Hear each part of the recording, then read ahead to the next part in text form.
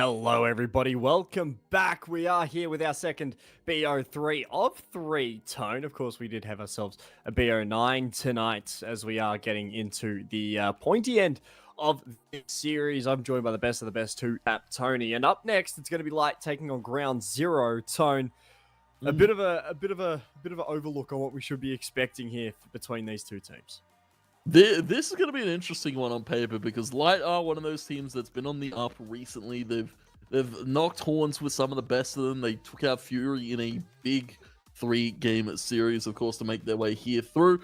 GZ, it was a pretty easier road from them once they got knocked down in the lower bracket. We weren't expecting it down here. I was going to say a big props to Mindfreak for sending him down here, but once, GZ found themselves in the lower bracket, it was business as usual. They took out Underground pretty decisively, very clean 2-0 to get themselves into this lower bracket final. And my question I was going to say is, which GZ do we see this evening? Do we see the GZ that beat Underground decisively, or do we see the one that struggled against Mindfreak? So we'll check out the roster for you. GZ, of course, it is APOC, Dud, PZ, Omnichella, Damio, and Vision.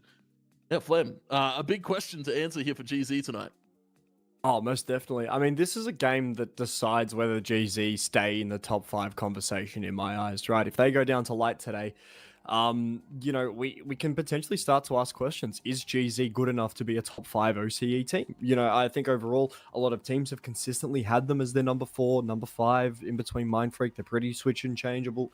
But in my mind, right, there isn't a lot to separate both Mindfreak and GZ, except for how they do against Light. Now, bear in mind, this Light team is, beyond sort of what we've seen out of brand new rosters as of recent. They've been playing incredible CS, but for GZ right now, this is a good challenge and a good test for them. Do they get knocked out here in that 4th place, or do we see them continue their run and potentially a grand final spot for them? I mean, coming into this tournament, I had a few theories about where this GZ roster would end up, and in my eyes, it makes sense for them to be able to work their way through this lower bracket. However, Light has been playing incredible CS, and I mean CS that I don't think anyone else has sort of expected as of yet. Now, bear in mind, this Light CS side has come with a bit of a reputation in towards this CCT competition. They've come with a reputation that hasn't necessarily made them look too good. A reputation that is heavy compared to the name. But, for GZ, this will be a good test, especially coming up against guys like Gump, coming up against guys like Winnie, who, have been sort of stable monikers for this roster, and then coming up against guys like Elf Milk and Blood, who have been very, very good. But for this GZ roster, the question is, how does APOC call this? How does he sort of come up against this Light side that has been so aggressive and been so good in the aggression and so good in the chaos that aggression causes? How is he going to call around this? And that's sort of my big question for this GZ side. Yeah, of course, we spoke about Light in extensive length. We'll tell you the roster: Elf Milk, Alexi, K, Horizon, Gump, and Winnie. Don't know if that's the full 5 we'll see, because I was going to say there's been some hearsay here or there. We've had Blood fill in for so very long, and he's just a stand-in, right? And he's been doing this all from the sub role. I believe Gump as well, one of the subs here for Light. So it's going to be, interesting. I don't imagine we'll see Horizon and Alexi. We haven't seen them since their first game against, I believe it was Thunder Down Under, where they came out to a hot lead, and then it really all fell apart. And I was talking to Pilsky yesterday about this. It's Light's one of those teams that comes out to a hot lead, but then it's about how they can keep a hold of that lead once they find it. They let a few rounds slip to some silly mistakes, and then all of a sudden the game's out of their hands and they're losing the map. So for Light, it's about keeping that composure as well. Oh, most definitely. I think as well for this Light roster, they have said that they are making roster changes at the end of the CCT season. Of course, Gump, Winnie, at the moment are stand-ins for the current minute. We do see Blood sort of going from that coach role into a player role. Val's going to be sticking in towards this roster at the moment. So the team that we're seeing on screen isn't the team that we are getting in the server. Of course, they are bringing in 2 new guys at the end of this season in the form of Yeet and Maxed. But I think for this Light roster, do we consider it technically to be a last hurrah? Is this what we're saying it is? Yeah, I suppose so. They want to go out with a bang, right? They've already exploded onto the scene and really want to show their name out there going into next year, and of course potentially get some scrims, get some games against some of the higher tier competitions. We'll check out the vetoes for you. Overpass getting taken away by GZ. Inferno smartly taken away by Light. They saw what GZ are capable of when given Inferno. So we'll go to Dust 2 for our first one. Mirage as well in there.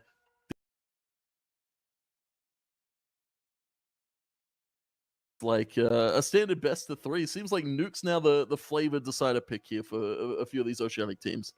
Yeah, Nuke is our flavor of the month, apparently, for a region that has such hatred towards Nuke. We keep getting it in these BO3s. A few of these teams back in the day. I mean, I'm thinking the old Altered Edge, now Time Waves roster used to love a bit of cheeky Nuke. The old Mind Freak roster still loves a bit of a Nuke here and there. FlyQuest never really played Nuke, so no one really played Nuke because they wanted to all beat FlyQuest. But for GZ to be picking Dust 2, we've seen how good they can be on it. We've seen how good APOC and PZ are on this map. And then for Mirage, this does feel like a very GZ heavy leaned veto, at least for the front end of it. We know how good Light are on Nuke, but in my mind, right, if GZ don't get this done in 2, we could be seeing them, knocked out of this tournament. Yeah, it's definitely one that feels like we need to see a hot start GZ, because Light, as we said, one of those teams that comes out to a hot start. If they steal away Dust 2, Mirage could look good for them, and yeah, it could be done in 2. And for GZ, they really want to go. Well, I was going to say they probably want to take it into themselves, but if they aren't quite able to steal it in 2, they'll probably go to a 3rd, and that's where we'll see Light really come alive here, because we've seen previously Light, especially their CT sides on Nuke have been pretty convincing for me. I go back to that Fury game where it finished pretty close. I believe it was 10-13 at the end of things, but Light had a very standout CT side once they got the ball rolling. Yeah, and I think that's where Light are at their best, when they have that momentum, when they are able to string rounds together. That's where we see this Light side being sort of the Light that we know. You know what I mean? When they can get Blood, that AWP in his hands, when Blood's on a rifle, it really does feel like a 5v4 in a bit of a weird way. But, we will take a look at those head-to-heads, because why not, Tone? Tone, you got anything against that? You got anything against our head-to-heads? I don't mind a little head-to-head. It's going to be interesting who we decide to pick, but of course we'll just update the roster for you. It is going to be Blood and Val, not Alexi and Horizon. So yeah, this is the Light that we've seen, the same 5 that we've seen throughout CCT the majority of the time. I was going to say, as I said, the only one game we've seen from Alexi and Horizon, and then they were kind of subbed out. They wanted to make a few roster changes. And for Light, we've got Blood and Val. Very, very sharp individual come-ups. I was going to say for Blood especially, he's been that guy that's under a lot of scrutiny, because he's been putting up some record numbers. I was going to say, talking to Pilsky yesterday, he was like, yeah, Blood's performance is very reminiscent of Prime Chelios. And I was going to say, Blood's able to AWP like Prime Chel, then look out, GZ, you might have something to answer for here. I mean, I think GZ were able to dispatch of Rooster at some point in their travels, but we'll take a look at the head-to-head while I do look those up. Elf Milk, Damio to be our duo that we are going to be looking at. Damio, I mean, he's just Mr. Consistent here for this Ground Zero side, and Elf Milk has sort of been I want to say hard carry, but not necessarily a hard carry. He's been up and about. He's been having a good old time. And just to go back to my former point, Ground Zero did beat Rooster 2-0. So, Ground Zero are able to beat Chelios. So, which means that they should be able to beat Blood, you'd think. Yeah, you'd think. I was going to say, it's a question, right? Because we've seen Rooster. It just feels so weird that, Rooster's not in that top 4 discussion or that top 5 discussion, because they got knocked out early by a lot of teams like Light, like GZ, some of these upstarts that probably, Rooster in a bit of a rebuild period themselves. Light, one of those teams that's currently in a rebuild period. Ooh. Of course, we're checking out the VRS. Light have earned themselves a ton of VRS points throughout this competition, and that's why they're sitting at 619 points. I mean, plus 13 for Light in the VRS forecast. That's a pretty penny right now for Light here. I'm pretty sure the moment they get to 600, they are considered a top 5 team in OCE, at least for the VRS points. I'm going to have a quick check on that too, Tone. There's so much stuff I got to check here because everything is moving so quickly in terms of how these teams are playing. But I mean, Light have already gotten themselves into top 200 in the world because of how they've performed here in CCT. You know, in the Valve rankings, they're barely outside that top 200 worldwide in terms of regional rankings. You know, this light side is currently number 26 in Asia, just Wow. sitting behind Rooster by 3 points. Wow. Means That I was they going are to say. Sorry, I hate to cut you off, but it means they're significantly better than KZG, than Vantage, than Fury, than Animus Victoria, and X Talon and Underground. Well, X Talon doesn't exist anymore, right? I was going to say that's a bit of a dead team. But yeah, to be better than Fury, KZG, of course, KZG, I guess not even a roster either. They've kind of departed ways. We haven't seen them in CCT. But yeah, to be better than teams like Fury, probably up there with Animus Victoria as well. So yeah, Light's come on to the scene in a big, big way. And for GZ, it's kind of really about keeping these young cards in line. Oh, most definitely. And I think the way that Light have done it, right? They've done it so unapologetically. They've been able to just storm into the scene, smash and grab VRS points, and it looks as if they're going to stay to see if they can fight the cops off for a bit more, right? That's what we've seen Light do. That's what we've seen them be so good at. And, I mean, look, Tone, I don't know if you know this, but I've got the ability to take us into the game, right? You've got that ability? Yeah, hold on. Yep. Oh, my. There we go. No, don't strain yourself too hard there, bud. Oh, I think I pulled something in my back, Tone. Oh, ow. But yeah, we're going to get underway here in Dust 2. Dust 2, pistol to kick it off. T side for GZ, CT for Light. And for the likes of GZ, about that early mid control. The likes of Light happy to give it up. They're one of those teams that plays Dust 2 extremely passively on the CT side. They're happy to give up a lot of map control and then kind of refight for fights with flashes and such. And for GZ, they'll happily take up through short. Blood now going to be on the ramp. His first test here against GZ. So we'll see. Peasy actually jumped down. A few players actually going to be jumping down into CT. Davio will be able to find one on a Winnie. Blood runs out of bullets in the pistol. Elf Melt called up to the plate in the head-to-head. He'll lose life to Omnichella. Bomb will go down here for GZ, but Light, they've still got 2 for the retake here if they want to go for it. I mean, Offmilk's done such a great job to get 2 in that position just to turn this into a winnable round, right? We'll see GZ, they're really wanting to isolate a lot of this long control as Vision will take out Val. It'll just leave young McLean to do it all by himself, of course. It's a bit weird seeing him like camouflage into the server rack behind him. Yeah. Just in the webcam there. He's got a weird. Dark jumper on. Lost so much hair. Yeah. Well, it's weird. The guy that rocks the long hair, he kind of pulls it off. He does. And look, someone who used to have a long hair, I can tell you, it's not easy work. Not easy work at all. Not easy at all. So, you know, it's good to see he's taking care of it. As someone with short hair, APOC, he's looking good as well. He's actually going to camouflage into his wooden cabinet behind the PC. Oh, these guys got camouflage abilities? Dude, PC's looking so strong. He's looking big. He's looking less of the shoulder. Is he a little bit shy about the shoulder? I think he's trying to stop me from flirting with him, like I do with Alistair. Yeah. I can't believe he'd take away my one joy in life, Jordan. Pretty messed up, man.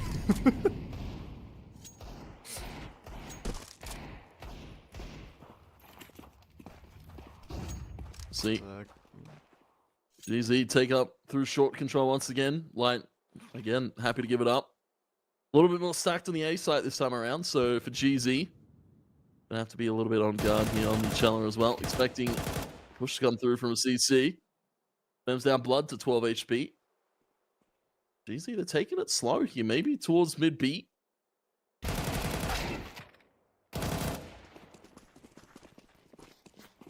Nice little pick from Elfmilk to take that short control away, but the mid-to-B smoke is good. It's ground zero.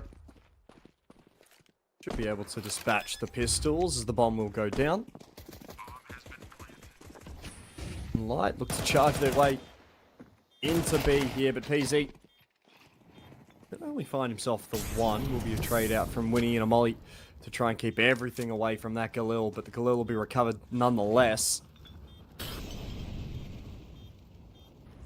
And so with time ticking, Light will just leave Gump around for a few exits. Ground Zero should get themselves 2. And a nice little start here for GZ, for Jai Richardson's men. As let's go fighting for it. Vision to put him down. Ground Zero pick themselves up a second. A good round to pick up. Get some early momentum on the board for GZ, not start slow.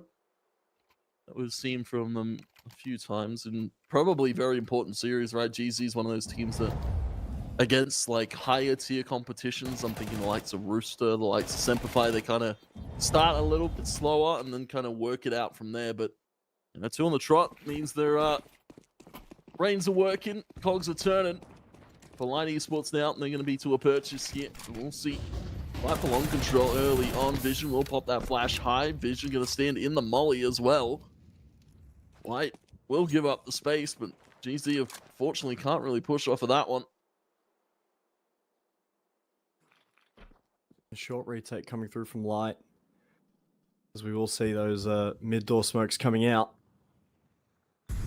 Light are just going to take the short control. I don't think they've been spotted at all. Blood in through top mid has almost the perfect space and the perfect time. We'll at least be able to find PZ. Nice little piece here as Light have taken top mid. Of course, they have to be a little bit more worried about Val, as he'll get 1. That's going to be bomb dropped. Blood on the wraparound from T-Spawn. Himself a nice little 2-piece in this round so far. Could it be 3? Blood has to pull the pistol out as APOC done having to deal with him. Gump will put him down, and Light, a crucial round here with their first rifle bite. As Light will get themselves up on the board, and I mean, a smart mid-push between Val and Blood. They just kept going until they found resistance, and then when they pressed and it hurt, they just kept pressing. It's Ground Zero. I mean, they're going to be stuck on a little bit of a weird half buy. We'll see 2 AKs, 2 Tech 9s, a Scout coming in for PZ. We're going to have to wait and see what Ground Zero can cook up here. You'll see Blood on that orb. Scout shot. Gonna leg up line for the moment. Val as well being tagged. PZ returned fire. APOC's up through short though. He's found an inkling. He might be able to walk on A here. Elf Milk trapped into CT. Player pushed all the way deep along. Blood as well now. Cavalry here to CT. GZ look to just secure this plant here with all the short control they've been given so far this game. Happily set that one down once again. And she flies out. PZ, the only one that's tagged and needs to be careful. On each other as well with that M4. And for Light, it might just be a save here. Val's backed off. That was the other B player. Easy in pretty good spots to hold for exits though. Yeah, I mean, we're going to have to wait and see if Elf Milk is going to look for his exits, but let's be real, if Ground Zero lose this scout, they're not really going to care, right? They're not going to care at all.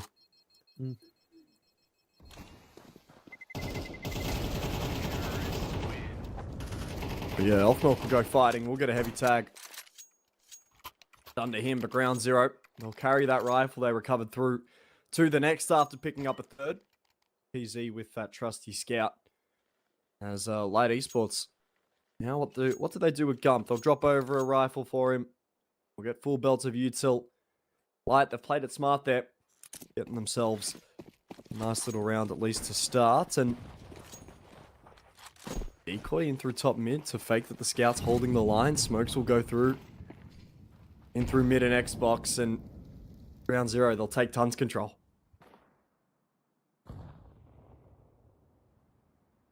Tons control looking to extend into a B hit here. Omnichella trying to catch the timing off of that smoke as Molly flies out. The flash will blind. Gump on the car. Taken out and bent over the hood. Vision able to find him. Val still fighting the deal. Pulls out the USP. Tapping away on the APOC. We'll be down to the 3 versus 3. GZ have found themselves into the site, but not without a fight back from Light. Elfmelk trying to get through window. HE will do some chip damage for the moment. Another good HE. Damio finding blood. Perfectly lined up there from the box. Now when he can see locked in on the position. They still haven't put that bomb down. Jesus just kind of stalling out for time, trying to make Light over-aggress and overstep. Bomb's finally down. Calm settles for the moment. Elfmelk still pestering from window. The Light, do they really want to attempt this retake still? When he was so scared of Damio's position there. He knew he was car. It'll just allow him to get cleaned up, but PZ will find the trade on Elfmelk. Round 0. I mean, a perfectly worked round for them.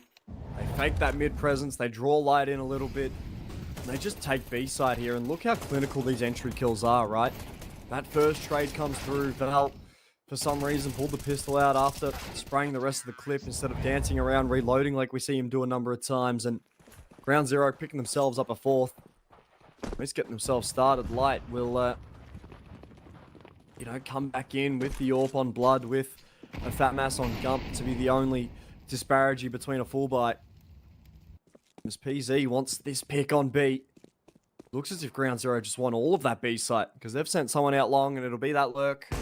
They'll have a fair bit of responsibility to do, as Omicella at least gets the trade off the damage. Blood good enough to be able to find a pick on the cross as Ground 0 now look to at least fake this B hit. They're going to leave. Yeah, I think it's probably because they missed the smoke, right? I was going to say they probably can't really go for the cross there with that smoke miss. So good cancel from GZ. Blood catches vision over on the workout through. Yeah, Light is still committed to B. Even after finding the pick on vision through long, Elfmelk now starting to rotate over. Ground 0 right now, hitting this A side has to be their best bet. They have left, I think that's Damio in through top mid. It is, as they'll take on the fight against Gump, and it should be awfully clear that GZ do not want a bar of this B side anymore, but Apoc did getting that kill. Nice to reinvigorate him into re-hitting this B site. We saw that initial hit, but as the smoke goes up, PZ to find Blood. That's going to be the A side unlocked. 20 seconds here. Ground 0 need this plant. And they're able to walk out for free. Damio as well going to be waiting for that mid lurk, but unfortunately isn't going to catch anyone on the timing. Plant will go down. Elfmelk and Winnie together, hand in hand, up the ramp. Will be taken out by APOC and PZ hand in hand. But GZ, letting them know PZ's getting a little feisty now. Love it when Jordan shows a little bit of sass. I love when Jordan's a little sassy. Kind of cute. You know, just this big burly man getting sassy in the server. Nothing better. I respect it. You gotta respect it. I mean, a mid crunch coming through from Light. It'll be quick. They've already got top mid on these pistols. As PZ will find Gump. Flashes to go out through mid, and Ground 0, they're looking to group up and wait for this push. Wait for the overextension from Light. They do have long control. They did have tons control, but Light at the minute. This top mid presence of Val will be spotted out. It will be at least fought over, but Val isn't going down without a fight. He'll get 2. The trade will be there. Blood to at least find PZ, and Light Esports now recovering guns. Will leave Vision in pretty diabolical situation. He'll drop Elfmelk as Blood still holding that line for the cross. Won't quite hit the man, however, Winnie will. There's Vision now, a 1v2 to try and work his way through. Let's try to bait him out there. The sound cue that he's running through T-spawn, and he hits the shot on a Winnie. And he's tagged up Blood down to 37. Vision playing mind games with Light right now. And for Blood, he knows he doesn't really have to move all too much. The pressure's on Vision to make the play. 35 seconds. He could just look to walk out long, but he's going to try and take this fight mid. Blood down towards lower tunnel. Spotted on the head, and Blood rips his off.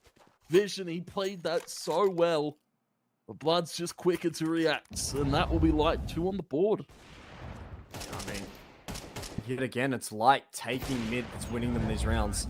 It's that main map control where GZ will have all of that phantom pressure, and once Light pushes through it, you know, all of a sudden they've got control to be able to manipulate the rotations, manipulate where Ground Zero can go. And that's just Light playing aggressive to sort of bully GZ into getting out of this passive style of play that we see from them so consistently, especially on the T side. I'd love to see Light continue to get more aggressive as this half progresses. However, you know, I'm kind of aware that GZ have that ability to go quick into these sites and hit these sites with a bit of pace. Yeah, Light, when they're winning these eco rounds, you know, they're just playing with the confidence of what do we have to lose, and that's a very dangerous mindset to come up against. Yeah, nothing to lose, all the world to gain. For GZ. And trying to take this mid control back from Light. A great flash set up there from Vision. Damio nails 2. And Light now on the weaker approach. They've left Blood here to AWP the site. He's the only one left on A here. GZ, though they're not too forthcoming here on that approach. They can still look to split mid B if they want to. Try and draw a rotation. Winnie goes for the aggressive play. He'll spam down PZ to extremely low HP. Apoc on the edge of that smoke. Blood needs to be careful along at the same time, though. Smoke redeployed here towards middle. GZ are taking their sweet time with this round. They are, and they've got a best, not only the AWP of Blood, but then the quick rotation of, I think, Gump in through CT. Sorry, it's Winnie, my apologies. This is Blood will be mollied out from the site, but Winnie, Blood finding themselves one apiece. That's Winnie going down. Blood has to do a fair bit of work here. We'll see Gump find a pick out through towards mid. And now with Damio, PZ both low. PZ will be the last man standing. He'll look to go for the plant. We'll get it. Blood with the knife. Clinical. Light pick up a third and a knife kill to help out the economy, but the double orbs will do that and stay alive.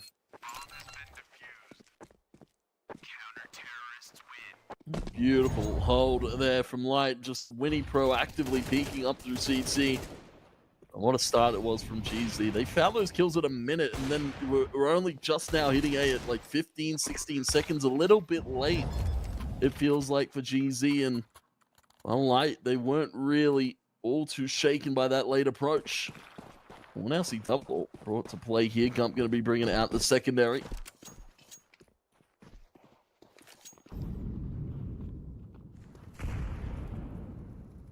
Just the pistol upgrade for GZ at the minute. Not only that, but you know, Light at the moment are playing with really good sort of spacing and discipline at the moment. This is where we've really seen them improve in their mental discipline throughout these games and slowly getting better after not having a good start, especially on that CT side for a lot of these games. As we all see the pop coming up through mid. Oh, Michella and Vision. I mean, a few bullets to the head will just be enough as they'll get themselves that B side and a cheeky plant. Not only that, they get the AWP and the M4.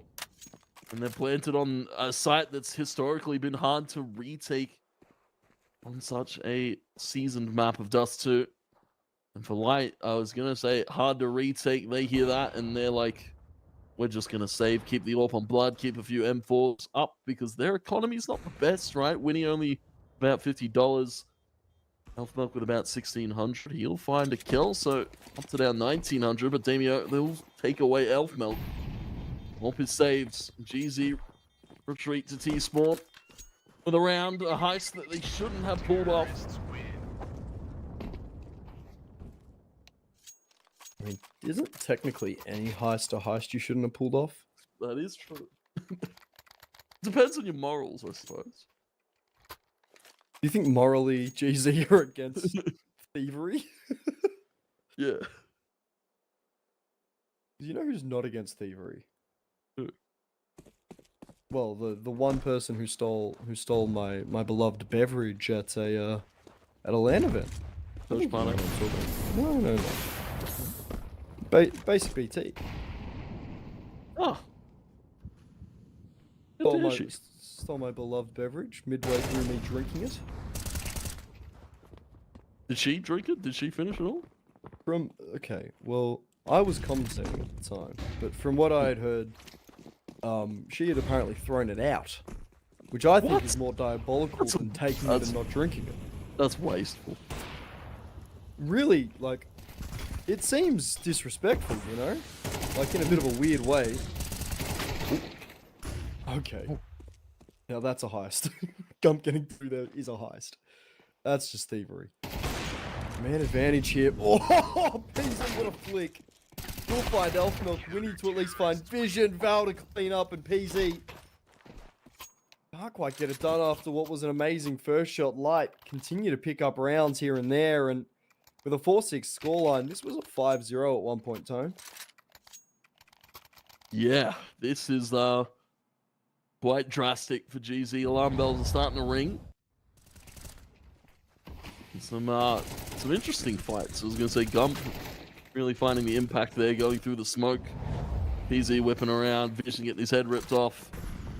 A lot of individual mistakes here. And for Light, we've already lost blood. Seconds into the round, PZ bringing that AWP to play in the Force, and it pays off.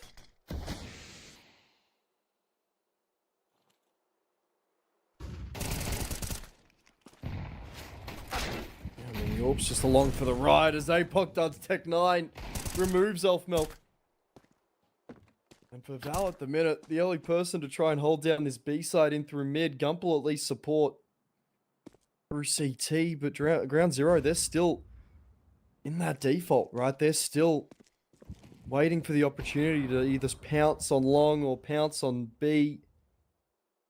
After getting those opening 2 picks, the world is their oyster at the moment, and if they want to go chasing after that A site, it might be the best idea, because it looks as if they want to split this A hit now, and who is it? I think it's only Gump who's just sitting there on the A site. And that's Gump taken down, so the A hit will come through. Nothing that Light can do about it. GZ should have the plant. The question is, do Light save? I've got a feeling they might here, Tone. Yeah, it's definitely very likely. Full kit of utility for Winnie. AK still in his hands. M4, HE maybe as well for Val to be saved. And yeah, for GZ, again, just rounds that they seem to be winning just off of the space taking alone. It's when they overcook is the rounds that Light have really abused here. You know, that one round where they tried to go late up A and it didn't really pay off. And then mid control has been pretty hotly contested between these two so far this side. GZ off the back of big little eco force in. Pick up a 7th. Make this half look a little bit more dominant on paper. It still feels like it's back and forth here. Yeah, I mean, the double AWP setup coming through for GZ if they decide to go with 2 AWPs here on the T side. It'd be something very, very interesting to take a look and see how GZ play this, because it looks as if they're backing off each other there to be that secondary AWP.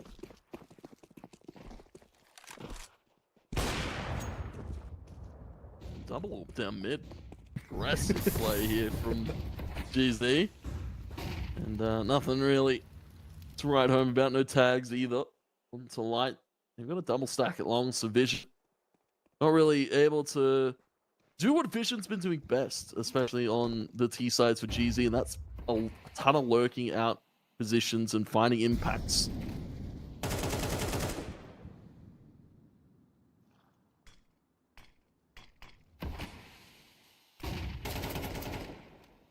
Val getting flashed off there, no push through the smoke. GZ may have felt like it's an opportunity missed going through the demo, but still this mid fight and the mid brawl that we're going to be seeing sees Val at least rewarded with Vision. He'll pick him up without Vision through the smoke. See, we'll play on this. Michelle will get himself an AK though. PZ can't quite hit the flick as Val. That is so risky to just sprint across mid doors like that. With the short hit coming through. I think it's a Gump on the back of that site. Winnie, actually. My apologies. We'll have to deal with the A hit. Smokes do go out. GZ They've grouped up. Oh, single bullet will just get PZ taken away, and with mollies coming in, flashes coming out. We'll see Winnie at least getting 2. APOC to find 1, but is it enough? Is there any more left in the tank for young Tom Henry? The answer gonna be no, was Light Esports are gonna be able to cap this half off with a nice little round win, a nice little sip of the water for Winnie, just to remind everyone to stay hydrated, and a 5-7 scoreline at the half as Light have fought their way back in on this CT side, and now they look to their T side to potentially finish this off. Yeah, strong bounce back here from Light after it was 5-1. As we saw, GZ came out to a pretty hot start. Unfortunately, just couldn't quite break the economy. I feel like that's where Light really came back in a big way, was they're able to keep their economy in check there. A few rounds they opted to go for the saves, and GZ not able to break CT economy. Now, it'll be up to how they can keep their CT economy going. Again, just flashing through the replays really quick. Again, I was going to say, such a missed opportunity for Vision to really keep that foot down on Light in that one. So, beautiful round from Blood on that ramp, just holding perfectly. Yeah, I think as well, it was sort of missed opportunities from both of these sides to be able to win some easy rounds. I mean, how many times did we see Light rotate early and GZ would take space on the other side of the map and then just sort of get picked off by the one guy who's kind of half-heartedly holding it, right? Like, feels like it happened a little bit too many times between Light and GZ, as Light, they're going to look to hit B here. PZ is in a perfect position. As the flash goes out, Damio will spam a few bullets. Are they going to check PZ? They should have, but it doesn't matter. PZ can't get a kill. Winnie, Val find themselves one apiece. Damio has to tap away, but can't tap quick enough. As APOC done the next to fall. Vision, the last man standing, as Light start off this second half with a bang. Yeah, the look of unfortunate despair there for Vision, as the B stack doesn't pay off here for GZ. They had so many players committed to that side of the map, and nobody finding any sort of impact for Vision. Probably just going to be holding for aggressive exit or two. Jumping around, Blood throwing his aim off. Vision not able to convert either, so nobody finding anything from GZ in that one. It's all Light.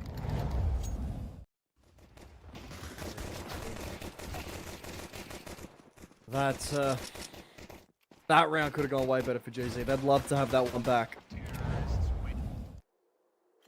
Overall for GZ, they just haven't gotten themselves going. You know, in these early fights where there's a little bit of aggression, that's where they've definitely struggled.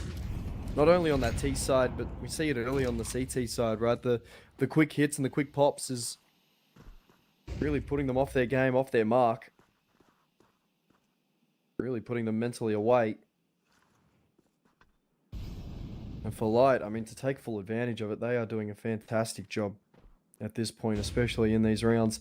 Especially early on, to be able to find themselves a bit of consistency. Which is what they do want, as we will see the long take coming through for Light.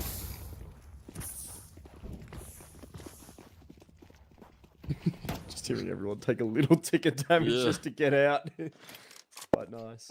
Yeah, just, I guess, unfortunate the molly burning a little bit too far to the right there. So everybody singeing their toes. They're trying to warm up on towards the A site.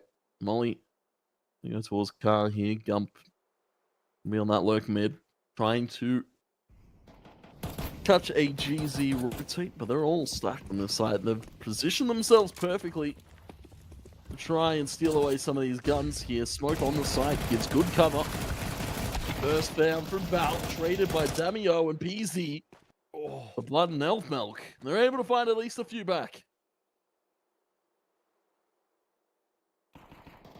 Yeah, I mean, for Light, still don't quite have that A site to be given towards them. PZ will find Blood, and with time ticking, Omicello to find Gump. It all comes down to Elf Milk by himself, or 1v2. Pistol needs to come out and have a bit of a say. But ground zero, they're looking to just jump around. They're not happy with this time just ticking away and ticking down. Elf Milk will fall with 5 seconds left in the round. Ground zero win a massive round for this game, actually. Just being able to re-break that economy of the T side, you know, especially after losing pistol. They get themselves some rifles here. For ground zero, if they're able to pick themselves up a 9th, then beat the rifles, we could see them have an easy home run towards getting Mirage up on the servers. And of course, this is GZ's pick. Mirage the pick of Light once we go to it. Wheel stolen away. Epoch doesn't want to let that one be given away back to Light, though. Mid control going to be taken up here for the moment. GZ, of course, a little bit less of a stack this time around. A little bit more faith now that they've got the rifles here, but yeah, just a very unfortunate round for Light to drop. Only here to stall the time from PZ. That sends Light in a different direction, thinking to go back down towards mid.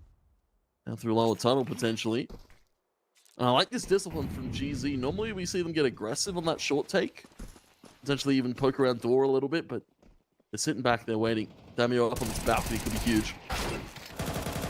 Could be massive as he'll find one, but that's about it. Trade's going to come through from Amitella.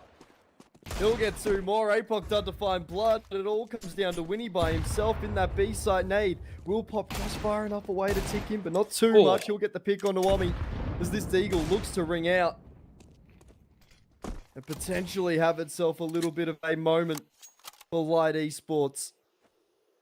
With 30 seconds to play here, Winnie does need to recover the bomb and get the plant in, and ground zero, they've locked him into that B site. We talked about how difficult it is to retake B. How about how difficult it is to get out of the B site when you're trapped in there? Ground zero do a fantastic job. They'll lose only 2 guns as, you know, ground zero are still having themselves a nice little piece here, getting themselves a 9th up on the board, and the save coming through for Light. They'll need to do it. As ground zero, they are looking fantastic at the minute time. Yeah, this money's not the best for Light, and you can really sense that this one round has really broken this game open for GZ. Looking very confident right now. You can see a little bit of poking towards middle here for Apoc. He needs to be careful though. A few players are rushed down through lower tunnel. The spam is coming out from those pistols. Spam back from Apoc. Light once again. I'm going to take up mid control of GZ. Going to give it to him.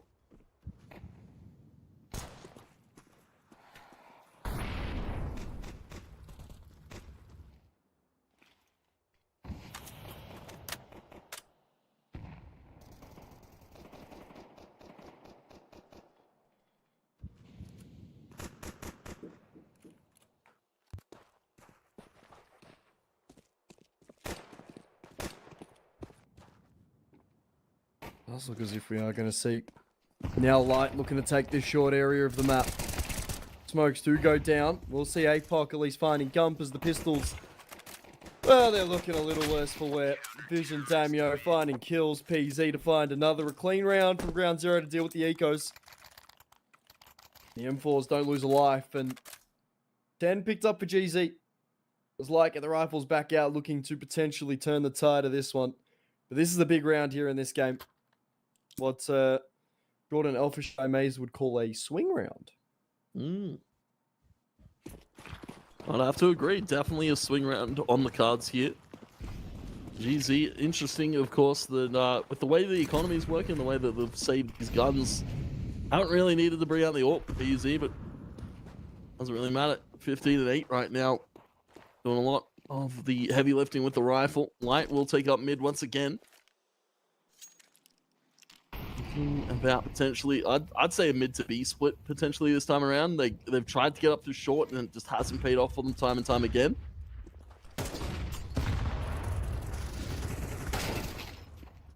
Yeah, I mean, Elfmilk could be the only Light boy with a kill. Should at least have an open B site now as Elfmilk and Gump look to take the beta site.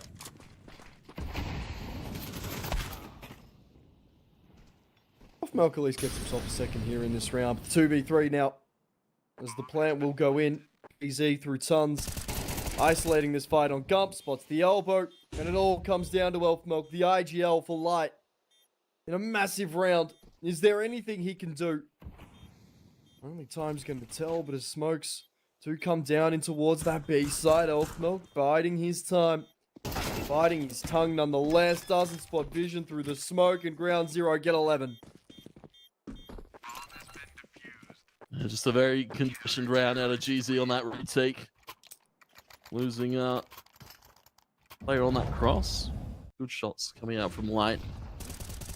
Yeah, this is a very impressive pop flash in to send Damio just firing down through mid. Easy catching that tunnel player was really the nail in the coffin. That tunnel guy lives. There's that ever-looming threat that tunnel swing happens as GZ try to retake. But once that kill came through, GZ knew they didn't have to worry. They could focus their attention on the site.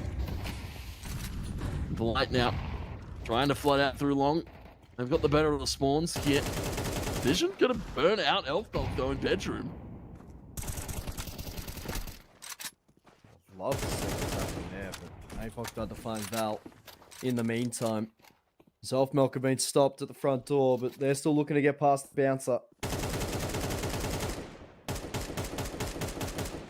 Ground zero just start pushing short now. They've given up long control. They're happy to let Light have it. Just to see if they can fight their way in and around through top mid and potentially get a wrap through. They'll hear the footsteps and BZ will start to head back towards this A side, especially as that cross smoke does come out. A minute left here as Vision will be the first responder here on A. What can he do? How many kills can he get? That's the only question on my mind, Tone, as PZ will find Gump in the meanwhile. Great shot on the cross. Vision in prime position to shut it down. And clean from Vision. Only sees red in the kill feed at GZ. So much point here on Dust 2 already on their pick.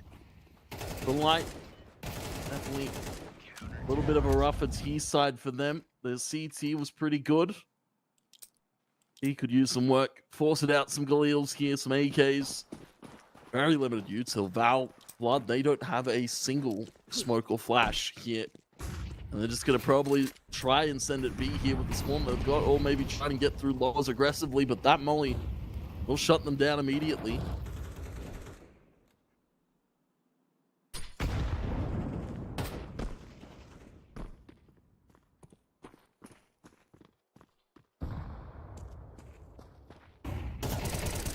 The mid presence will be taken as APOC does get a few heavy tags. Nade will go in. Won't quite do a lot of damage, but with a counter flash to try and keep Light at bay. While he'll go up to trap them in through mid.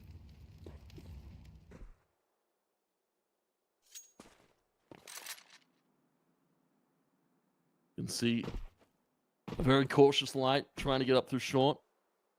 Especially off of the early damage from GZ with those nades. Smoke will block them off for the moment.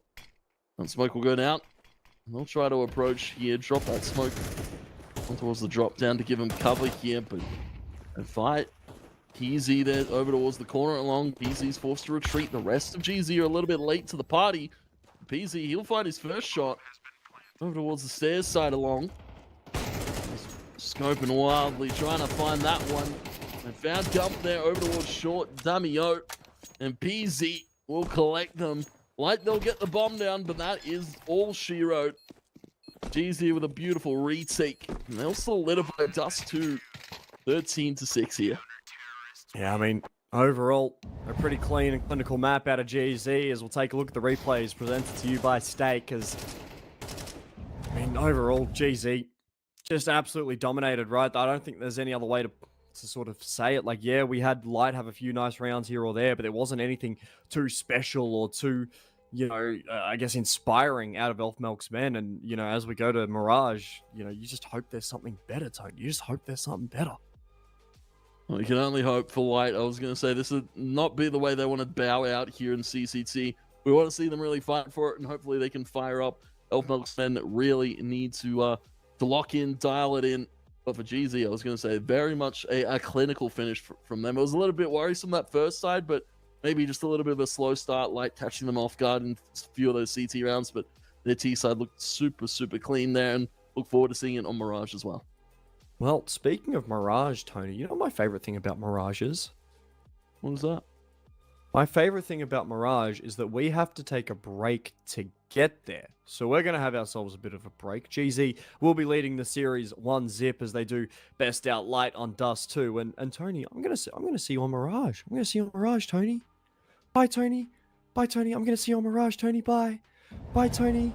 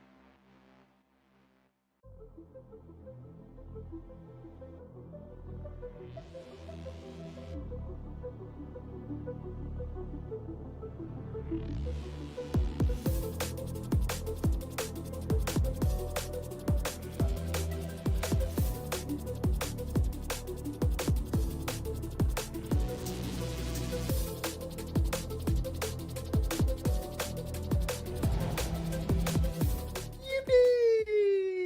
Yahoo! Dundee! We have game! Yay! Ooh, Woo! we're back. We're so back, dude. You press the Holy. start game button again.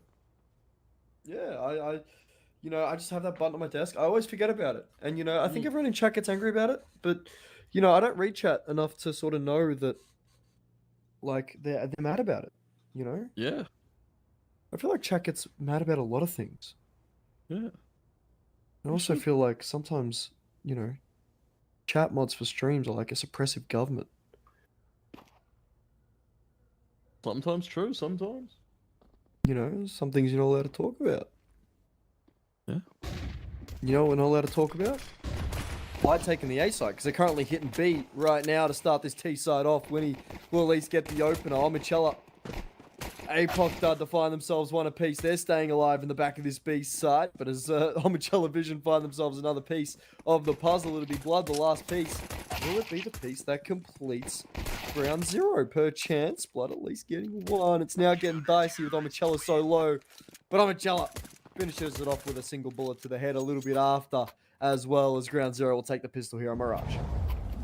Yeah, putting the pieces together for that round. Started off with a weird A fight that happened early, and over towards B, attention was drawn and Blood not quite able to fight his way out of that one. GZ, of course, with a pistol immediately to the force. We'll see PZ scout.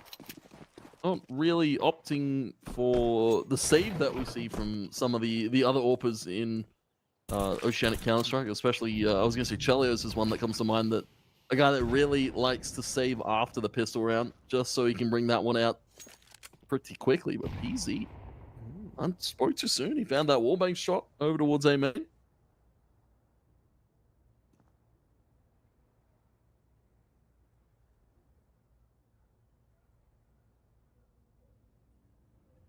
Mid-take will come in for Light. They'll do it nice and slow. Be a little bit creepy. Having a little creep. Why not?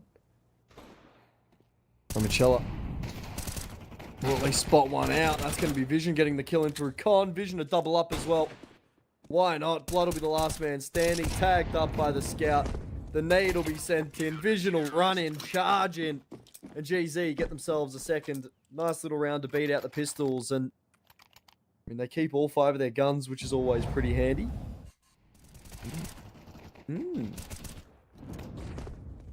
It's been pretty handy when you're trying to build that CT economy for Vision.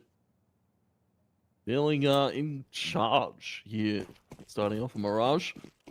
The Light, though, will be on towards the AKs. Limited util sets for a few of them.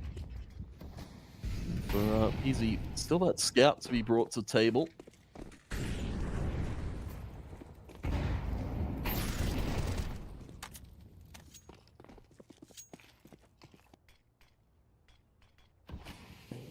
We're seeing Light again go for the mid take. Ground Z, GZ, my apologies, I keep calling him Ground Z. GZ, however, looking to at least find a little bit of space to work in and around Brew. And more importantly, there's going to be these resmokes in through connector to just continue to blur vision. There's Light still making noise through lowers. Omicella quite low. Vision will be forced away from short. APOC barely staying alive. Omicella end up falling. That's going to be the first pick going towards Light, but got very little map control in terms of hitting one of these sites for it. And as they start to walk up Con, they've got to clear Damio, and they do. Val, Gump have done a great job. Now the 2v4. 2v5, my apologies. It feels like a 2v4, maybe even 2v3 with how low these HP bars are. PZ finding Elf Milk. APOC, though, not quite able to capitalize off his position. Now just PZ try and steal some more guns away and make it costly. Unfortunately for GZ, not quite able to convert that third. Omnichella just kind of getting pelted down with utility, becoming a non-factor towards short, and Light just able to sprint up through con. Finding that A main fight as well was pretty good for him. They'll be able to put their first on the board for PZ. About probably keeping the scout. I don't know if he wants to necessarily keep it. He could give it up. Go grab Elf Milk's gun in just a little bit. But he doesn't know that Light have completely given up holding that one off. At least getting him for the trouble. The inconvenience of being forced to save.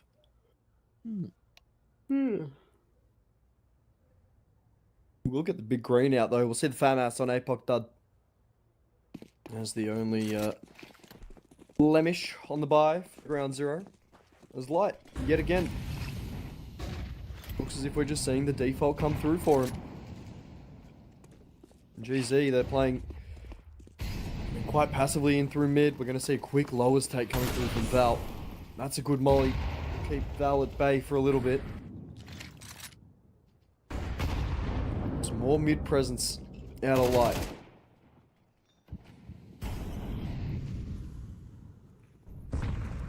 And GZ, interesting. I was going to say interesting adaptation, right? The same thing we saw on Dust 2, where they're happy to kind of give it up now. Play for the con, play for the short side of things. But con's one of those positions that Light are given the opportunity to explode up through it. Could be a costly hold here. GZ spotted on the stairs though, but doubled up is good. The help of vision. Damio, they will be able to find at least a first boost up here for Blood. Able to find something in return. That's the pick.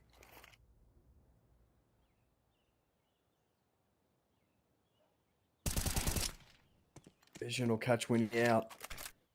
Nice little pick as that A-lurk will be forced to step aside as now Vision has a whole new set of problems, especially as the A-take starts to come in.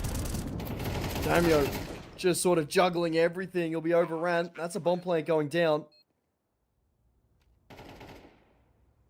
It's PZ, APOC, and Vision try to sort things out. Gump will at least take PZ away. The 3v3 turns to a 3v2. Vision does have sort of the timing and the space to potentially make something happen, but it relies on APOC Dud getting a kill, and he'll fall to Blood.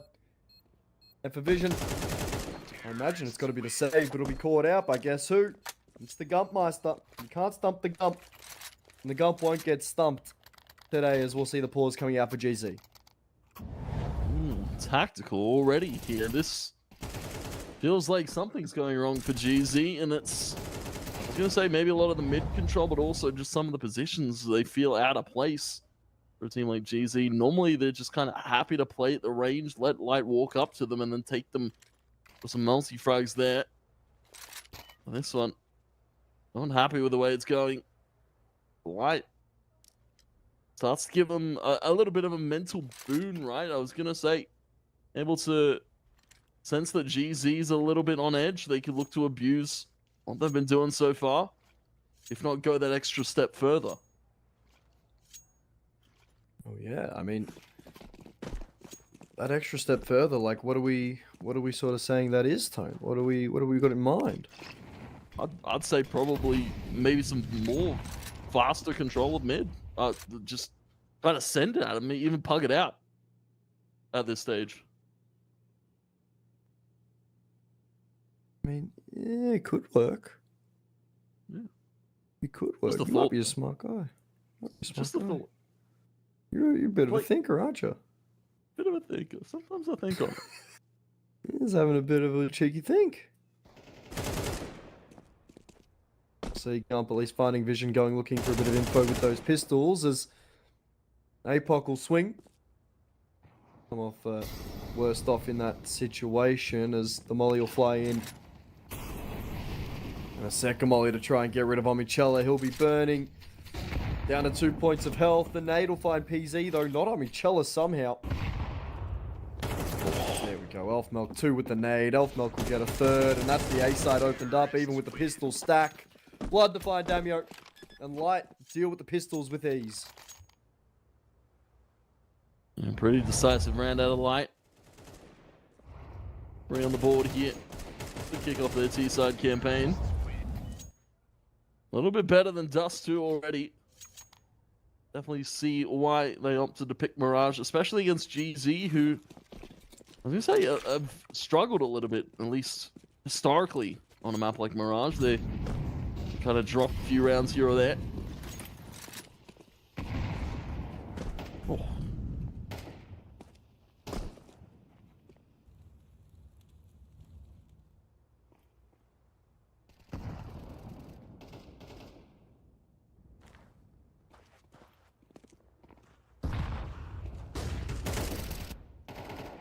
We'll see. Elfmelk sort of wildly spraying through smokes and trying to find something. Tag on the Val and PZ is all that's going to happen after the mid altercation.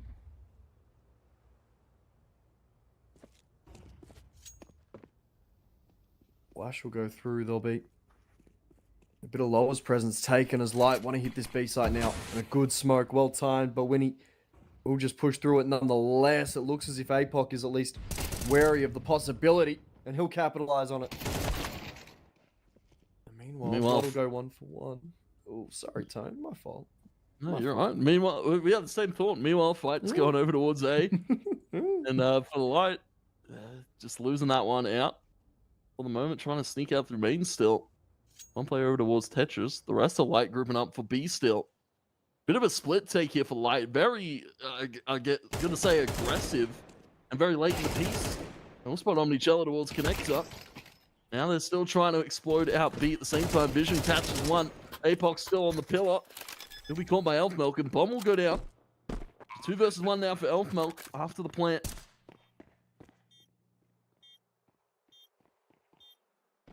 I mean, the question is, how does GZ want to retake this, right? They've got one in market. They've got one creeping up through that site. Vision will find Elfmelk. Nice little patience out of GZ.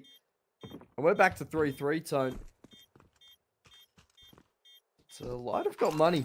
They've got a few racks in the bank. Blood with 10k. Nice little piece of dosh to own. They've been investing well, keeping guns up, and this was just such an odd round from Light, right? They kind of split the focus of GZ over to A. There was still a few players. Interestingly enough, still a few players over there for GZ. But and then they tried to get out to B. They still didn't clear out APOC. He got one more before finally getting taken down. And it was just an easy retake there from GZ. Right now, giving up the mid control this time. I was going to say the rounds that they've won decisively have been off of that mid control. So changing up the style of play that they're going for. Molly towards underneath the balcony. Vision going to be standing tall on top of balcony. Val has walked up. Vision's just going to take him out for free. Back underneath the balcony, and PZ will help him out. I mean, how good's the balcony play between both of these teams at the minute? It's been clinical for GZ. They've maintained some of this control, as we'll see Elfmelk capitalize on Vision getting his attention spun around. PZ still dancing in through the back of CT as Omnichella will get a second, potentially a third, but Elfmelk through the smoke capitalizes the other 1v2. Elfmelk, the IGL, will pick up the first. Is there a second? The reload will come through as APOC dud. And Elfmelk, the 2 brains of these operations, looking to dance, and APOC dud has the final dance, the last dance, some would claim, as GZ take the lead. Yeah, it feels fitting for APOC. It's the last dance. And a beautiful tango it was. Both Elfmelk, great swing out towards the left-hand side, and then both sensing that the pick's coming right, and APOC just reads it so well. Light, now they're a cash. Starts to dwindle a little bit. Flam, you know, when I stand on my money, I'm 6-4, but I start to lose a bit of cash. I start to become 6-1. Lose a bit of height, lose a bit of momentum. Damio down through middle. Traded out for Winnie, though. There's still even fights going on here for Light in the early stage. Yeah, everything will flow up now after that initial engagement through mid. And what's the saying, Tone? If I stand on my money, I'm 6'3", and I'm 6'3" without my money. That's how GZ are probably feeling at the moment. Feeling big and tall. Feeling nice and tall. That's how tall PZ is without his money. He's just a tall guy. He's a tall fella. Handsome too. Hmm. Anyway, I'm going Good down. Counter-Strike too. Oh, he's my dream man. My dream man. My dream man. Give me a 6'5" boyfriend who's good at Counter-Strike. What I need. Bark for me occasionally. Yeah, every now and then. Maybe meow if we get to Valorant, but you know, that'll be a wait and see. The A-Take will come in. There's Light. They're looking to get barking at GZ. Eventually see if they can have a bit of a word. As we'll see Milk get himself a kill. PZ to get a trade. And look at Apex that in his timing. Will just execute Blood. It all falls down to Milk yet again. Another clutch needed. And it falls between the IGLs again. And Milk, a nice little 1v2. Light hit themselves a massive win off the back of the IGL. And they're barely avoiding financial ruin here, Tone. Barely. Yeah, this is scary stuff. You thought APOC, he's in prime position to get the jump on, but the spam comes through from Elfmelk onto PZ.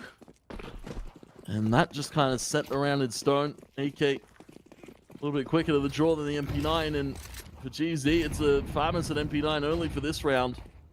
Light, though their economy's not the best either. Deagle and a Mac 10 for Gump.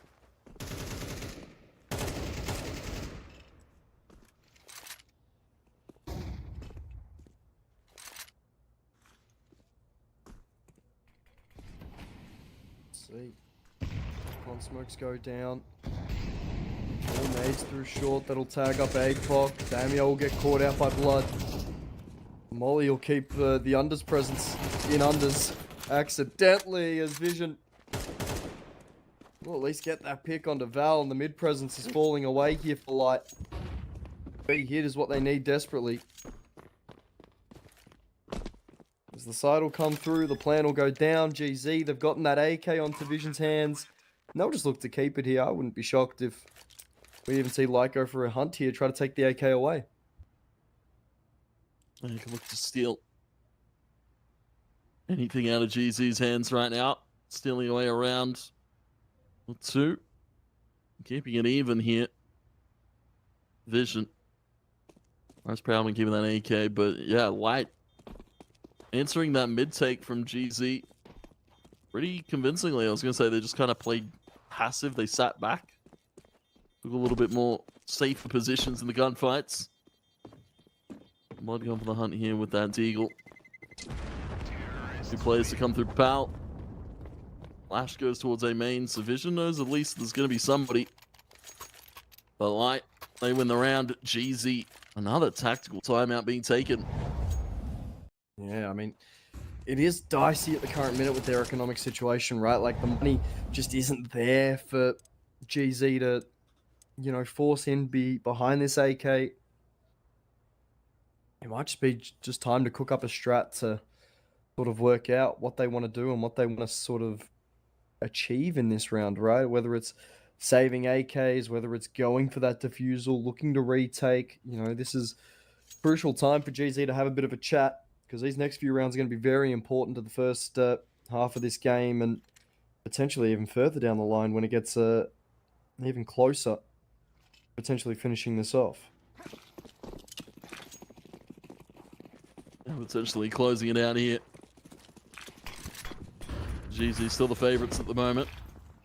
We're going to have to really lock in. GZ already spotted towards the stairs. The fights are already happening over at A.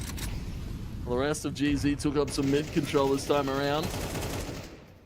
Damio is also getting caught on the edge of that smoke. Val just firing away. Might just be Vision to save that AK once again.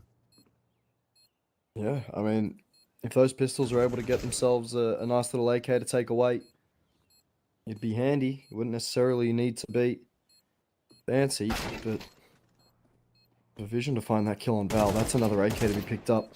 Potentially a second here. If Vision wants to stick around for the fight, that's going to be an elbow at least showing itself as the top mid presence of Gump starts to come through.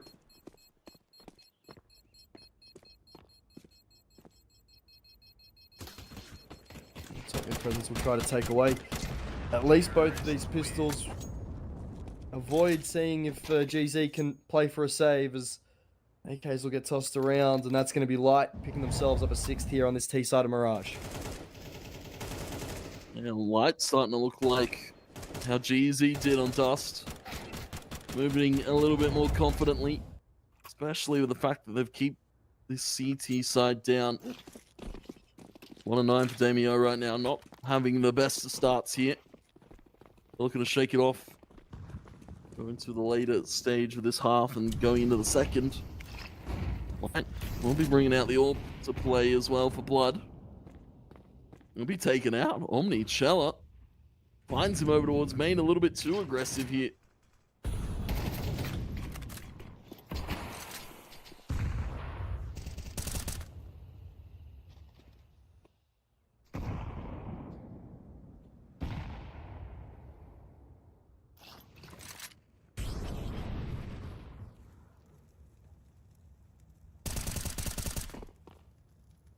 We'll see Winnie taking on a bit of a heavy tag. Damio probably did hear him jump back up onto the windowsill of window.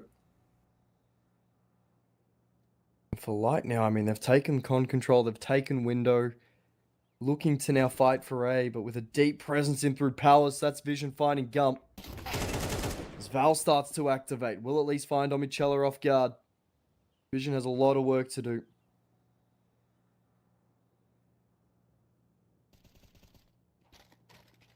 He turns around, goes back down to under Balk.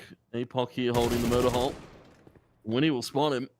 Apoc's taken out. And Elfmilk now to try and get out through Palace, with the fact that Vision opted to give it up. A few flashes in the CT.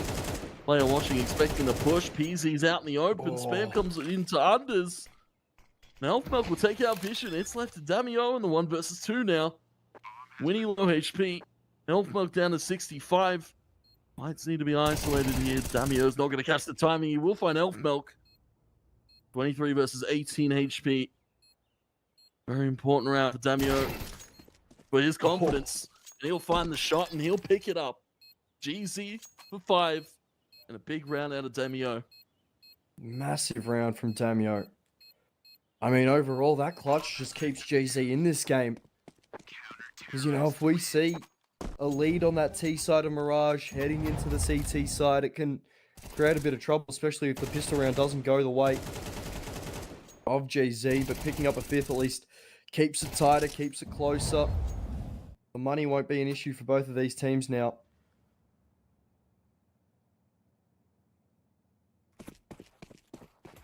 The question is, how does Light at least try to put this round away, right? Seeing limited util so Blood can get that AWP out. We're seeing Gump on a Tech 9. Round 0 will have a FAMAS in the mix as well. Still no AWP for PZ. Has he had an AWP this entire half? I don't think so. I think they've just been in that out of a state economic-wise. And we haven't seen PZ AWP this entire CT side. That's probably a lot of the impact that GZ are missing. Normally PZ's one that fires off on that CT AWP. We'll see shot come out of Blood. We'll see a take on a B that's a little bit weakened off the pick onto Val. Cavalry does arrive as Winnie now in through apartments, but Apoc, that his days are numbered as long as that smoke is up. He's spotted a shoulder of Elfmilk as his head will get at least seen as Winnie clinical for 1. Big spray down from Damio. PZ will at least finish off the job as now the pistol comes out for PZ. Can't quite best out Blood, however. Vision now in the back of the site has Blood and Gump, both of them so low. 2 bullets into each will get the job done. Finds the first 30 seconds. The swing will come from Gump and Vision does get bested. Light, a 7-5 scoreline at the half. They are in perfect position here to try and take this to a map number 3 tone. And you can see, even on the player cams, Gump, he wins that crucial 1v1, but it's all business immediately. Doesn't even pop off, doesn't even celebrate all too much. I was going to say, Gump, not one of those guys that normally does either, but, you know, big 1v1 to keep Light going on that T side to finish off the half. Not too shabby. Of course, we'll go back to the replays here presented by Stake. And yeah, it was a lot of early fights from GZ going their way. A lot of confidence too. Vision just kind of floating around A, floating around connector. Then they started to lose control. They started to lose grip of mid. Light then changed up the play. Opted for a little bit more aggressive A splitting.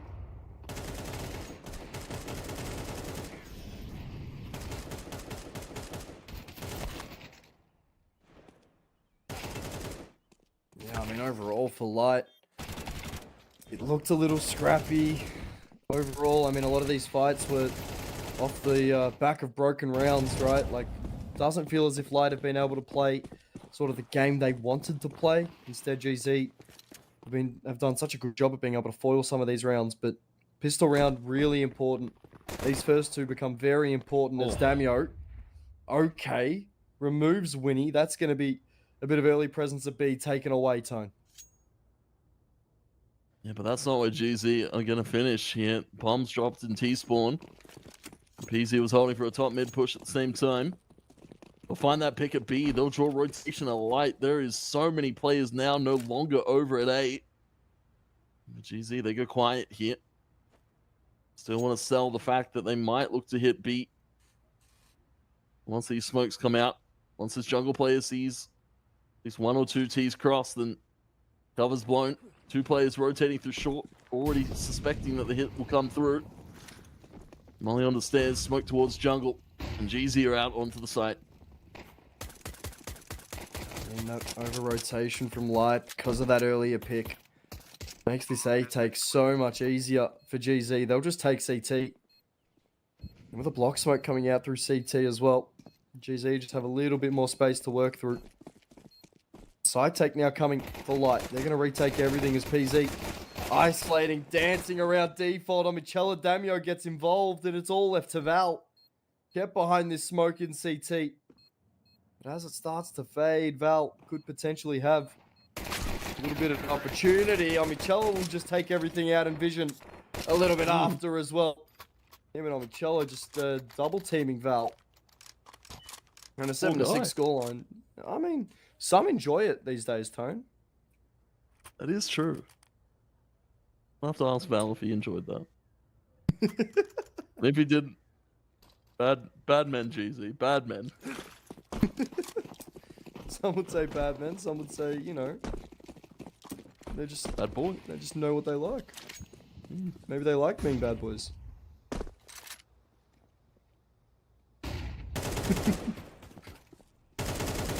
Damio will get rewarded for the kill on Gump. A second for Damio. Third comes out for Damien Portungus. As Apoc Dud will find Val. Winnie just doing what he can with the Deagle. GC almost look certain to be able to double up here, making it a 7-7 scoreline. Yeah, Bill's set in stone. Will be getting burnt with the Molly Vision. Taking him out on the swing. Tagged by the Deagle. GZ. He'll tie it up. And again, Vision's still shooting body. This is personal for him now. Yeah, I mean, he may just not be happy with how that first half went.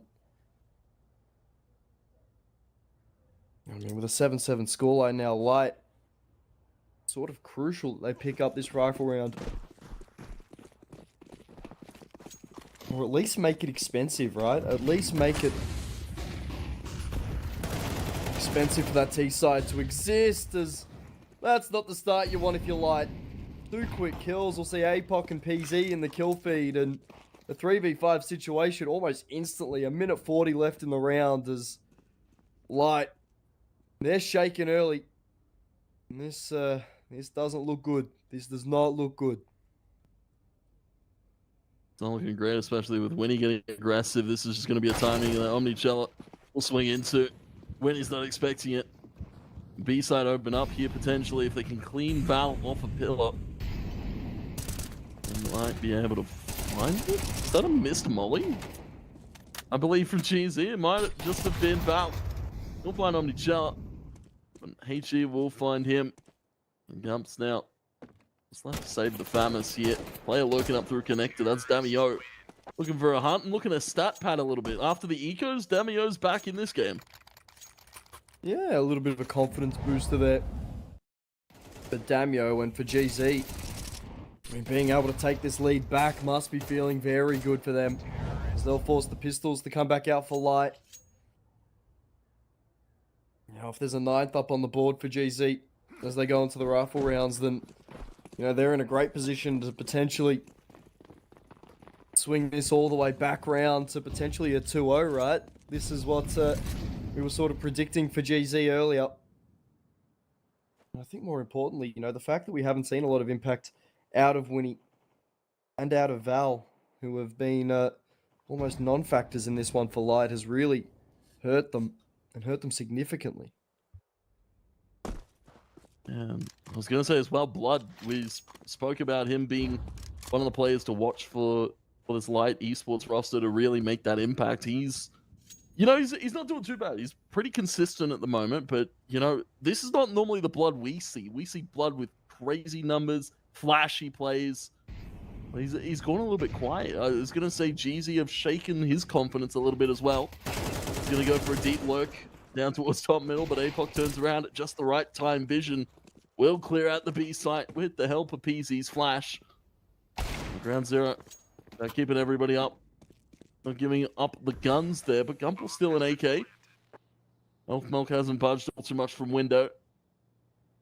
More assuredly will be 9 on the board for GZ, but yeah, this is starting to look worrisome here. The light is slowly draining out of Light's eyes right now. Yeah, it's sort of just feeling like we've got... Oh, this is going to be a horrible picture to put into your head, but you know when, like, a dog is old? Yeah. And there's, like, you know there's not a lot you can do for it. You're just trying to, like, let it live out its last minutes and last moments, just, like, happy. It's kind of what I'm feeling for Light at the moment, as Vision does not care at all about my analogy. What kind of dog would they be? Light? Yeah. Okay, hear me out. Hear me out on this one, right? Yep. You give me Elf Milk, you give me Val on a roster, I'm thinking Chihuahua. Yeah. You give me Gump. I can see that. You give me Gump, you give me Winnie on the roster. It's like a dash hound. Like a douche hound or whatever the hell they're called. The German dogs with all the hair. Yeah. And then Blood, I feel like, is a golden... I feel like he's got golden retriever energy. Cool. So it's like whatever breed is a mix of those three. For all of my dog lovers in chat, let us know.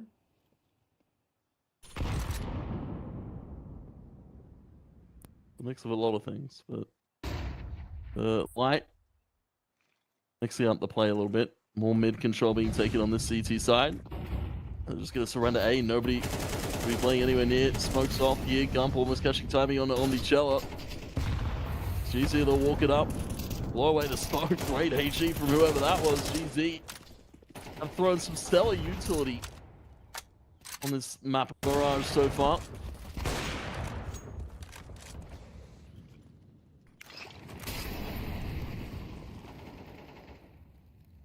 I think more importantly, you know, GZ have been able to take this site yet again, and with Light Esports to be kept out of it completely. You know, this 4v4 situation, the retake for Light has to get off with a bang. You know, it really depends on the opener and who gets that opening pick. That, in my mind, is going to decide almost everything, as Omnichella will get rewarded with Val. A trade onto Elf Milk, and with Winnie finding Vision, it's Damio and PZ to have this fatful dance, as we'll see Damio getting himself one back. It all falls to Blood in the AWP. He'll need to keep it, but it looks as if PZ is moving to try and cut him off. The tags will come through. Blood will fall. That's more economic damage to Light, as ground zero absolutely diabolical with the way they are treating Light on this T side. They are being so aggressive, especially in these last second save attempts. I'm starting to get worried there from PZ. 6 HP as he was sprinting away from the site. He is able to keep that AWP. And that's what you want to see, right? GZ, PZ, synonymous with that AWP. And, you know, it was missing from that CT side. That's why GZ looked a little bit rough. They didn't quite have the economy to bring that one to fruition here. And for Light, they still have economy enough to bring out another purchase. If they lose this one, could be a rough way to close.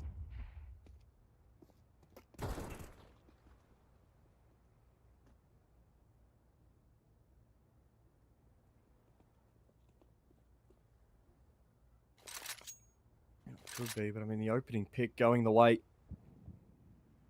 of Light definitely helps in what is a do or die situation for them.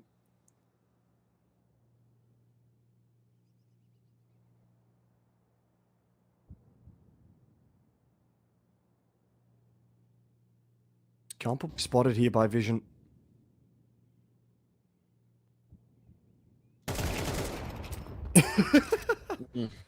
Oh, you gotta love it. You gotta love it. Gump will get taken out by PZ and his AWPers. Now Blood in the back of that A site. Has a fair bit of work to do. Damio will wake his way into jungle. We'll see Blood at least get himself one with that AWP through CT. Vision to take another out. Vision gets the plant in. The CT presence is going to make it difficult for him to escape, but he does get out. Now there's a CT wrap for Ground Zero. Going to be Damio to potentially...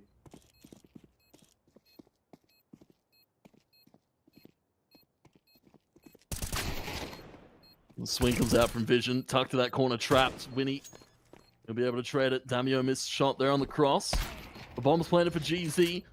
Blood will swing. He'll take the shot on APOC. The spam is there, but the shot is good. Great body blocking and body guarding here for Blood. And Light, they'll pick up 8. I thought that wrap was going to come through to CT. It feels like it should have at that stage. And unfortunately, Vision getting trapped there in the corner. 1 versus 1 position. Really couldn't do all too much but find his way out. Beautiful shots from Blood. Great awareness. Yeah, I feel like if we saw Damio actually be able to commit to that CT wrap and, you know, come through that CT line that Light just seemed to have complete control over, it would have been good to see, you know, that acceleration and that pace that Damio could have had. But unfortunately, Light pick up that round, and GZ, you know, now they just fall a ball behind the 8 ball.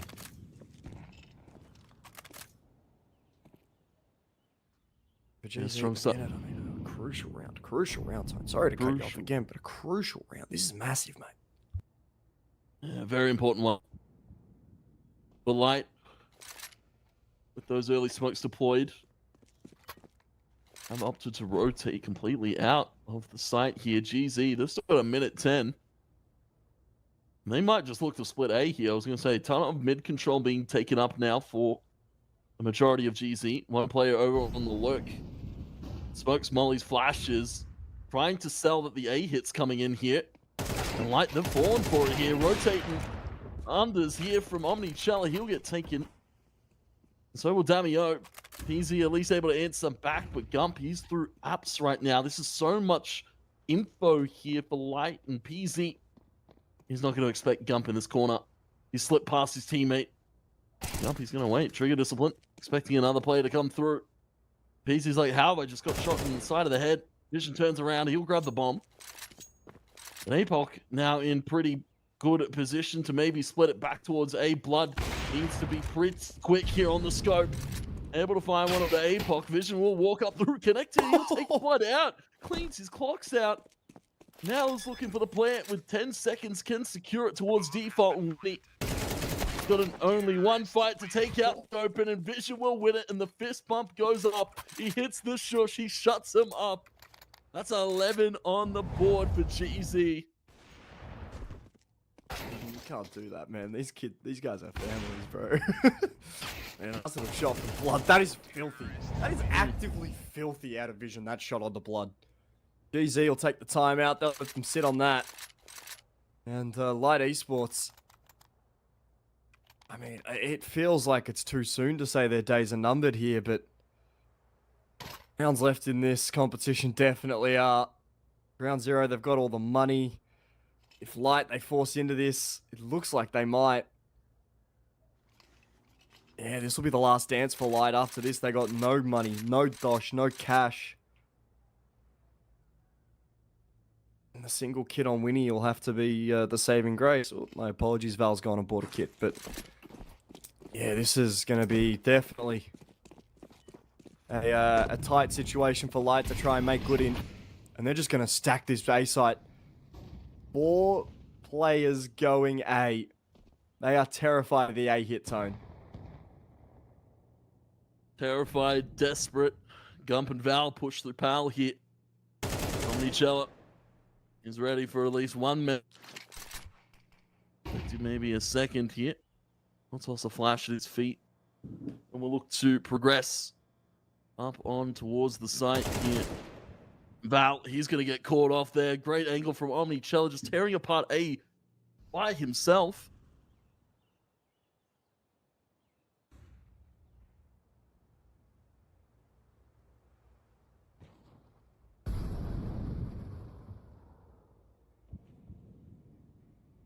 Yeah, I mean, PZ in through Con as well.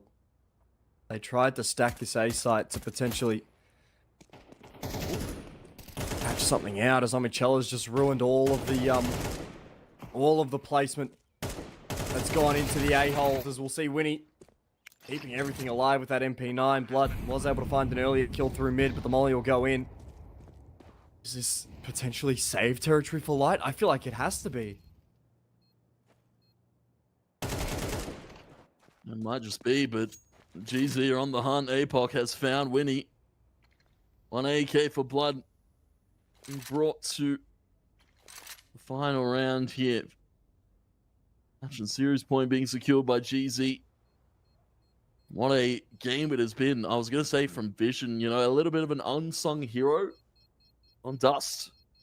He is having a field day here on Mirage. And it's not like he's just lurking out. He's having the impact. He's making the sites openable here for GZ. Working on the entry on the lurking, sorry. It just seems to be paying off. Light, their desperation buy to come through. Another AWP for Blood, and he needs to be magical right now. Yeah, this is going to be something from Blood. Blood has to be the guy that goes out and gets, you know, 2 in this round minimum. If Light want to carry through and stay alive, as Gump will end up falling, trying to throw mid-util. Elfmelk will get 1, but that's his demise. Is there more from GZ? Val fighting against everything. Well, at least getting the kill on Omnichella, and very early in this round, a 3v3 situation and tone. In every 3v3 we've seen in this game, GZ have found a magical way to pull it off. I imagine that it could be the same here yet again, but Light stacked this B side as GZ. They're looking to go hit B. They're looking for a world tour over on this B side. Vision going to be crawling up here. Winnie, very important first contact here with this MP9. Stuck and wait. Vision didn't spot him. He'll check it though. Vision, sharp wit and sharp aim. We'll find Winnie. Val now still playing towards empty pillar. He'll swing out on the plant, but APOC's got his number. And he's ringing it constantly. Blood now the only remaining member in the 1 versus 3.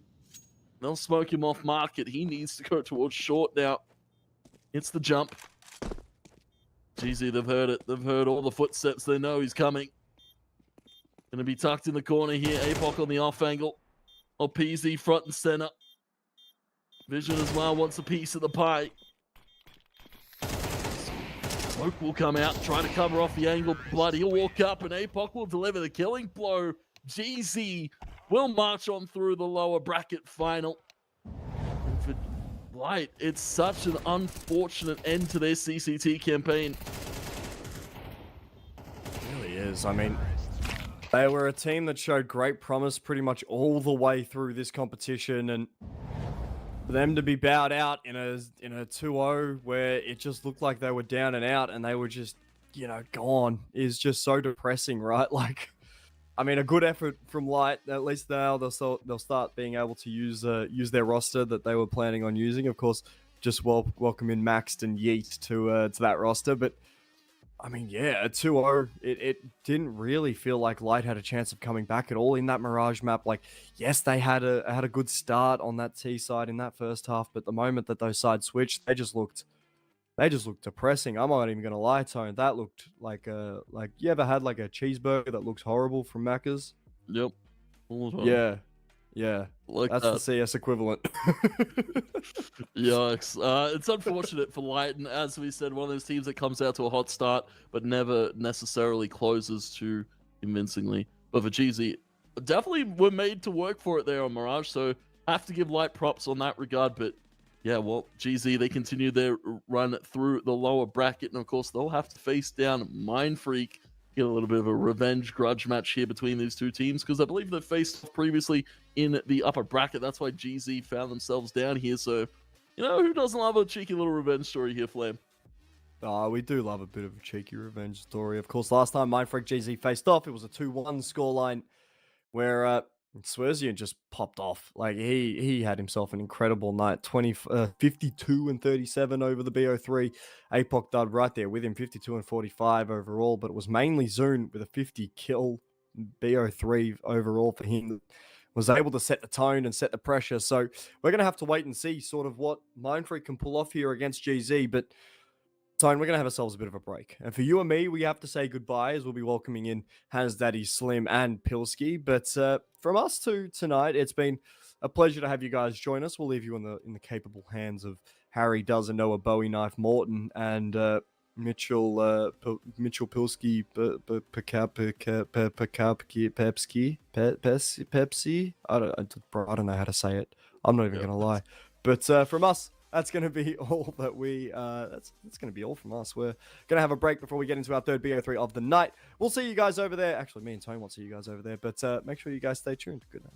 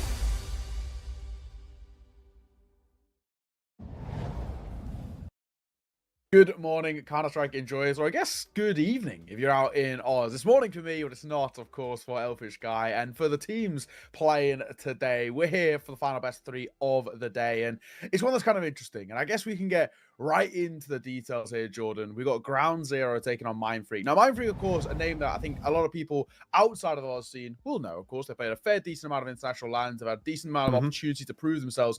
Ground Zero, as a name themselves, a little newer. Yeah, well, actually, if you remember the team called House Bets, that's actually what this Ground Zero roster is. So they've gone through a bit of a transition. It's largely the same players: Apoc, Dad, Peasy, Omichella, and Damio, alongside Vision. I think Vision might have been a little bit of a more recent addition to Ground Zero, if I remember correctly. They might have been playing back on House Bets with a different player potentially. But obviously, there's a decent number of players in this roster that I think most people would be familiar with. Even international viewers will have recognized a couple of these names, I would suspect. But at least those of us in ANZ, in Oceania, these guys have been kicking around for a very long time. They're certainly a very, very well-known bunch of players. And I would kind of almost at this point consider them like the best of the rest. I know that's kind of a harsh way of saying things in a way, but like this is probably the best team. Maybe that conversation can actually happen between Ground Zero and Mindfreak in tonight's match. These two teams are kind of like the best teams outside of the ones that are actually competitive.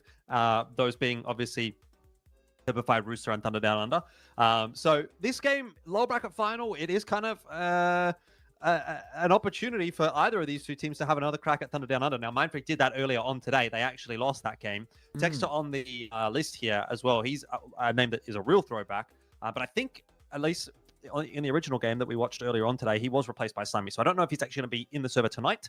It might be Slimy instead of Texter. But this Mindfreak roster actually has gone through, again, also a lot of changes probably since you last saw them playing internationally. The only ones remaining there will probably be Tux. Swerzian's been around for a little bit of a while. DPI is someone that has been kicking around in ANZ, but he's a bit more of a recent addition to Mindfreak. And then Zune, I mean, he's super, super new. And Tex is super, super old, but he's just an old teammate of Tux's, and we'll see if he's in the server tonight. So if that gives you an idea of where these two teams are at, I think it should be a pretty evenly matched game. I think this could actually go 3. We could be in for a long game tonight. Okay, well, there we go. Starting off, I guess, the morning for me with a bit of a barn burner. We've got Inferno Nuke and Dust 2 as our map picks as well. And at least when you look at the kind of stats coming across the board, you look at Inferno, I think a map in which both of these sides have really been trying to incorporate in towards the pool. But for Ground Zero, it has just been statistically a little bit better. Nuke's always a map in which I've caught Mindfreak on plenty of times. Not a great one for Ground Zero either. So that feels pretty solid. Again, kind of leading onto what you're saying about this one, feeling like it could go all 3. And then Dust 2 as a decider. On paper, pretty good for Ground Zero, has had the problems for Mindfreak. Yeah, certainly. I mean, look, obviously, Nuke has been pretty much since the inception of Mindfreak, not even this version of Mindfreak. There's been probably like 4 or 5 versions of Mindfreak over the last sort of 2-3 years. Nuke has been the go-to, and that's, I think, largely obviously influenced by Tux, the in-game leader. He must have some kind of an affinity for that map. Ground Zero also have been liking to go towards Inferno. They've been playing it a lot lately. It's no real surprise there. I believe they took a game of Inferno against Rooster a couple of weeks ago before the roster changes for Rooster. So that's a pretty good scalp. And then, yeah, Dust 2, as a decider, both teams don't mind that map. It's certainly a middle-of-the-road kind of a game. A little bit of a change-up from the last video. In the last video, we did get to see the Mirage come through. In this case, Ground Zero have opted to push it towards the Dust 2 instead. But the Inferno and the Nuke are very much the go-tos for these two teams. So those will be very, very familiar territories. And I am looking as well, by the way, on the HLTV scoreboard to just check who's in the server today, and it is Texter. So my assumption would be that because the first match of the day for Mindfreak started at 3 p.m. 3 p.m. my time would be 4 p.m. Australian Eastern Daylight Time. That's probably a little bit early for a hard-working man like Texter. So I'd assume he was probably at work and unable to compete in that game. So now that it's a bit later in the evening, he'll be able to join the lads. And so Slimy's back out, and it looks like Tex is back in the server. So, look, I don't know that that's going to make much of a difference necessarily to the relative strength of Mindfreak. I think Texter even still was a pretty recent addition back into the roster for Mindfreak. They've been going through a lot of changes. I would actually look at this and personally say I think actually Ground Zero are the favorites, although in the most recent matchup, Mindfreak did actually beat them. So I don't know what that necessarily says about that, but BRS forecast obviously always going to be important. Maybe not for these two teams in this current moment, but going into the 2026 season, once the Budapest Major is done and dusted, both of these teams are going to once again be kind of thinking, hey, depending on how the teams go from Asia at the major, maybe there's going to be another slot or two potentially on offer. That will largely come down to what can FlyQuest do in stage 2, what can Tyloo do in stage 2. Can Mongols obviously continue to press the issue and maybe make it through the playoffs to get that extra slot for stage 3? Yeah. Lots of things to consider there, but I think there's a reasonable chance that we could look at maybe a Tyloo or a FlyQuest maybe making it through stage 2, which would add one extra Asia slot. And these teams they're probably a little bit of ways out from taking that slot. There's certainly a conversation to be had around some of the tier 2 Mongolian teams, tier 2 Chinese teams, probably in advance of the likes of Mindfreak and Ground Zero. But it's a dream I think that these teams are still kind of hanging out for, and you never know how things can sometimes click at the right time, and that's I guess where these points are going to potentially come into play. I mean, the big thing as well is climbing up the VRS rank and then getting yourself onto lands, right, and getting those opportunities. That's where the real kind of points come through as well. So, I mean, that is obviously the big hope. I was just thinking as well with Ground Zero, the one name that I remember from house bets, and correct me if I'm wrong here, was Brace. Was that correct? I think he was at one point. He was calling for this side. I think at one point. I think I remember them at Pro League a while ago, but I never forget Brace because he always seems quite happy. Even when they were losing, he's quite a cheerful fella, quite smiley, and it was kind of nice to do some of the interviews with, despite I think kind of the run that they had. So I guess that's probably the change that potentially they've gone through somewhat recently. But yeah, these teams both obviously stacked with names that even those who don't follow the Oceania scene, and I can't say I follow it that closely in all honesty, I do recognize. I know, of course, having covered them at things like Pro League, having covered them at things like when they've got opportunities to play on a more international kind of landscape. So I'm excited to see what they can bring as well. This is a really decent opportunity, I think, as well. You get a win here, get a few ranking points under your belt, get an opportunity as well. This is that consolidation final, so it's pretty important as we get towards the tail end here of Series 3 of Oceania. It's kind of what you want. You want that revenge, as you spoke about, against Thunderdown. Yeah, no, I mean, and that's the thing I think is that you've got the boogeyman of Thunder Down Under to come after this one. I don't know that we've actually seen Ground Zero play Thunder Down Under. I'm just going to have a quick check of the bracket. It doesn't look like, because this is actually Thunder Down Under's first kind of official tournament. They've been playing a couple of qualifiers here and there, but this is the first sort of officially recorded tournament that they're playing on HLTV. They haven't played against Ground Zero, so I think that will be a kind of a cool matchup. I'd like to see. Look, obviously, Thunder Down Under, they kind of dispatched of Mindfreak pretty easily this morning or earlier this afternoon. I wouldn't imagine that was maybe Mindfreak's best, considering Slimy was in there as a stand-in. That's a factor. But even then, you look at the score and it's like, well, it's not. Yeah, it's just not happening there, unfortunately. Yeah. By the way, I love seeing these players come back from overseas. It happened with Alistair when he came back in a Semper Fi. He was just farming in ANZ. People like, these players are so bad. They're so bad, like dog shit, whatever. And then they come back and they play in ANZ. Liaz is literally at like a 1.8 rating over his recent games. He's played like a bunch of recent games with Thunder Down Under. He's literally been farming.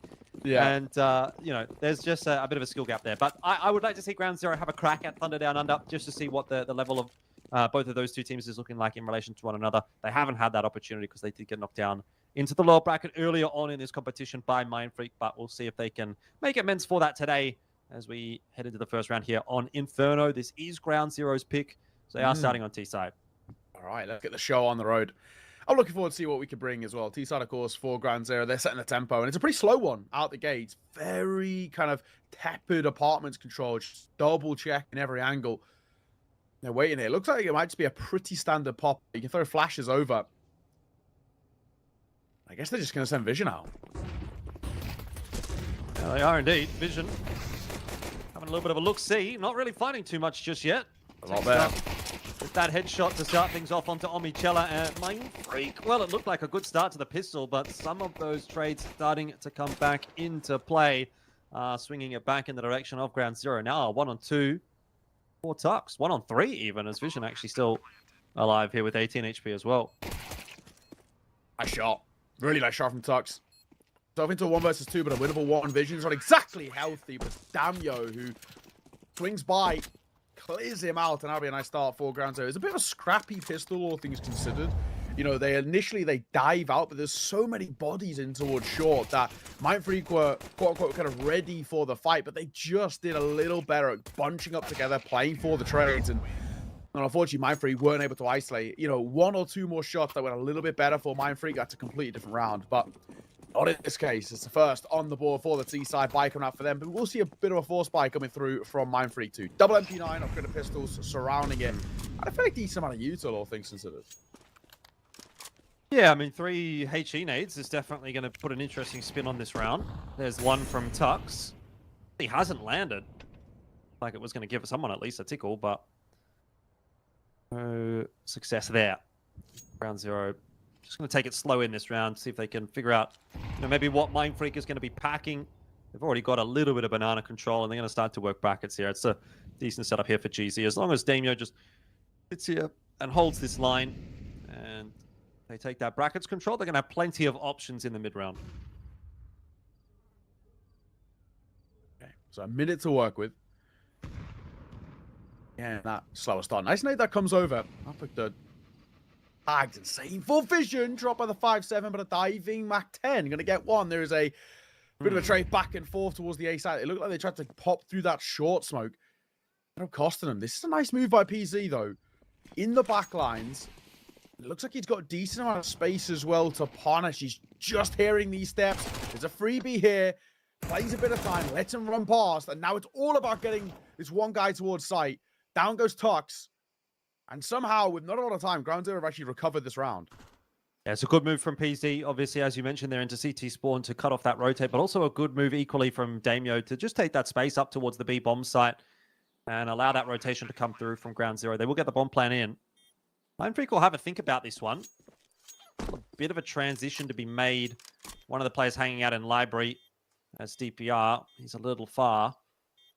And Zoon's got the 5-7. So I think any thought of really saving this round has foregone Mindfreak at this stage. They're probably just looking to try and maybe take a gun away or two. See if they can lock Ground Zero into that side a little longer. In the end, Zoon happy to take the MP9 through to the next round. That's actually not too bad, assuming DPR's been able to find a pistol upgrade there as well. You'll have 2 MP9s and presumably 2 upgraded pistols.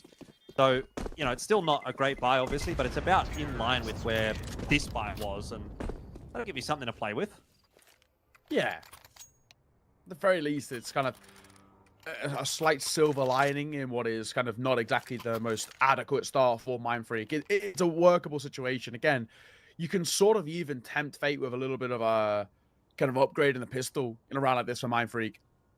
And we're seeing that. Deagle going to be pulled out. 5-7 as well. Just Tux is keeping cash on hand. Of course, also a bit of a requirement if you do want that AWP. But they'd like to get kind of zoomed in towards the thick of it. If you can get a bit of kill bonus with the MP9, that'll really help. 2-0 start. We've lost force by. Statistically should be a 3-0 start for Ground Zero, which is a great way to come in towards your map pick. On Inferno, setting the tone quite nicely, and also playing with the time quite a lot. Mindfreak are getting pulled out of position by the much slower tempo that we're kind of used to. Okay, Omichella. Starts off nicely onto Zoon. Yeah, I mean, it's funny, isn't it? I feel like these teams should be pretty comfortable playing against each other. They play one another quite a lot. Like I said, these are the 2 teams that really kind of feel like the best of the rest. Yes. You know, you have that jostle at the top of ANZ, which has historically been Semperfi and Rooster. And probably now that's going to be Semperfi and Thunder Down Under. Rooster, as it stands currently, is definitely looking like they've fallen off a bit of a cliff. They're actually already out in this tournament way earlier on in the piece. So there's still that battle at the top. But these are the 2 teams that kind of feel like they're like next in line to have that discussion. And typically it has been Ground Zero that has kind of faced up best against, in the past, Rooster and Semperfi, and have, you know, fairly easily dispatched of Mindfreak. So I'm kind of just looking at that most recent result between these 2 teams, and, you know, very close loss actually in the end it was for Ground Zero. They lost 13-9 on Nuke and then 13-6 on Mirage. That was map 3. So feeling pretty comfortable about the Inferno as it stands so far, and proceeding nicely with the 3-0 start. Already some good damage onto Tux as well to kick this round off. Yeah, you kind of really scare him, force him back on towards the site. I don't know how much it was confirmed, but at the very least, this is a good position to hold this early in towards the round. You've taken very good top car control, and you actually, now with plenty of time to work with on the clock, you actually don't really need to move, right? This is a really strong position to hold. It's good for kind of late round rotations too. And you can start taking other parts of the map if you really want to, or what it looks like here for Ground Zero, they might just commit through this. While he's come towards New Box, Tux will be in a bit of trouble as well. He's forced to reposition. Then they come smoke down towards CT. Tux should be dead immediately, and is forced to the hands of PZ. Drive by Mac 10. But will go down. PZ did need to be a little careful there. Nearly swings in towards the M4. Bomb planted. Texter will fall. Zoon will also drop as well, and this round's all but done. I think if you're a Mind Freak, you have to save it. Oh, certainly.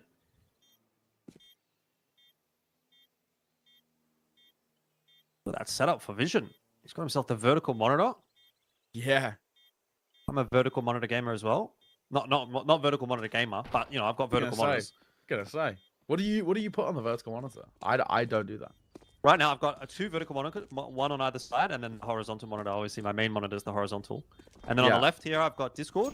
The right, I've got my browser. So I've got the HLTV. HLTV is fantastic on a vertical monitor, I will say, by the way. Okay. Because, you know, you think all that negative space they have on the left and the right, you don't have that anymore. There's none of it. It's just what you want to see. And it goes forever. It's great. Okay, pretty valid. I'm just I'm a, you know, double monitor, both horizontal kind of guy. Yeah. I think if I had two, I would go double horizontal. But because I got three, it's actually pretty hard to fit it without having vertical. If that makes sense. So, you know, we improvise, adapt, and overcome. And actually, I've really liked it. It's worked out for me. Discord also looks great on a vertical monitor too. So, you know, it's kind of perfect. TeamSpeak, whatever. I mean, you probably don't use TeamSpeak. You're a bit young for that these days. I actually don't. I literally only use it for work. TeamSpeak's great. I love it. I barely know how to use it. I can't lie. Mate, back in the day, TeamSpeak 2. Shout out to my TeamSpeak 2 enjoyers. I have 3. I don't know if that's like. You would have TeamSpeak 3. Yeah. I barely know how to use it. Anyway, damn, making his way up Banana. And he did just jiggle peek around that corner. Spots one CT, but CT smoke will slow down the roll. But they might see the same thing again, right? You've taken top Banana control basically unscathed there. Why not just commit as a group? Nice nade too.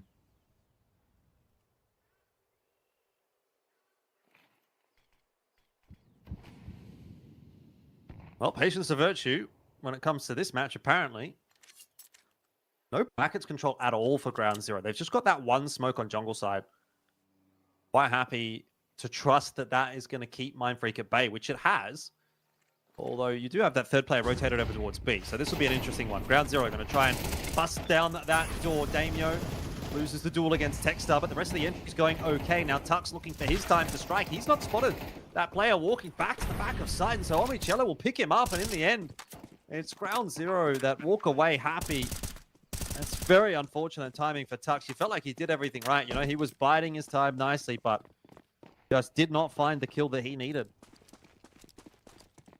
Unfortunately, this is where for Mind Freak, they are getting to a position now of it becoming a bit of a problem, right? It's a 5-0 start, sure. I mean, that initially is a problem in itself, but I think you get to a point in a game like this where, you know, Lost Apprentice has already built up and things aren't exactly changing no matter kind of how you're stacking the sites, that you have to start taking gambles. And I think probably from now on out, we have to see a little bit more of these. There was a bit of confirmed damage coming through from Mind Freak, and I feel like at times we've maybe got to think, okay, is this the one that's worth the risk? Had a util belt to work with. They could have tried to isolate a fight towards that tail end with the two of them, or even just making it expensive on that T side, because that T side economy is already absolutely running away. And we're seeing kind of players coming in towards round of this with 10k in the bank. Any mollies coming through from the CT side in Banana, and even were there some, Ground Zero not really that interested in Banana this round. Like it might just be a nade into that top mid smoke. There's one from the CT side. A follow up from Apoc Dud as that will come through. Not a commitment from Ground Zero though. We'll rotate from Mind Freak, by the way. 4 players on the A side. But yeah, I will say though, Nao, like I know you're probably, you know, sitting here like, man, fuck, AUCS is so easy, 5-0. This is wrap it up nice and easy, nice and quick. But I think you'll probably be surprised at how long this map might actually end up going. I may be wrong, and then I'll be surprised. But typically, Ground Zero is not a team that gets their maps done quickly and easily. It's good to know, actually. It's good to know. Setting the tone for the series. Michela, he's been sent out as well. It's Texter to start things off. This is a shanky one. Ships of the night. It's Michela who comes out on top just about. One more bullet would have seen him off. We're going back towards B now. And they come. Damio probably going to be sent in first here. All right, speak too soon. It's Apodod who takes that control. Molly on towards Coffins. Nobody there. Was completely open to CT Apogdod without realizing towards the end that pixel angle easily could have got him, but it's fine. They take the control, and they come. Flash down. Does Damio, was he hurt here? Can he win the fight? The answer is no, so this makes his post-spawn difficult. Look at the damage dealt towards the deep side, and it's the two low players who are left with it all to do. Omichel's got to get one on the cross. He does. Looks for a second, can't quite find it. It's all on the shoulders of PZ now.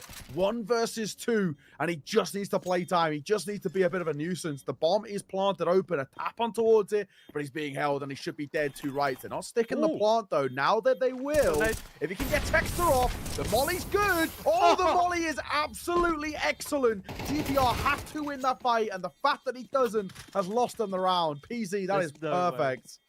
That's criminal. You just see him like shouldering that corner. I mean, first of all, he's got massive nuts to not repeat the bomb initially, right? He just gambles that that's going to be a fake and then holds that molly until the perfect time. You could see it, the cogs turning in his brain, thinking about how that round would come together as he's sitting on that corner.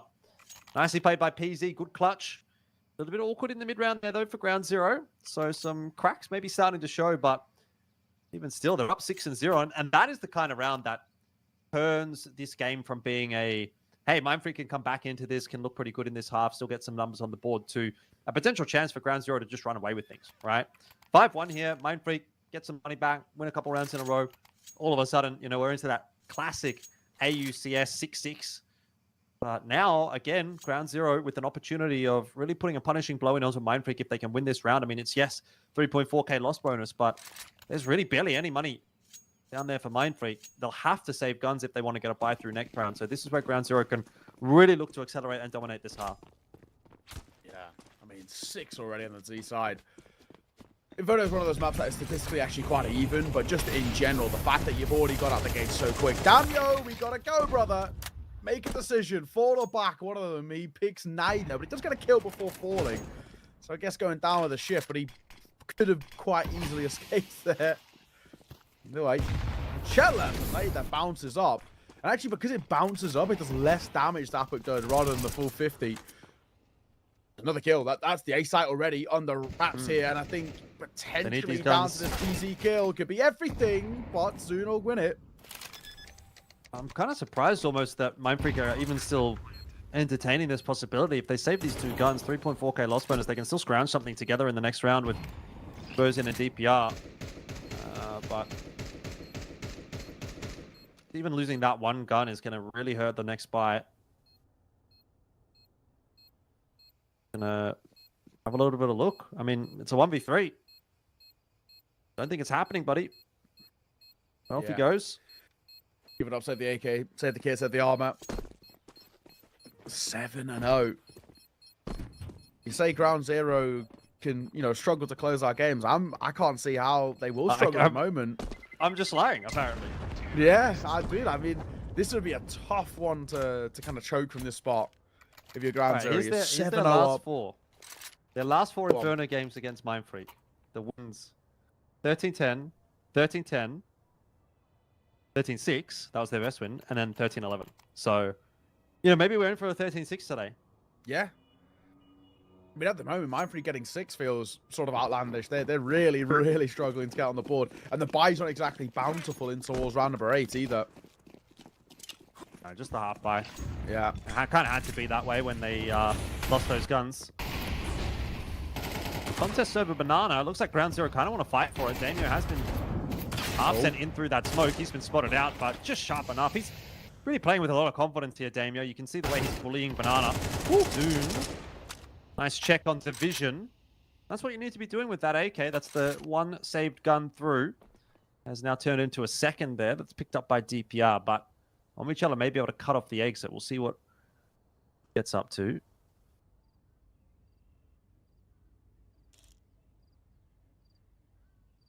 Easy. On the corner, makes the fight. Will they clear tucks up close? They've got to, and they do. Damio Nice find, and there was a brief moment in this round where it felt like there was maybe some legs behind it, but I think Omochella all but shut that down. It's a 1 versus 4, and Vazun, he's got to go nuclear. They also don't need to fight it. They can just run away as they are. Smartly played, they've got plenty of time. There is no need to take that engagement. And he might even fall out range as well to the AWP. Easy.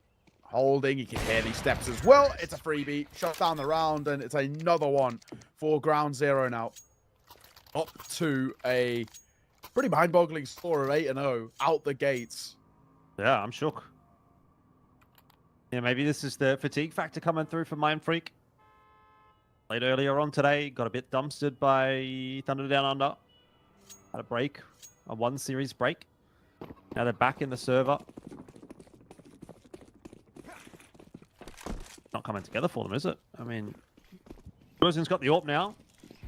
So that might bring with it the winds of change. He's been pretty solid with it lately. And the way the Ground Zero, it sort of feels like getting the flow of the game, you know? Like, they are making the right choices in a lot of cases, but even then, they're also kind of getting some luck. Everything's kind of going the way of Ground Zero at the moment. So, tough when the game feels like it's going like that. It's true. It is true. You know, one thing that also surprised me as well? I'm just surprised that Mindfreak aren't calling pauses. They called one earlier, yeah, rounds ago. Like, at this point, though, you're 8-0 down, or all 3. Burn them all. Like, what have you got to lose? Do you know what I mean? Like, I always feel like sometimes teams can hold on to them, but it's like, you get into a point where you're holding on for your odds being so slim. You need to turn this around here and now. Vision for 1. Doing one of his own as well. Cold Zero box as well for a second. Looks for that third, but he's finally shut down. Not a bad effort from him. Giving him a bit of life in this round, but a smoking towards Moto. And the bomb to go down. This is a tough retake. And no money as well. So it's already like a really hard choice for Mindfreak. I think you kind of have to. You know, you're damned if you do, you're damned if you don't. But you need to get 4 in this CT side. You probably need to get more than that. So they've got to take the risk, as you say. I'm going to try and make this retake work. They do have a couple of smokes and a molly. So if they can get a bit of space on this side, they might be able to make something happen. That smoke will be a useful one. PZ going to be tested here, or maybe not. Vision, well, true to his name, regardless of the smoke, sees everything. And that is another easy round in the end for Ground Zero. So damned if you do is the actual answer there for Mindfreak. Yeah, this is the unfortunate thing for them. Like, I think the decision going for the retake is absolutely correct. You have to take a risk, right? You're already at that point now where it's, 4 rounds felt like basically a bare minimum to make something out of this round, but just way, way too easy. That retake really had no kind of plan behind it. It was, let's just get up in and get the fights going, and it don't work out. Too simple for Ground Zero. Stake odds are very, very one-sided. But I'm surprised they're not even more one-sided. It is 9-0, and it could be about to be 10. Extra trade. A known quantity, though. Needs to be a little careful here. Apokdo's not exactly super healthy. We're going to try and clear him out, and the molly will do exactly that. We get Smook down. Texas sticking around. He's becoming a bit of a nuisance. He's jumping with the MP9. What in God's name is happening? Don't really have the answer for you. That was just a brawl, but Vision, he's got the critical kill there onto DPR, waiting patiently at the bottom of carpets. And he's able to just say, yep, I have the A site. So for all the good work that Mindfreak was putting in over towards B, they've done a lot of damage to Omichella. PZ found themselves a couple of kills. He still doesn't amount into a round. Texter is spotted out in mid. The prize will be an AK, but like 10-0, bro. Give it a go. Yeah, why aren't we giving it a go? Also, the damage towards PC, I'm pretty sure, is known as well. Yeah, it feels strange. Why not give this one a go? Again, kind of coming back to this thing of what have we got to lose? I mean, they've also got money in reserves as well, so why not give it a go? More than anything, you got two grand. PZ's dead here. Vision. Oh, they both go down. That's surprising. They must not have planted. Oh, I guess they planted 4 short. Yeah, guys, you can't survive from there. You can only survive if you plant back site. Yeah, it doesn't matter though. They've got, like you said, so much money. 10-0, Ground Zero, loving life in the server right now. Loads of money. Money. You ever play Killing Floor 2? No, but I actually got it. I bought it on like a Steam summer sale, but I never actually played it. You'd love it. It's so British. It's so British. You as a British lad would love it, you know? You would really, I think you'd get it, you know what I mean? Like, it's your kind of thing. What makes it British? They sound like they're from Britain. Ah, that'll do it. That would do it. What is the premise of it? You can think about it kind of like Left 4 Dead, but it's less Okay. going through a map and more holding off waves of monsters. Ah, I get you. That sounds fun. That's like you kind of turn your brain off a little bit. Yeah, it is. It's quite easy. I mean, on the harder difficulties, it can get difficult, but it's quite easy. But it's fun. Anyway, give it a go.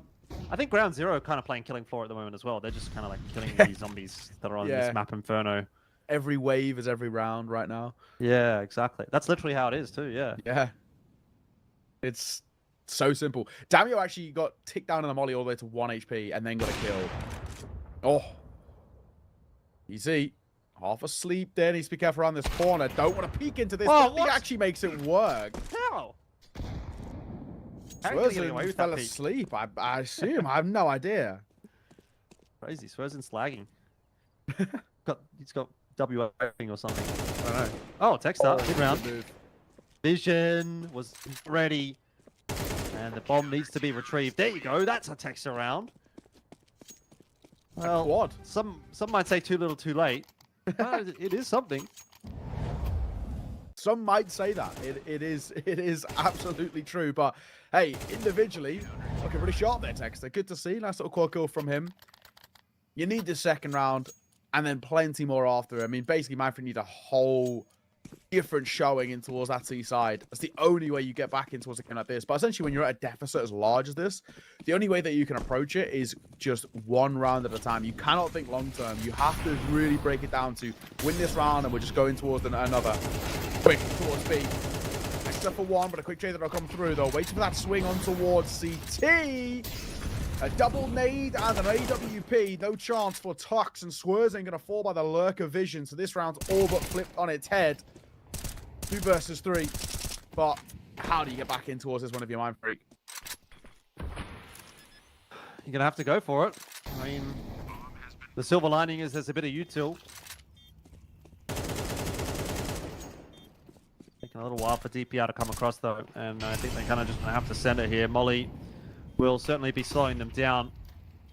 Flash, irrelevant.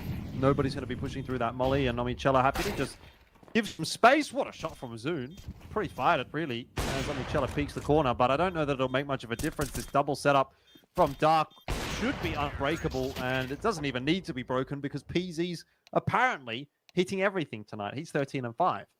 So 11-1 the first half for Ground Zero, and yeah, I guess I'll be eating my words because I would have definitely predicted that this would be a closer map than it is, but I really struggle to imagine that Ground Zero are going to now have any difficulty closing this one out. Yeah, you can fumble and stumble your way across the line here. You should have absolutely no issues. This has been a fantastic show. So much respect to kind of what we've seen from Ground Zero. They've completely taken control of kind of the tempo of this map. They're in complete control in terms of the fights that they want to be taking and sort of how they want to be moving around the map. And map control came so easy for them on that C side. Mind Freak, I just think a little bit too passive, a little bit too scared, maybe is even the way to put it. Barely ever took Banana on that CT side, which is such a priority. Even top car, which is much easier to fight for, they were barely going for. It was a lot of sitting on sites and hoping when the fights came to them that they win the aim duels, but you're never setting any of the precedent there, and that's never really where you want to be. We always talk about this, especially a lot within the EU Counter-Strike, where we talk about what makes teams really good with it, like as they come through the tier 2, and the phrase that I always say is proactivity rather than reactivity, and this is sort of the kind of the thing with Ground Zero. They're so proactive in taking control that it's so effortless in a way. But let's see. Out towards the T side, not a bad start for Mind Freak. They get the opening double. Omichella, just to lead a jumping headshot there as Texter goes rolling into brackets. So I suppose if you're going to make a comeback, it will start with the pistol. Damio is going to keep it a little more interesting with a good kill on the Swerzian. But now that that smoke is down, Mind Freak should be getting a bomb plant. Not a safe plant, but they are going to plant for Pit. Damien copping a bink through that smoke is not going to make life any easier. The rest of this round really should be relying on Apoc Dud, who has done well to avoid that flash, but it just knows that he can't walk any further forward. There's a huge crossfire that needs to be broken. Maybe it can be Damio sneaking through this smoke. Not going to happen. And so Mind Freak will find themselves a second round here, and Maybe start to put something together on Inferno. Yeah. Maybe I will be right after all. The start that they needed. You get a T-side pistol. It means the second round of the half comes through. Basically, it should come through pretty easily, all things considered. And this is exactly kind of where you want to be, right? This is how you get back into a game. And you can only approach it in one way. I said a bit earlier, it's just one round at a time. You cannot think long-term in situations and spots like this, which is not bad. I'm going to have to wait and see. Of course, you can check out our partner stake. Sandra using the code CC35, all the good stuff. At 11-2. I still can't fathom a way that Ground Zero lose this, but let's see. Mindfreak have got something up their sleeve on the T side. Like we said, this second round of the half should be pretty free.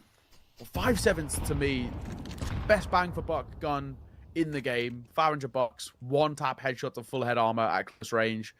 Mental how good they can be in the right situations. And, well, we're Apuk Dudders as well. That could be a bit of an oversight. Yeah, 3-player setup in Banana. Mindfreak not really doing a lot to take much space in this round either. Gonna contact play in towards bracket by the looks of it.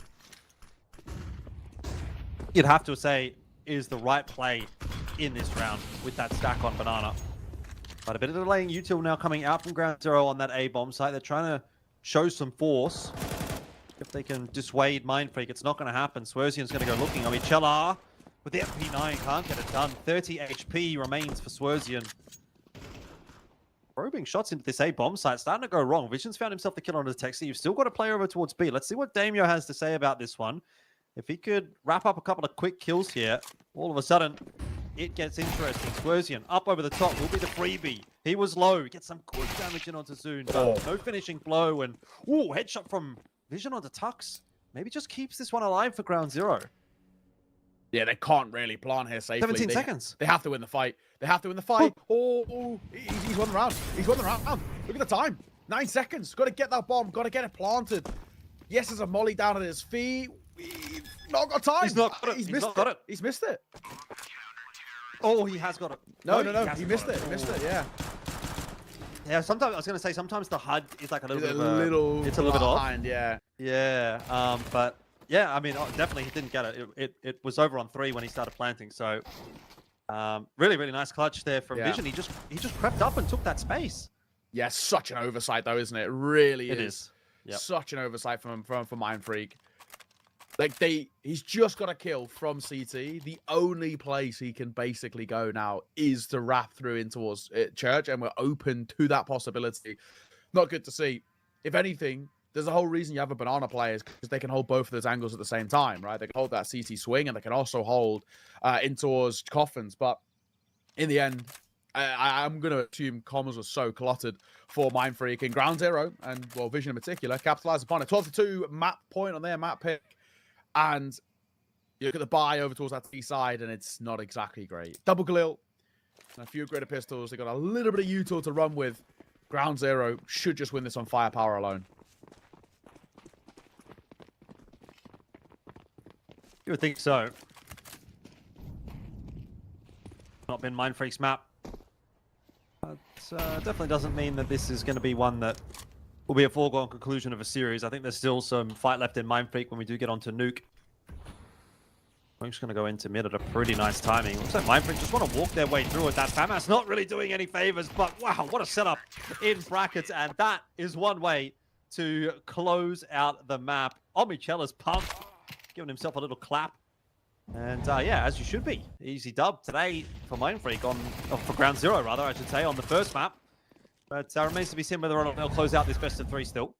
Yeah, there's still loads of questions to be asked as well, just in general about Mindfreak. I mean, first and foremost, where are they? I think is a good start. But, you know, what happened, right? I just feel like that side who do have decent experience on that map, and we spoke about it maybe statistically as not being the best map for them, but they were so scared, right? So timid in terms of their approach on the CT side. And the T side barely got to see really any of it, but it didn't really exactly look much better. So there's not loads to love there from Mindfreak, and it is a really kind of harsh way to start into the series. And sure, it's not your map pick, but even though you've got your own pick coming up next, and you've got that nuke to go into, which has been a bit of an issue for Ground Zero. Surely this Ground Zero side are just so full of confidence, right? We have just absolutely decimated them that, yeah, maybe we've had our struggles on nuke in the past, but let's just pug them because obviously that's working. Yeah, I mean, but looking back at the history, Mindfreak have not lost a map of nuke to Ground Zero in their last 3 matchups. Now, there was a couple of close nukes. There was a 13-9 and a 13-11. So there's a precedent there that Ground Zero can definitely test them, but a win, that's been elusive. That may change tonight, as has the closing maps out with ease, apparently, for Ground Zero as well. So we'll see whether or not that ends up being the case. We'll obviously have to take a break before we do get there. Nuke is map 2, and it is coming up next, and hopefully Mindfreak are going to give us a better showing. So we'll see you in a few minutes.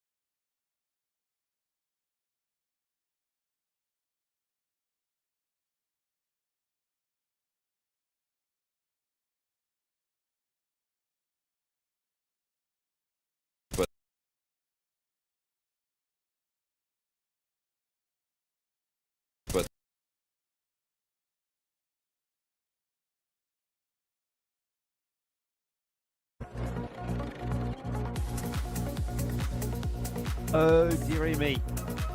Not the one to lose. This would be the one to let ground up. It's true.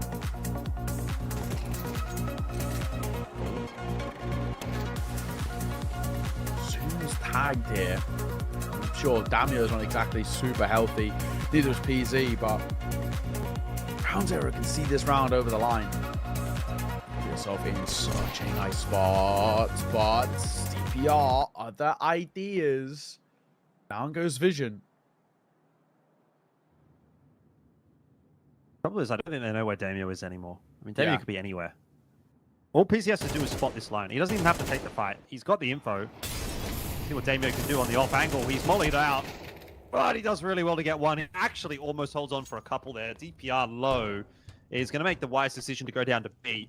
Really negates any possibility of PZ being able to deny this bomb plant.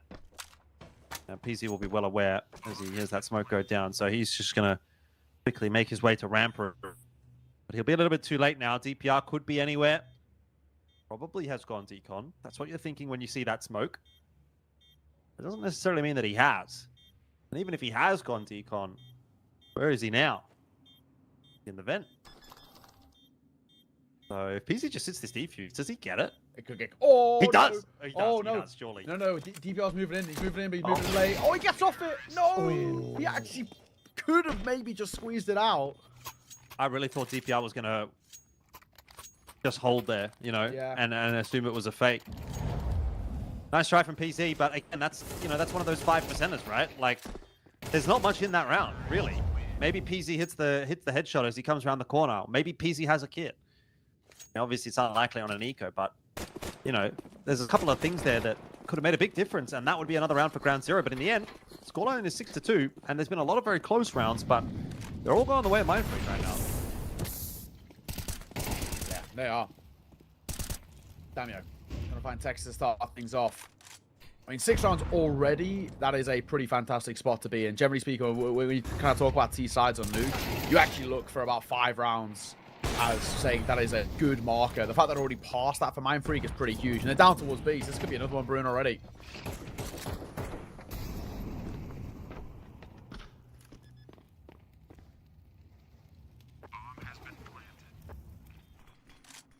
Damio.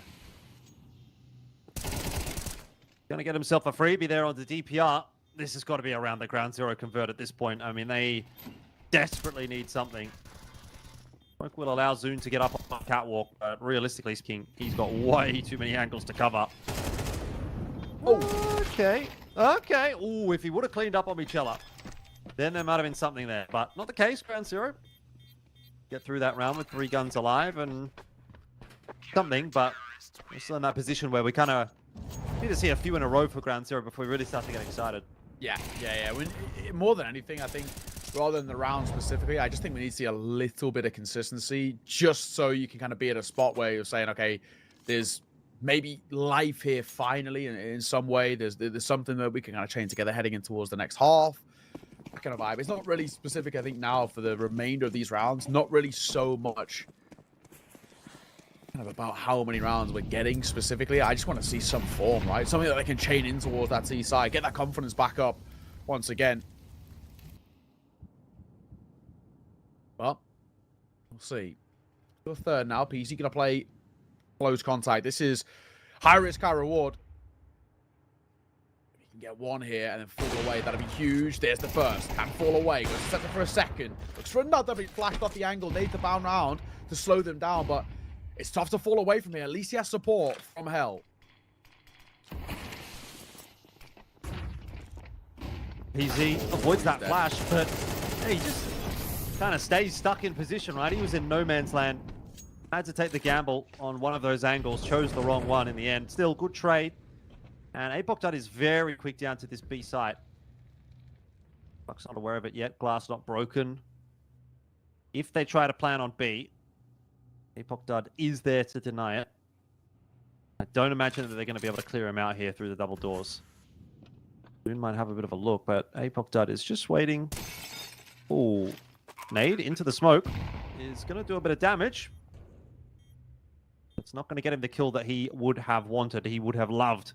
And now that that glass is broken open. Tux can go on a bit of a mission here to see if he can find Apocdad. Damio there to help him out, but neither are looking. Apocdad's going to have to turn around, and he can't win the duel. That is brilliant from Tux. And that'll be another round going by the wayside for Ground Zero. Yeah, not really what you want to be seeing, right? That one felt like it had life in it, and it just doesn't. Coming back to what we were saying, kind of coming in towards this map where I believe that there kind of was that chance on Mindfreak. I mean, this has already been set in stone quite simply now.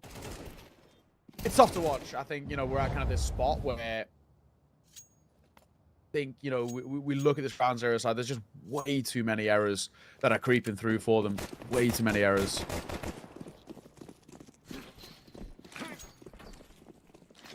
Yeah, I don't know that they're going to be able to salvage this one on the T side either. Typically, there have been some pretty close maps on Nuke between these two teams, but as we've seen on Inferno, that doesn't necessarily translate into today's result. PZ! Oh, man. That is another nice shot from Tux. It just has not gotten going at all. All Ground Zero, and you can see the Mindfreak individuals are looking so much sharper on this map as well. Instant headshots coming out of Tex or Tux, and Apocdad, I mean, where's he going? You're dead either way. So, like it's another round in the books for Mindfreak.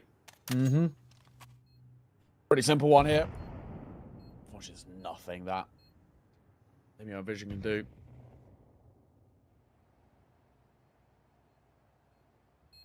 Like an upgrade to an AK. That's pretty unlikely. We're already at a point now where this map is getting out of hand, or it's probably even got out of hand. I think it's probably the more safe way of putting it.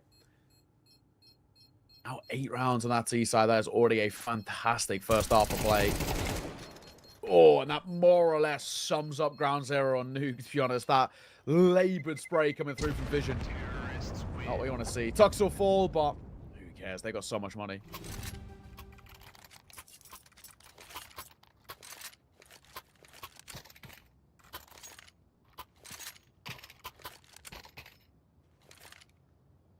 Tactical pause. Last round of the half.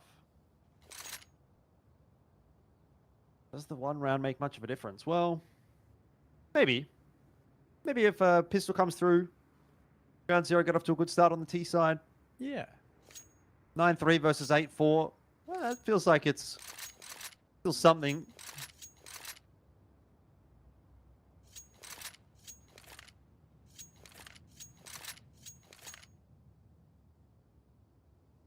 You get 4 rounds. You then need a pistol.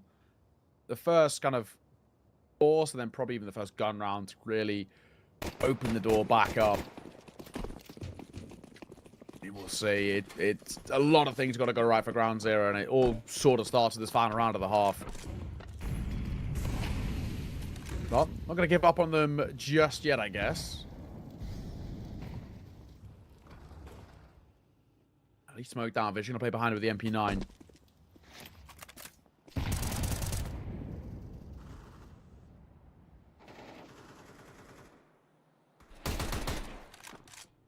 Oh.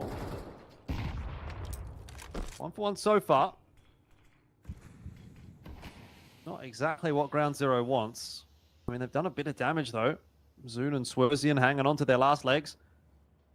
Like this position for Apocdad, just tucks himself in back then. It's the perfect time for him to do so. Oh, gives away his position.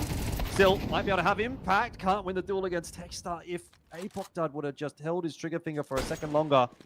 Oh, and PZ's missed a shot. Missed a sit-up. But luckily, the bomb has been dropped by Vision. So now it's a bit of a game of a ring around the rosy for Techstar. And he will sacrifice a little more of his HP in that engagement. So this is very much favorable for Vision, but Tex is the type of guy that could just hit a 1 bullet here. Oh, unfortunately, doesn't spot him out, and so Vision close out that half with a win for Ground Zero. We talked about it, 9-3 versus 8-4. It is a little bit of a difference made, but I don't know if it's enough. Yeah, I mean, it's like we were saying, kind of first step in the right kind of place, but yeah, no, we need to see a lot more things go right before we even remotely to a position of being kind of comfortable about what we've seen thus far. I think credit where it's due. Mindfreak there was a lot more to like there. I think they're just playing with a lot more confidence. I think individually kind of stepping up in probably the way that we'd expect of them to. Even something as simple, right? If they can come in towards this next round, just get a pistol out the gates, it could already start to spell the beginning of the end. Ground Zero, we've already kind of mentioned it, a lot of things got to go right for them in kind of quick succession to even really have a chance. And still keeping that door open for the 2-0. I'm not super convinced, to be honest. But we'll see. They were very good on the T side on map number 1. And granted, Inferno is vastly, vastly different. But maybe that potentially is just a half and a side in which they just feel a lot more comfortable when they're the ones setting the pace. We'll see. We did pretty well on their T side on Inferno. Throws in here with the dualies. He does not want to get his head clipped off. Those dualies are being put to good work. It's a falling headshot onto Omichela. Surely he's going to run out of steam here. Ground Zero actually overwhelmed the A bomb site. DPR is going to try and have a bit of a crack. Won't work out for him, and plan is secure for Ground Zero. So that's part 1 of the mission.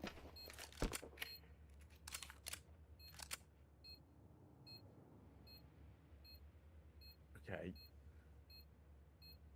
Good start. No reflective frags to come through as well. Nothing in particular kind of DPR and Touch can do here. They are looking like they might dive on late. They don't have a kit, so you'd have to go for the full 10 second. I think they're trying to draw bodies close to the bomb. And it might just work. They're at least trying to make it a bit expensive, but they only get the 1 concentration kill. Not enough time chill away on that bomb for it to lead to any more deaths. So, okay. So we spoke about kind of the few-step program that was kind of required for Ground Zero to get back into this. It was that final round of the half, get towards 4, the pistol. You get this force from the first gun rounds, then we actually are back. So we're halfway there. 2 out of 4. The force should be pretty simple as well, considering that Mindfreak aren't buying into it either.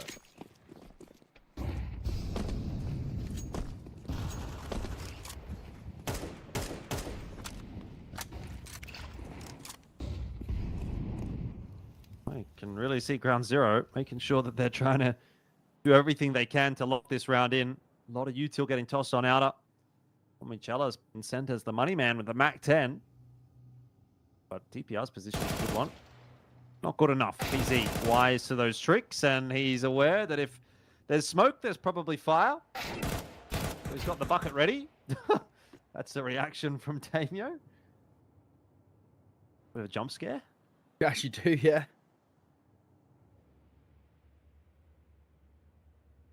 Ducks.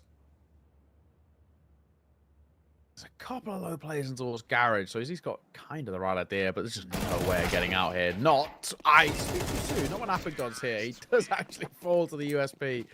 It's only the 1 kill to Consolation. There's no upgrade to be picked up, so nothing gained really, but all that matters, Ground Zero win it. First gun round's come through. It's a bonus buy for the C-side as well.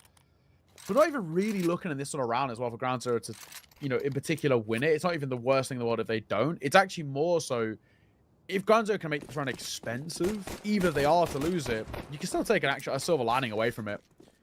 You're going to have money moving in towards the next round regardless. You can have a buy it's going to work with. So if you can get like 3 or 4 kills in a round of this, but you still lose, it's really not the end of the world.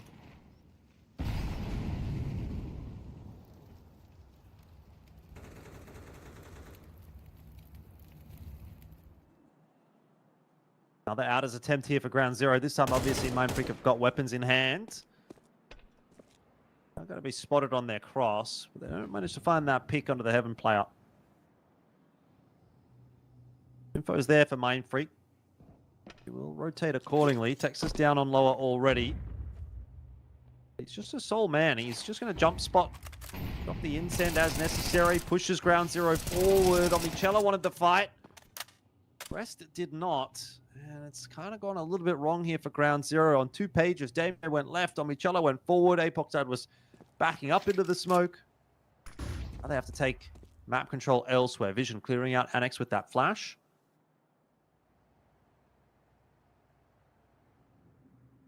All right, Ground Zero. What's plan B? What's the idea here? Sure, you know, it's a round of which is technically a bonus, but you got to do something in the bonus, and So far, it doesn't look good. Texas are behind it. This is a freebie. Unless he can tuck his head in time, but he won't. That's not a good thing to lose, really, there. Vision's found 3, though. So there's life still left in this round, but we're still going to play recovery. Tux, he misses the window on the 3-1. Oh, my God, it's carnage here. PZ knows about tucking behind. He's trying to cross, and he loses out the fight in the end. All on the shoulders of Vision. He needs an ace clutch to win this one out. He just does not have the time. No time to plant, no time to make any real difference in the round.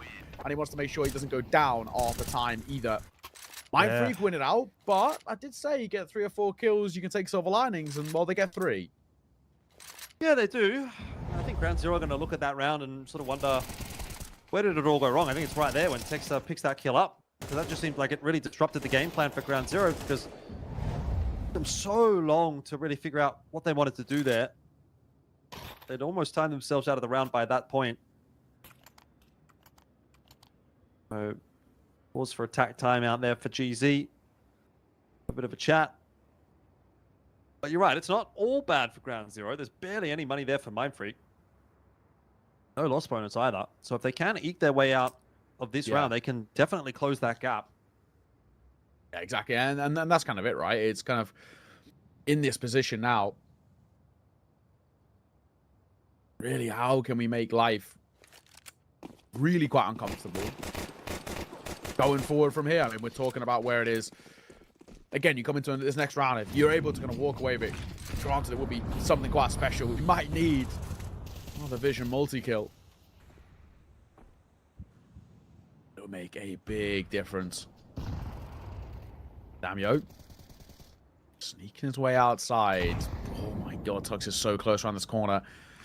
Often as well in the carnage of the smokes, it can be overlooked. Like now, he gets 1, the second was nearly there, and it's a decent trade in all fairness. But Apogdo can upgrade from that Tech 9. He picks up a Galil, Lobby Crunch going to come through. Zune, he'll actually lose his life. Maybe a bit of an overextension. Not much of a crunch, is it? Yeah, good awareness from him, but he still loses the fight. This is chaos.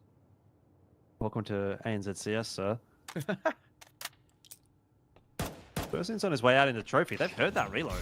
I mean, he's lucky to be alive there, frankly. Yeah. Picking the pace up, though, is Apogdud trying to get his way out onto the A site. DPR might get caught in transition here. The double swing, that is nice for Ground Zero. They're aware that Swerzian exited toward ramp, so we'll know that he could be up in heaven. Apogdud not really paying too much attention to that, though. So maybe they weren't aware. But this flank, though, from Damio, he's so quick. There's just no way Swerzian's going to be expecting this. Surely not, right? Surely not. He never checks. No way. Bombs planted for him. Easy as you like. And that'll be the round for Ground Zero. Nice move from Damio. It is. It's a really good move. The one only negative you can take away there from Ground Zero is it's a great round to kind of finally get. Their money is still a little bit fried in its own regard, but worst case is that, I guess, it's fine on the flip side. Mindfreak do not have money to work with, so you do have a bit of breathing room in towards this next round. The one good thing going for you. So 9-7 should turn 9-8. That's a one-round game, and it puts so much pressure on towards that next gun round. 100%. Very real possibility starting to brew here for Ground Zero. Yeah, this life here. They would be kicking themselves for a couple of those CT rounds, but at the end of the day, maybe it's not going to matter. Maybe their T side is good enough to get through this. We'll see. Make sure they don't fumble the bag here in a round like this one, which they kind of did in the first half, to be fair. Remember, they won the pistol. Looked like they were off to the races and then just let it slip against the force buy of Mindfreak. Not a force buy. This is more of a save. But Swerzian's got a deagle. So never say never. Yeah, I'm not going to count it out. Upgrade as well for DPR, but a lot of things have got to go wrong for Ground Zero to let this one slip. There's that the Eagle. Shows its head. Swerzian will be met with a nade and a molly to keep him at bay. They're diving through the smoke now. I mean, why not, really? You've got nothing to lose, but it's simple. Right, nothing really on offer here. You might even be tempted if the Swerzian actually not really to do anything here, right? You know, save the Deagle, save the half armor. one less thing to reinvest in towards the next round. Sure, you are going to have money, but this round's got no legs behind it anymore. Bombs go down momentarily. 20 seconds though, guys. Let's just get it done. There we go. Finally.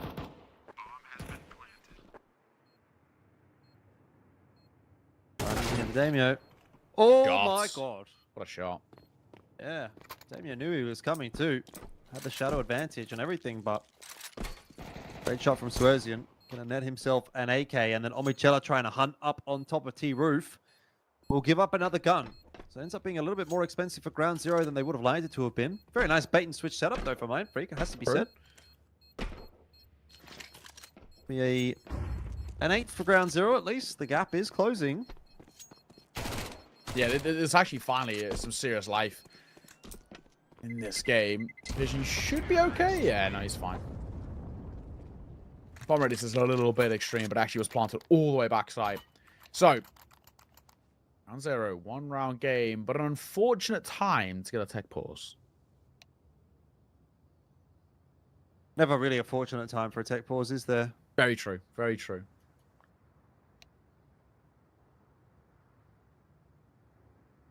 No better time to go and check out Stake. That's what I was going to say. Good time to use code CCT35. Check out Stake. You can get 5 USD every day for 7 days. That's $35. Bang, bang. How good's that? Not going to complain. That's US dollars as well. Stronger than the Aussie ones. Some of the best dollars there is, really. Yeah, Frankly, is there a better dollar than the US dollar? Probably not. Yeah, you're probably right. You're probably right. Think about it. Canadian dollar, Singapore dollar, Australian dollar. What other dollars are there? There's a few African countries who use dollar as well. I can't imagine they have a stronger dollar than no the US dollar, though. I think you're right. I think it's Zimbabwe that use a dollar, or they did use a dollar. They still use it? No, it's up to 2009. Oh, hyperinflation, of course. There you go. Of course. What is the strongest dollar in the world? Let's find out. The strongest currency is the Kuwaiti dinar. 1 dinar is currently worth about 3.26 USD.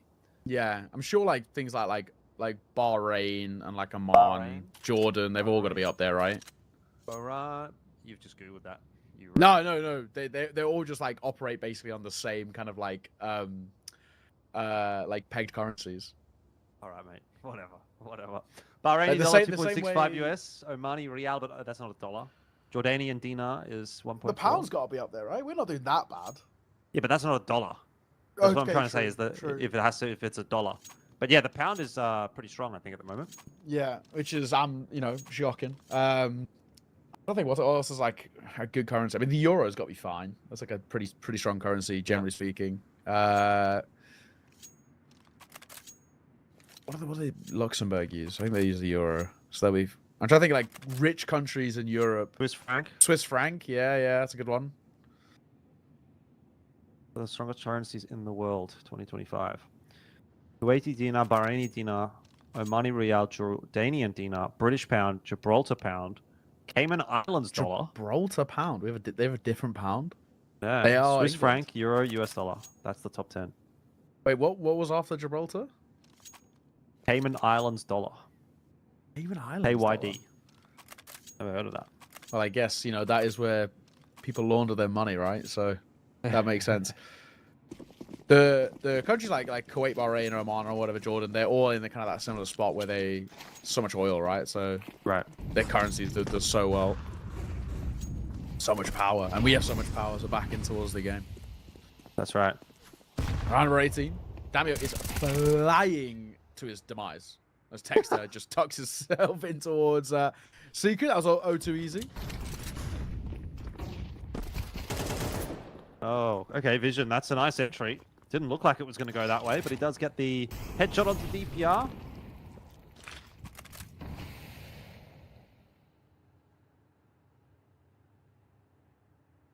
Everybody slows down, which has been kind of the name of the game with ground zero on the T side. Going a little bit of a slower approach.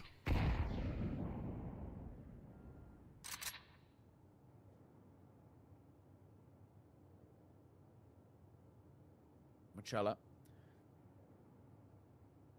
Give it a hot control here. Late in towards the round can go such a long way. Oh, he just tickles the toes of PZ, but it's Apud who finds one, and that'll bring the numbers back in favor of Ground Zero. This round would be huge if they can take it. It would make such a big difference. They can plant front sight here as well. Also, not a bad spot to be in. The spam coming through, but bomb goes down. Now pressure on towards Mindfreak, and it doesn't start well. And Swerzen's going to fall. Yeah, Apud just chilling. Looks like Mindfreak going to take the save. Not a lot of money in the back pocket for the CT side right now, and this is where things start to get a little bit scary. You're falling not behind necessarily just yet in rounds, but you know that as this gets tighter and tighter, you know, if you start to pull a couple of rounds back, if you sort of give Ground Zero a bit of a lead, pull a couple back, that's when your loss bonus breaks, and you lose that round at the inopportune time, and maybe your chances at winning Nuke are just gone as Mindfreak. So they have to be very, very careful about what they're doing with their money. I'll hold on to these two guns. Is there going to be a forced buy here? 3.4k loss bonus, or is it a half buy to get a really good buy next round? Like it might just be a bit of a half buy. Bersian does manage to eke out an M4. They want to stay around 1.5 to 2k. They can buy in the next round, Mindfreak. So this one, a little bit of an easier round for Ground Zero, but certainly not one to be underestimated. Yeah, valid. See. Yeah, makes a bit of a move towards outside. Timing of this A could be quite a lot. It's actually pretty good that he was trying to faff around and look at the lineup for the molly. There's nothing behind the break of the smoke, and then they can make their move. There goes Apud. I like it as well, kind of how Ground Zero are approaching these T-sides. It is kind of quite similar to what we saw in towards Inferno. It's a lot of this like pack mentality, and I can really get behind that. Yeah, especially in ANZ where things get really messy very easily. You know, just having those guys all together trade out. End of the day, that just comes down to sort of intuition, aim. Agreed, yeah. Not going to make these rounds too difficult to get through. Vision goes 1 for 1 on ramp.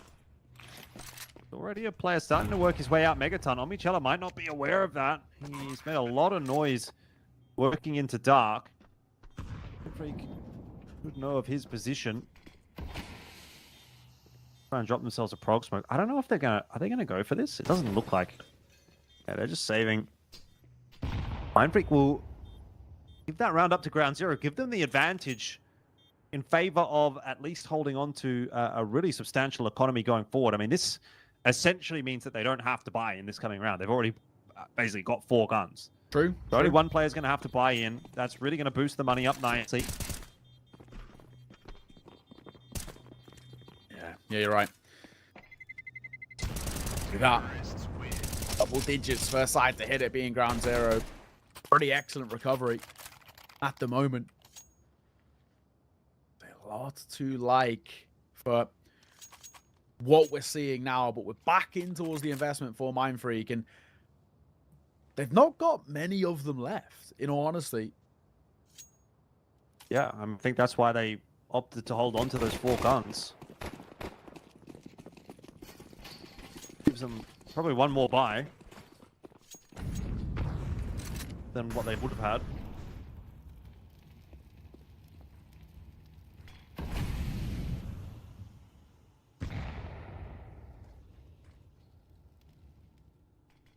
Again, going to get that slower approach out of Ground Zero.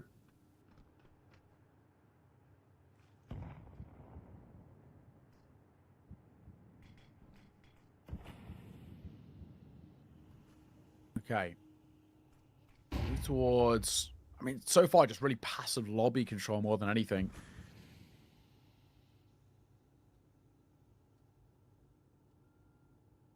Minute to work with, and Ground Zero haven't really done all too much. They haven't got a lot of information really to go off either.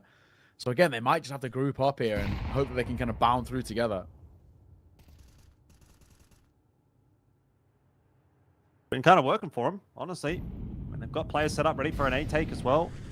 Here comes that util. Tux has already found the kill on the PZ, and there is some delaying util out in Hut. That's a plan gone wrong for Ground Zero. Yeah. You're gonna have to scramble to figure out what is plan B now.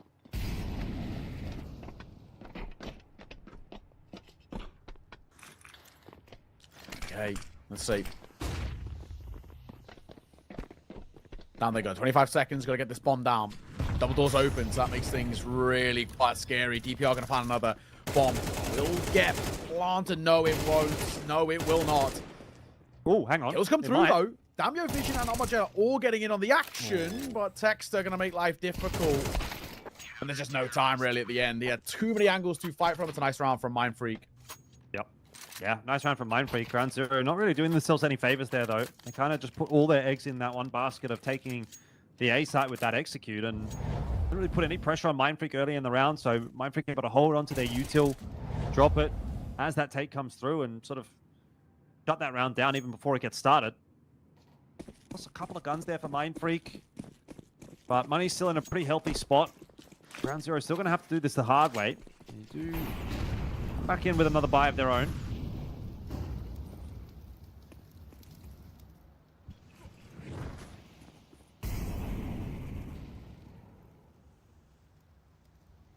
Okay. All digits apiece. There's legs for both of these sides. Mind Freaking scale a couple of rounds back to back. He puts so much pressure on towards Ground Zero. And it is also one of those things as well where for Ground Zero you see, especially in moments like that, just kind of how flat at times the T-side can look. Really what you want. This is a interesting move by Damio, just not clearing Garage at all. When there's no outside presence, priority really should be looking towards Garage, and he looks away. Oh, what is this? PZ. What is this? Oh, This outer presence from Ground Zero has just not looked good at all. I mean, they make a few mistakes there. I mean, Damio, a couple of rounds now, we've seen him just go flying through outer and give up his life early in the round, and that's obviously making life really difficult for Ground Zero as they now have to try to recover this round, essentially 2-on-5. Get that one, and they might get themselves a bomb plan here if they're lucky. Texter will deny that. So Vision, I mean, he's doing whatever he can, but you're not winning that round ever. I think Ground Zero is still not looking super comfortable on this T side. You know, when things go right, they look great. You know, when it's working as intended, easy. But as soon as something goes wrong in the round, it sort of just blows up a little bit. yeah. Yeah, you're right. It's just one of those things where it also just feels that they're really all super flat. Look what it's done towards the Econ. Like we said, a couple of rounds back to back. It's all that's really required to put so much pressure on towards Ground Zero. 1 AK. United21 and a half buy. Mind Freak are on the brink of taking this map. They are just a couple of steps away now. Looks like they want to set up towards a dive towards A.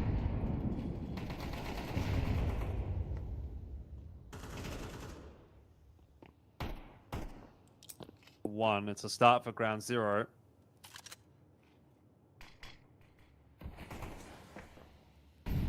It will keep them at bay for the moment. Got one smoke now. What do you do with one smoke? I know. I mean, the only thing I can really think in a spot like this is like smoke mini, plant 4 mini, right? And just sort of hope you can catch them diving through. But yeah, like best of luck. Gonna need you to use Australian comms when you're casting an Australian broadcast. What do you call mini? Annex. Sorry? Annex. Wait, are you talking about Hut? No, like to Talking the about left Hut? here. To the left Right here. Yeah, on that's the- on the Annex. color. That's Annex. Yeah, Annex. Okay, we call it mini or main. Like both work. Annex. To me, mini is like mini and big. You could have Hut be mini and then Annex be big. Does that make sense? They're like the same Okay, looking that thing. makes sense. Yeah, we just Confusing. call Hut. Yeah, Hut's Hut. But Annex Yeah. is Annex. This is And good then- though, actually, from Ground Zero, by the way. Techstar in a bit of trouble here. Wow! Wow! How has he Whiff lost from that? Damio. He was Just missed. moving too much. Yeah, but Vision's in behind. Yeah. They actually can plant Oh, they A. can. Oh my god, Yeah. they can plant A. Keep one up heaven. That's honestly all you have to 100%. do now. Keep one in that sort of direction, and you're sort Oh, of man. fine. They actually do get out though. Yeah, I'm surprised. Yeah, I mean, leaving I one up there guess- towards Mustang is so strong. That is crazy to me. That I mean, Vision's going to watch it, but I don't know why you would give Texter that position. Probably not going to matter. Feels like a really strong post play up there anyway, but ground zero. A swindle one, which they ought not to have. A lot of things went wrong there for both teams, but ground zero comes out on top 11-11. It helps their money a little bit. Forces Mindfreak to reinvest. This is where things could get really, really awkward here. I mean, Mindfreak actually do still have enough to buy next round, but this is going down to the wire. I feel like this is OT. It's all yeah. It's got OT written all over it, doesn't it? It does. It really does. I think the main thing of why it feels like it's got OT written all over it more than anything is just because of how scrappy it all feels at times. Oh, PZ, you're so lucky to still be alive.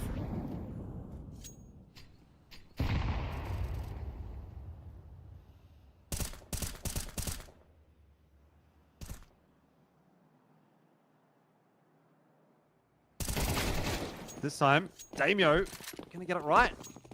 Bit of a run boost there on each other's head as well. Round zero, going back to basics as a pack, working their way in toward the B bomb site. Swerzian should be a dead man, but he gets a double. Somehow he gets a double. Michela has walked right into that headshot from DPR as well, and it is going to fall flat for ground zero. It looks like just such a shaky T side. PZ, or did he see him? He did see him. He'll get Texture for free here. Oh no, he won't. Oh no, he won't. What are we doing? It's so panicked. Just stand still. Like, stop moving. There's like, it feels like there's innate like need to rush when I know we're at 30 seconds now, but especially there, you can isolate the angle so easily. PZ just stands still. Dexter, this heaven angle is pretty difficult to get rid of. Oh, it's labored up coming up the ladder, but he will get rid of it. And in all fairness, he'll get a plan out of this. But for Vision, this requires something quite special. He's in a great map so far, don't get me wrong, but he's so exposed. Tuck, no, never mind. Yeah. He knew what he had to do there, though, Vision. He tries to force the 1v1, right? Like, he tries to get out of the site. He knows that if he stays there, they're going to 2v1 him. Not much you can do, though. So 12-11, Mindfreak with a chance of closing this map out, pushing us through to a third, as would be expected in this matchup.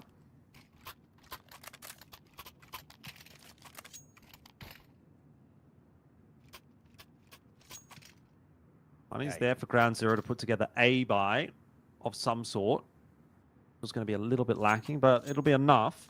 Yeah. They've got enough to squeeze something out.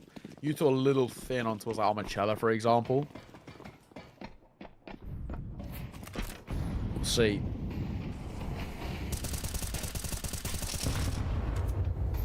It's a CT nade right on top of Swerson. Brilliant. His own teammate just hitting down to near 50.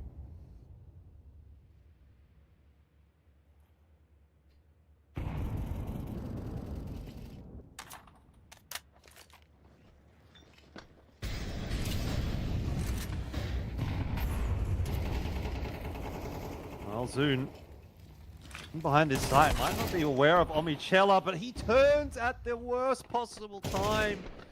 He could have lined up two towards front vent, or he could have gotten him on the site for ages prior to the time he turned. It just all lined up against him. Doesn't matter though, because ground zero started to work their way down into B, and again, it's just this Wolfpack style. They're just bullying their way down to B, and Zune is left alone. So again, messy, chaotic rounds, but not over yet.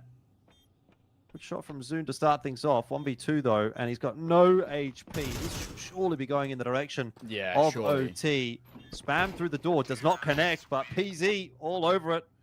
Had it not gone the way of Vision, and that is going to be overtime. And yeah, like we said, it felt like this one was going in this direction, so we have arrived. We have. We kind of felt like this was happening. We could foresee it. But for now, I guess the big question is, heading in towards OT, does anything really change? It's very back and forth. It's very scrappy. It doesn't really feel like either side are properly getting a kind of a stranglehold on the control at the moment. I don't know whether anything will differ, to be perfectly honest. I feel like this back and forth might be set in stone for a little while, but going 2 out of 3 in that first half can really alleviate some of the pressure. At the very least, one thing that's worth kind of mentioning is it's actually a really decent recovery from Ground Zero. They looked really checked out.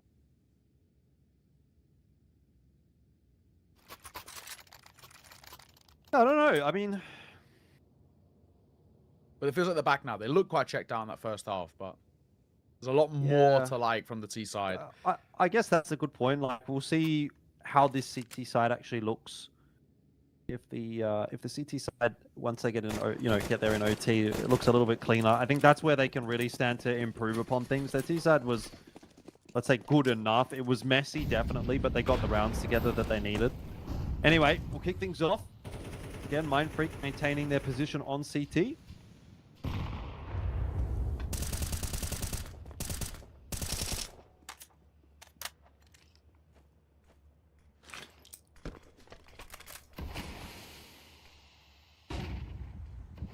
All right. Well, back towards outside, smoke's down. We're going to try and play around it.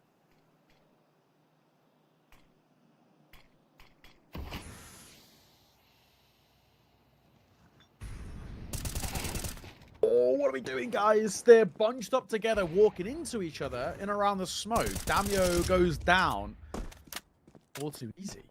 Poor Swerzen.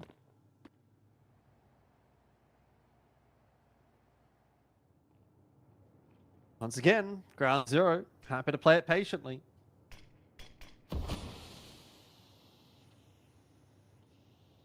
It will really take their time about it. Tux holding with the AWP. That's something we haven't really seen from Mindfreak, so Omichella going to be a bit surprised by that one. He's going to go down once again. Another pretty lackluster T round for Ground Zero. I feel like they've kind of run out of ideas a little bit. You know, it just seems like they're going to, in a lot of cases, walk around the map, see if they can find some picks, some aim duels, and if that doesn't work, then that's just how it goes. But not a whole lot of layers in this one. Zoon's gotten in behind, by the way, and so that'll be an easy one for him. 12 seconds left on the clock for Apoc Dud to do a lot. Needs the bomb plant. Won't be able to get it. And so takes the kill instead. That is going to be that. Mindfreak start the OT with a round win. Yeah, and I think that's where, again, for Mindfreak, CT side, put yourself in a decent spot. We've already seen where, you know, we kind of look at this position for Ground Zero. We know that T sides is where they do all of their best work. From the 2 maps we've seen now, it's all about this C side. The C side was quite weak from the Ground Zero side, so they actually can't get 2 out of 3 Ground Zero. They could be in a bit of trouble. I don't have a lot of faith from what I saw from that first half. For Mindfreak, just one more round here on your CT side, and serious pressure gets put on towards that C side. But not a good start. It's Apoc Dud for the first, ran through the smoke. Yeah, I mean, and this is one of those rounds that's probably just going to work for Ground Zero. We win a couple of opening duels.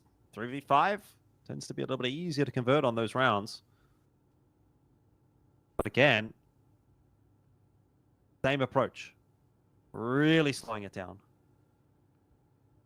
Hoping for a mistake from Mindfreak. There's not going to be another one coming, surely. I mean, you would think, though, in 3v5, probably what you would do is try to find a pick. Find a aggressive move somewhere as the CT side. Mindfreak are not going to fall into that trap. They're just going to stack toward A. X's going to go walkabout.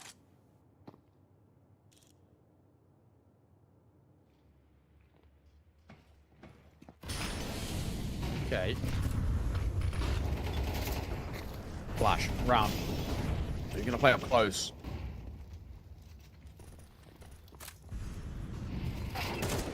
This is a bit scrappy. It's a pretty important dink that comes through, but they're still going to dive down. There's nothing really that Texter can do about it. E-control taken. DPR's down here, sure. Hang on. DPR. Oh, no. Oh, boys, this is not good. Where's the other 2? When all of this is happening and the single door gets opened, there's another kill that comes through. This is a woeful execute. 7 seconds. Time. He can't I get don't there. even know. I don't think he He's can not got plant.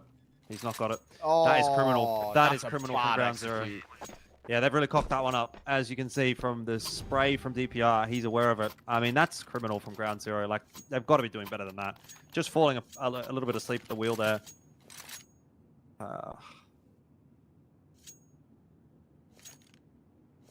And it's funny, isn't it? Because, like, the one thing that really feels like it's been their strength that's been working on the T side is that Wolfpack style, where they've got 4 players basically standing on top of each other's heads. And in the one round where that's really all you need to do, that's not what they're doing. Yeah. You know? So now, really have to find a way to recover this half by grabbing at least this last round of the OT. Otherwise, CT side, I don't know that you can back them to pick up 3 in a row and force it to OT2. Think up, diving out soon, up close, just drive by vision, but it's Texter for 2. Shut down the initial A pop. Already feels like for the most part things are falling flat. I speak too soon. It's a recovery at the end of the round. There by Ground Zero, but only 1 from 3. I just don't think it's good enough for a T side, which they're quite reliant on. I don't know, maybe. We'll see. I guess the thing is, like, was that CT side representative of how good they are? The numbers that they got? Was 4 actually what they would get on a consistent basis, or did they get a little bit unlucky? I think I would argue that they got a little bit unlucky in a couple of those rounds, you know? See if anything changes here in the OT. That round there in particular, very, very, very bad from Ground Zero. But still, 14-13, it can go either way. If there's a map 3 in our future. What was map 3? Not Mirage. Mirage. No, it was Dust 2. Dust 2. Dust 2. The old D2. That'll be kind of an interesting one because it's one that on paper looks quite one-sided, at least when you look at kind of the stats of it. It's just been a pretty good map for Ground Zero and well played it. And for Mindfreak, they've played it quite a lot and not won a lot. So, you know, on paper you look at that and you're thinking, okay, this, you know, in theory should be fine, but I don't know. I feel like this game doesn't really follow anything at the moment. It's all about the vibes at the time. Bogdan on top of Hut is going to drop down in onto DPR's head, and this is already a much better start for Ground Zero. Gets a little bit raucous there as they lose a couple, but well and truly, hold goes the way of Ground Zero, which is not really something that we could say about their A-holds in regulation. You know, their A-holds were sometimes a little bit hit and miss. That looks like it's been a lot cleaner.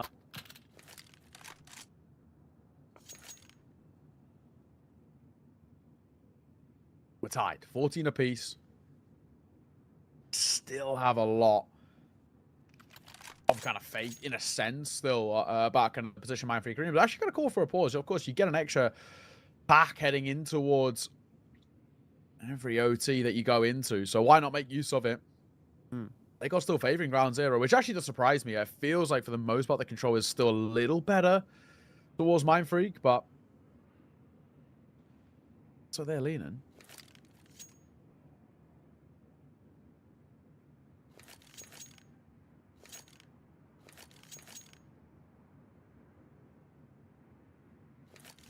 I feel like that was just a bit of a tester from Mindfreak, though, wasn't it? It was like, oh, let's just try and hit the A site. You know, see what we can get away with. That doesn't work. Where to now? Be a bit of a slow approach. Not sure. Mindfreak have typically been a little bit quicker than Ground Zero on that T side. Yeah.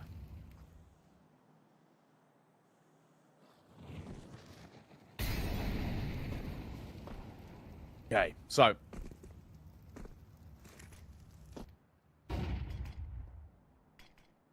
smokes down. And for that outside cross, this position from Vision, if he doesn't go too early, could be really strong. If he goes early, he gets rid of the ruse because Texas holding, but Texas turns away at the worst possible time. That is a caster curse if I ever seen it. It's like the reverse curse, though, because you were talking about Vision. It's True, the blessing. true. Oh, and Damio. Oh, like, why do we do this? I don't get it. Don't do this. Or at least flash in, guys. We have belts of util. Use them. Yeah. There it is. That's what you're talking about. There's the flash that's come from Omichella. Oh. Hello, PZ. Tux is trying to figure out how he can get the maximum out of this. I mean, yeah, you can't get two. That's the problem. Oh, maybe you can. Apoc Dud down on the site. Who do you take first? Oh, that's the Rafters guy. I was going to say you take the site guy first. PZ, though. What? Like, that is a bold peak from PZ, I must say. But gets it done. Keeps the round in check. Where's DPR, though? They don't know that. A plant on the A-bomb site. Well, it's going to be tough to come by. He making a lot of noise, though. And if he peeks this at the wrong time, well, he's in danger of giving up his life. But now that the information is gathered, 10 seconds on the clock. Whoa! PZ, he's come flying out of heaven to just ensure that this round cannot be won. And he's given him the old bag there as well. There's another chance at a win for Ground Zero. Map point available. Map and series too, and of course to move forward on towards the final. I try and take on Thunder Down Under. Fantastic name as well, has to be said. Thunder Down Under. Let's see. Mind Freak, have you got anything left in the tank? Now or never for them. PZ pop shot at the air, shooting ghosts and not connecting. Ooh, Vision is going to stick around for a little bit more info. Drops that smoke, and now he's got to hightail it out of ramp, I'd say, because the offensive is going elsewhere. He's in a bit of trouble. He's alive, and he's found the opening pick. Omichella on a cheeky line here as well. Will be baited out by the feet of DPR. He's got his response, which is to smoke towards Squeaky. And it seems like Mindfreak, their time is just kind of being wasted by these smokes. They have to wait them out for now.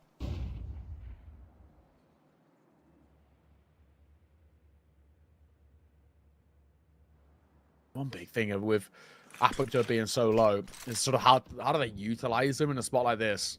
They're going to use him as a bit of cannon fodder to kind of draw off the crosshairs, or is he actually going to play a bit of the bait and switch himself? Or it's labor from Damio. Gets one, but Texter quick on the trade. The timing on the smoke.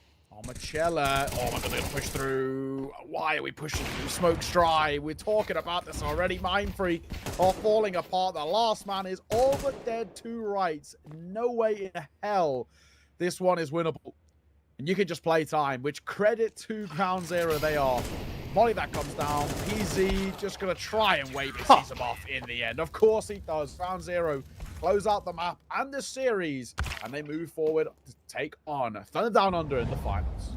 Yeah, that's about the cleanest win we've actually seen from Ground Zero against Mind Freak in recent history. So congratulations to Ground Zero. Obviously, a little bit of revenge for what happened in the upper bracket as well, where they were actually knocked down by Mind Freak. So overall, nice little turn of events. I will say, I think one of the real positives for Ground Zero throughout maybe the last couple of months, or maybe just the last sort of like 3-4 weeks, I would say, has been PZ.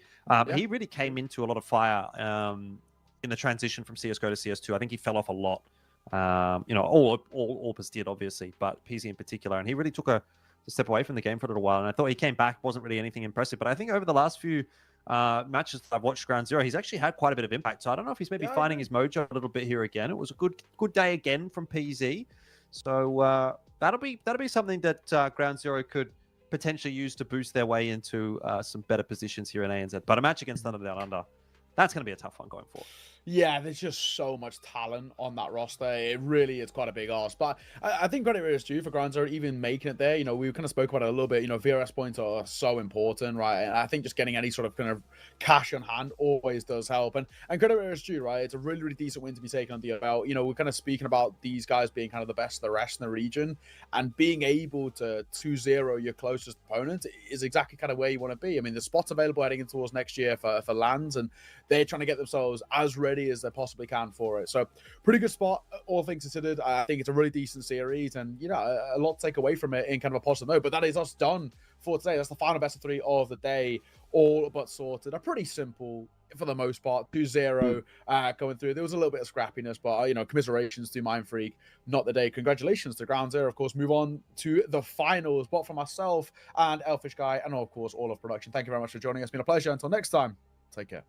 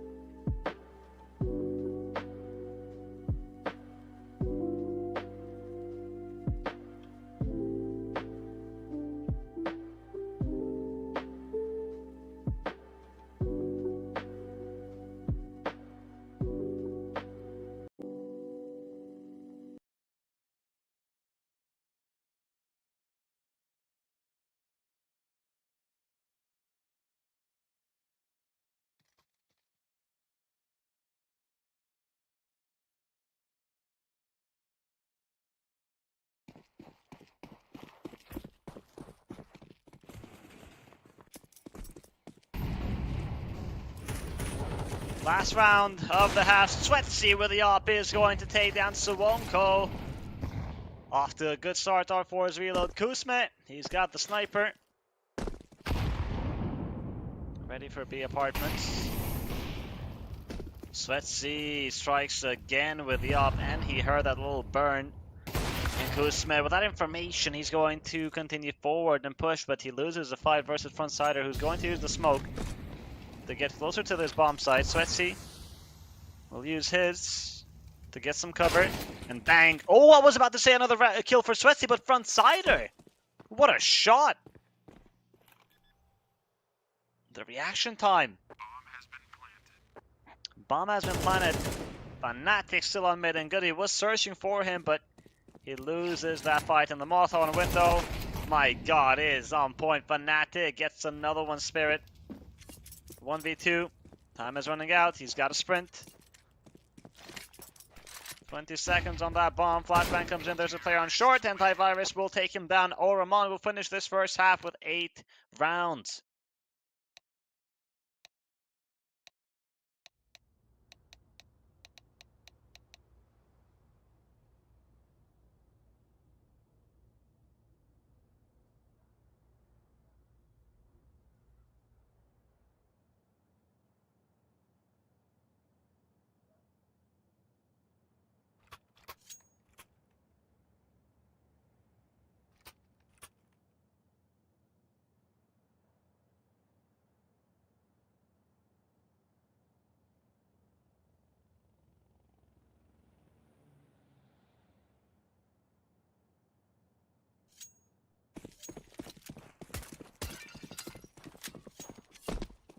Second half begins with a fast A hit from Force Reload. Spavaku and Fnatic, though, the headshots are going to make life difficult.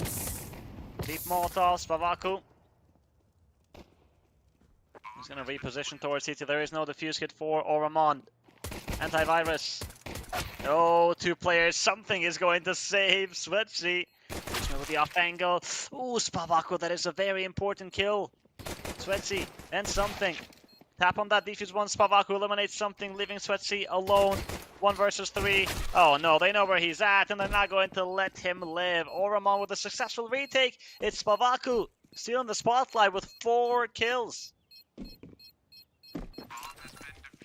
But that bomb did get planted at least.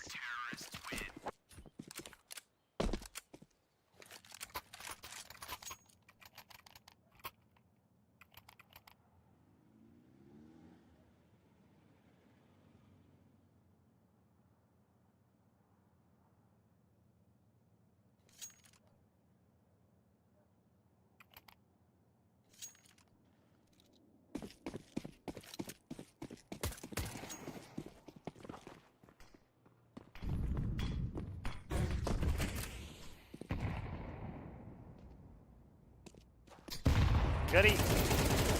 Straight down. Suwonko is going to win that fight. Spavaku could not really assist with a sniper. In the meantime, Antivirus has found one in Sweatsy with an opener. Antivirus strikes again, though. Spavaku. Oh, some damage taken, but it's no biggie for Oramon, even though Force Reload come in with a force buy. They don't find anything.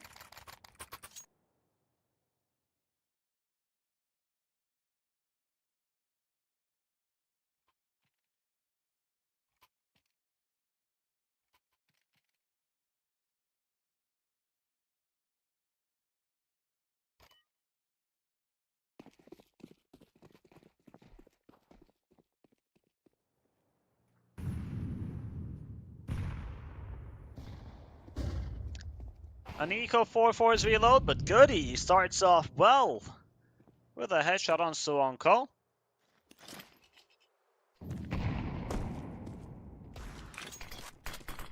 Insider. Oh, Kuzme, another Deagle headshot here from Force Reload. Antivirus finds something. Next in line is Kuzme, who is low HP. The AC is going to deal good damage. Smoke on his left side to create some space, to create some cover. Antivirus finds one, Svetsi with a trade. That bomb is going to go down at least. Fnatic, is he going to stop it? No, not yet. He will enter though, and he will eliminate the bomb planter, but it's down to the 1v1 Spirit versus Fnatic. Who's going to win this one? Spirit cannot afford to miss, and Fnatic is not even going to allow him to shoot. A nice try from For's reload though. It got close. They did do damage to the economy, plus get that bomb down. But the score is very one-sided, 11-4.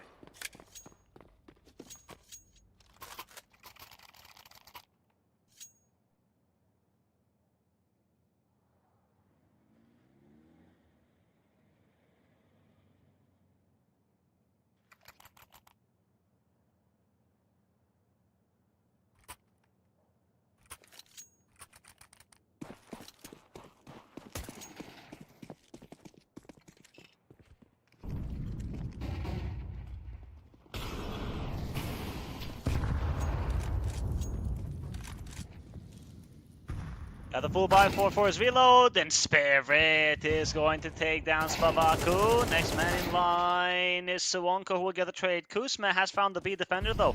Frontsider falls, and with that the B bomb side is open. Antivirus is going to apply the pressure immediately by extinguishing the flames. The bomb is on top mid still, and Antivirus is being cautious.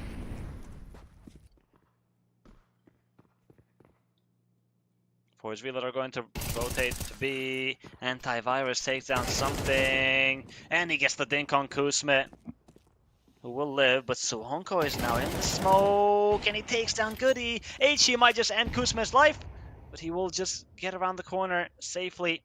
So let's see. He's picked up the M4. Kuzma is going to go. Oh, around the world.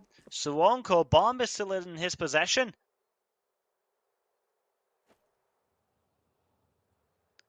He's going to hold the cheeky off angle. This is such a good play for Suwonko, but question is the pressure going to get to him? And is he going to switch his position? No, headshot bound on Svetsi, and he's thinking that the second player might be there as well, and he's right. And he's right. He's so right. Suwonko with a masterclass. A quad kill found. Oromon with 12.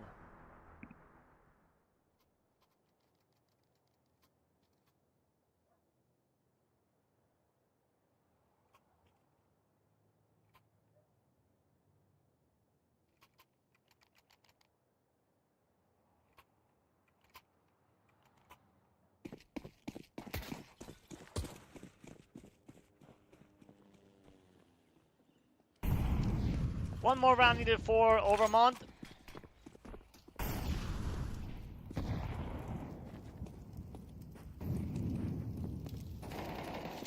Suwonko is going to find something. Spirit with the trade on Spavaku. Sniper has been picked up for Suwonko. Kuzma eliminates Fnatic. Missed shot from Suwonko. HE might be deadly though. Kuzma running for his life. In the meantime, Suwonko chasing with a pistol. He is going to eliminate Kuzma. Antivirus takes down Svetsi, and that leaves only Goody. 1 versus 3. A dominant first map here from Oromon. 13-4. It was their map pick, and they are the favorites coming into this matchup. One of the favorites to win the event, maybe. They played some really good CS, and for Force Reload, we did see them try to come alive in that first half where they won 4 rounds in a row, but after that, we haven't seen anything. So, let's take a break and then see what happens on the second map of the series if Force Reload can take us to the third.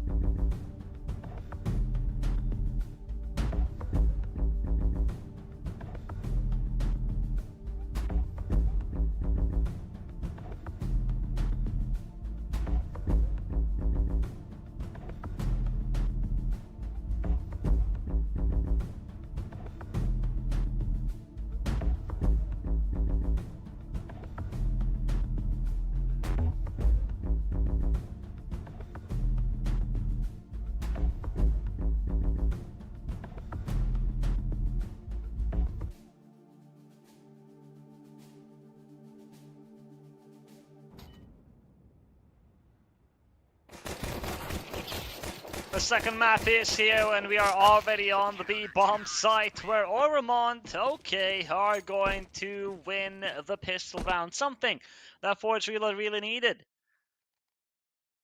Ancient is the third map, but with the way that we saw, well, the way that Oromont played on that first map, I don't know if we are going to see the third one or not.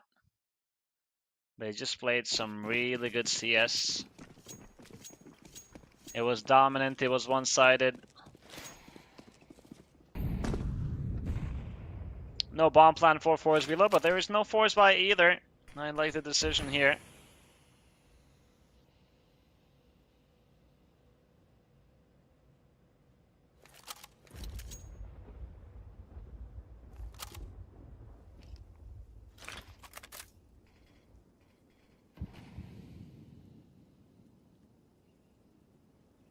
Are Deagle invested on something? Glocks on the rest.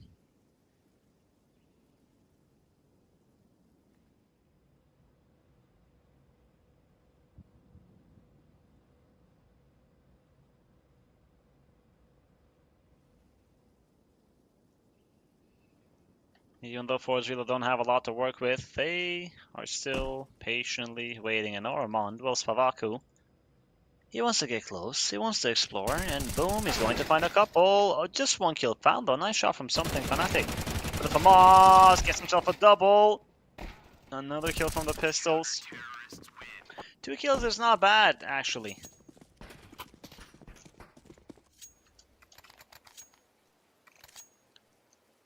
Force Reload.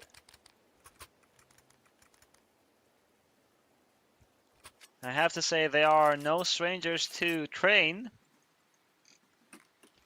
but their last couple of results haven't been the best. On this month, they won 2 times, but they lost 5 times, so it's not looking great. It's not the best ratio. And considering that you have a stronger team in front of you, it's not looking very favorable for them.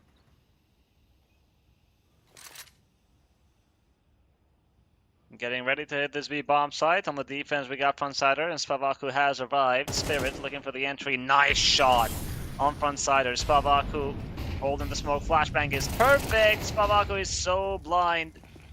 No chance that he's going to survive that one. Forge Reload. Clean entries on this B side. Something is going. It will be Spirit to eliminate Fnatic.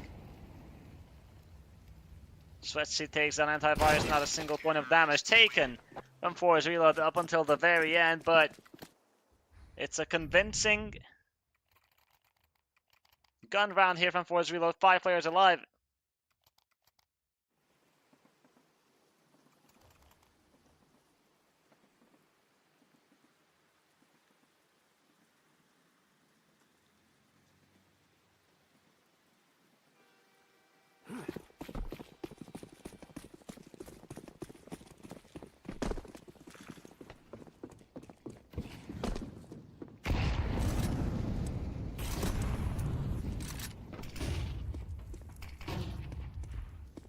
Swonko, aggressive with a 5-7.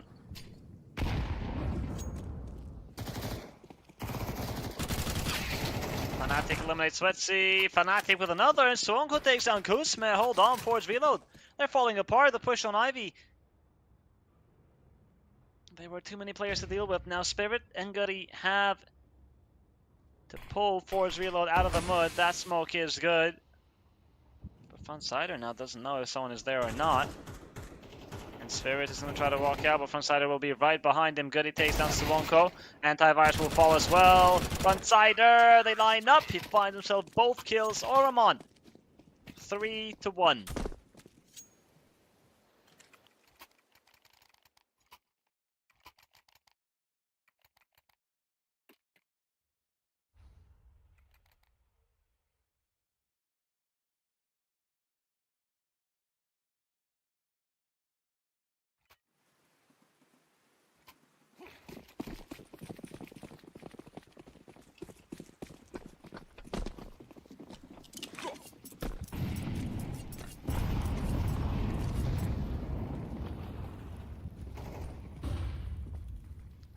Force reload. In front of B.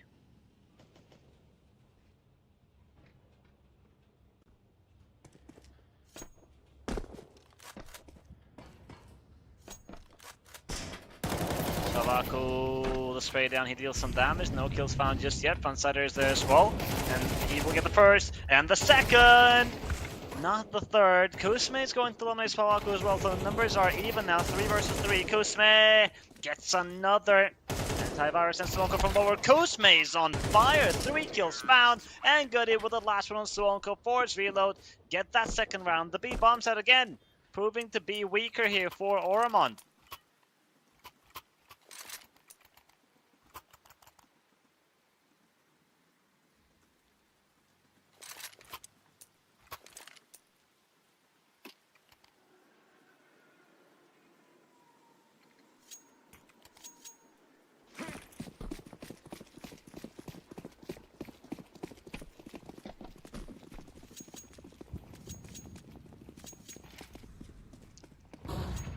Couple of Deagles for Oromon and a 5-7 on Frontsider. Not a whole lot to work with. Forge Reload should get this round cleanly. I'm saying should because we've seen some pretty insane Deagle rounds the last match if you guys were here. Antivirus will fall to Spirit. Spavaku next in line. Nice shot on something. Can he find the next man? He will pick up the AK. Ooh, dodging the bullets. That's the bomb carrier. Spavaku, he's on the pursuit. Oh, he might just catch him. Spots him, he knows that he can't leave. But Svetsi, he's got Simulator to work with and he's waiting for the assistance of his teammate. That's Goody who's got a flashbang. Instead of the flash, they're simply going to fight together. And Spavaku does take down Goody. Svetsi with a trade though. And Frontsider has to swing. But Svetsi is ready. If Frontsider is there just maybe a second earlier, it makes a huge difference. But no, Forge Reload tie the score.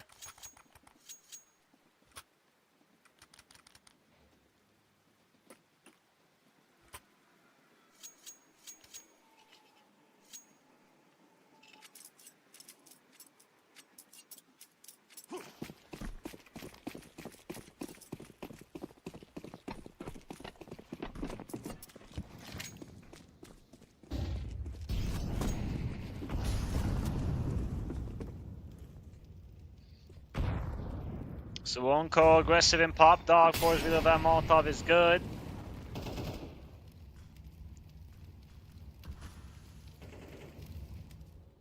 Antivirus. He's found Goody. Spavaku. Oh my god, 3 players in front of him. Not a single frag found, but Suonko is going to finally pop up. He gets the first and the second, not the last one, but something only has 10 HP to work with, and he needs to find 3 players, and that is not happening anytime soon. Antivirus has the position, and he takes down something. Oromon will take the lead.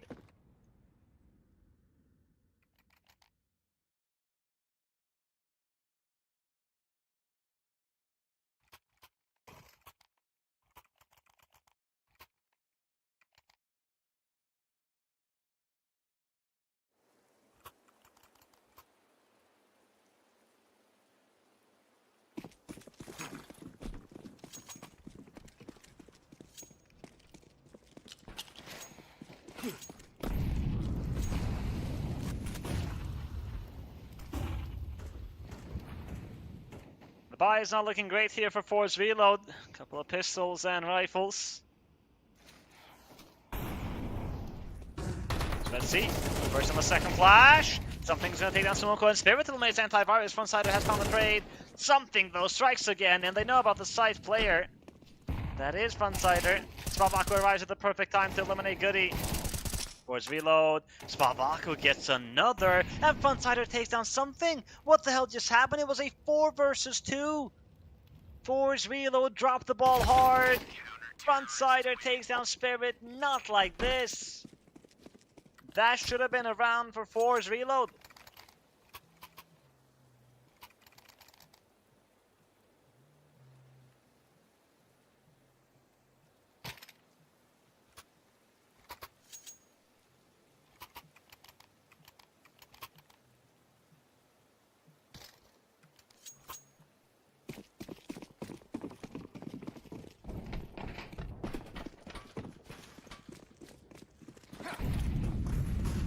Big round for Oramon. Force reload. They have to go for the eco now.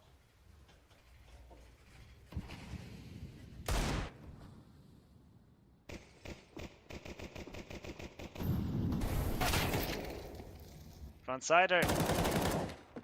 And Suonko with a couple of frags.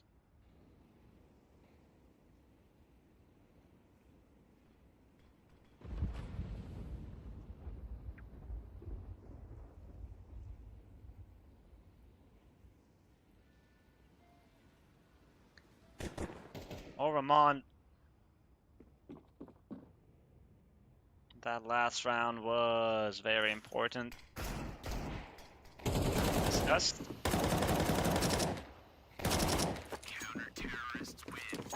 Flawless round. Not a single player dropped.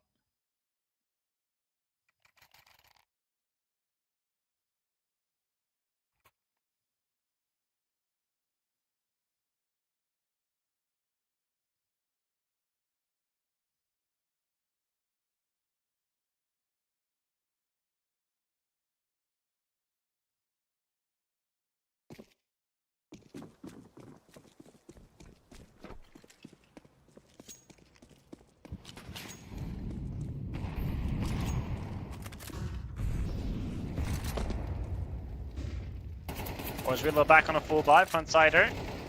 Oh boy, look at this trap setup from Oramon, Spavaku and Antivirus. They have found 3 frags in quick succession. Force reload.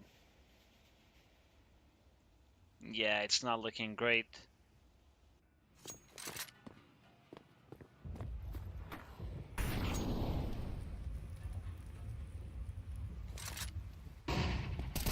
Flashbang is perfect. Something is so blind. Fnatic takes him down. So let's see. He's found 1 frag, but nothing more than that. Oramon 7-3.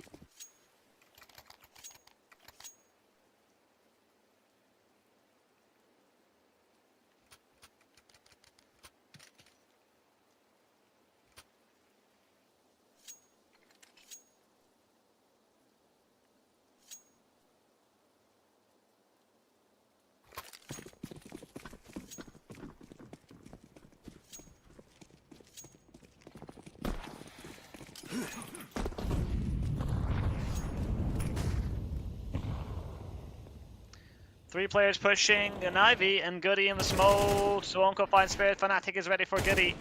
Looking for more. Fnatic sprays down 1 more and a lot of damage dealt to the next man. Suonko, Incendiary, something is behind that train. Nice shot on Suonko, but he's going to need to find more. And he does find more. The second kill found, but Antivirus and Spavaku have the situation under control. Oramon extend their lead. Make it 8-3.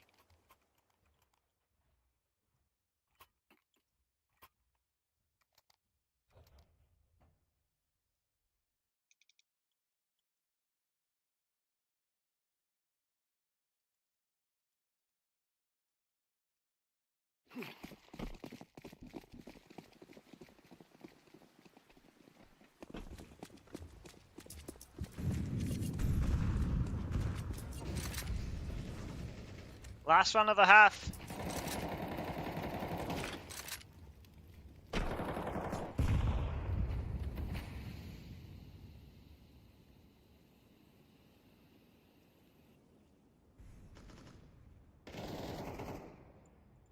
Spirit.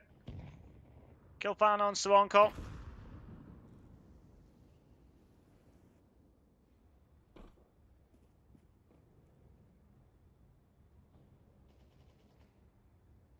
Something eliminates Antivirus. Force reload. Better start this on our own. And Sweatsy is ready for Spavaku. Looks like Force reloads are going to get the last one of the half unless we see a crazy 2v5. We did see Oramon win the 2 versus 4. Let's not forget, it was a couple of rounds ago. 3, I think, or 4. Shot angle, gets the kill on Spirit.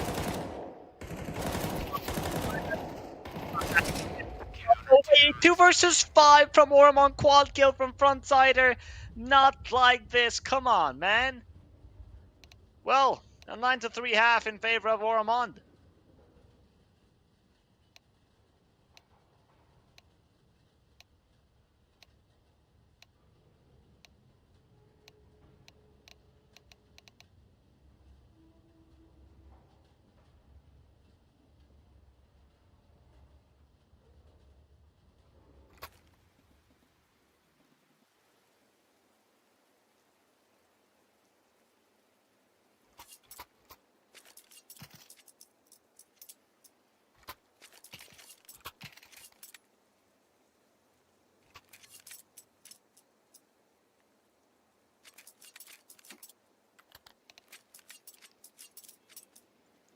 A timeout call from Ormond for this pistol round of the second half. They want to start well.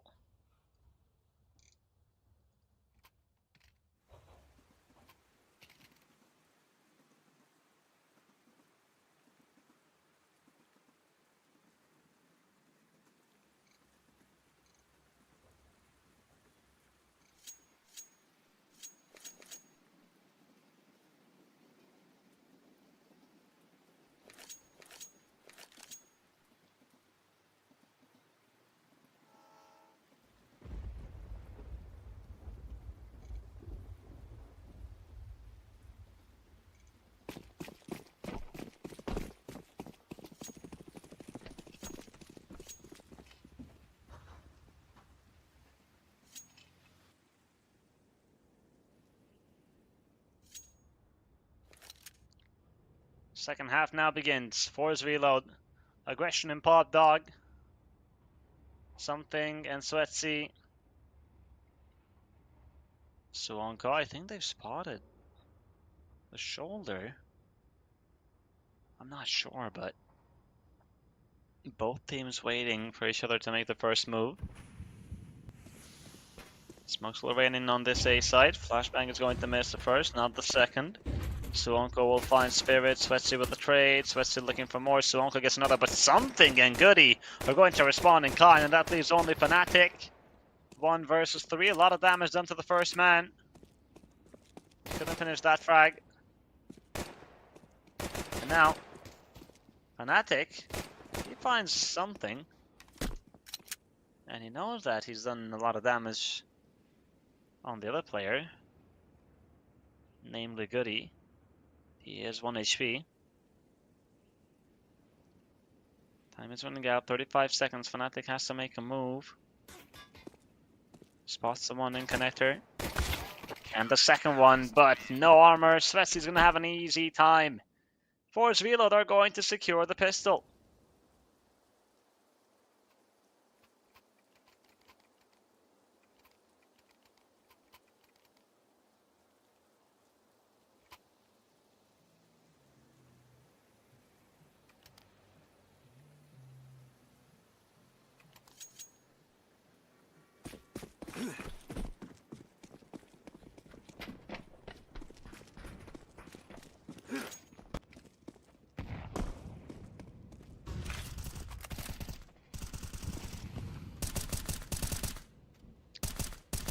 Ormond are not going to go for the force bite.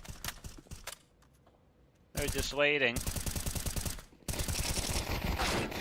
for the next round. Nice shot from Antivirus, but Svetsy's there to clean up.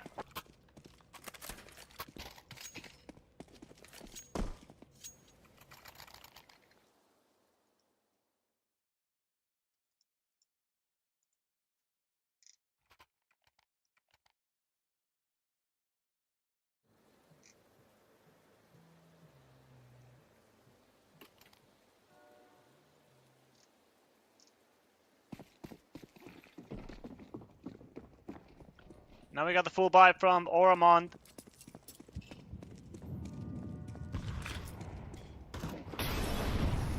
Spirit in front of the flames. I think they spotted him. Yes, they did. Frontsider is not going to let him slide. Sweatsy with 1 antivirus for the trade, but are they going to be ready for the third player? No. Kuzma with the kill on antivirus. Spavaku survives Something, who got the ding but could not follow up another shot. Goody on Olaf.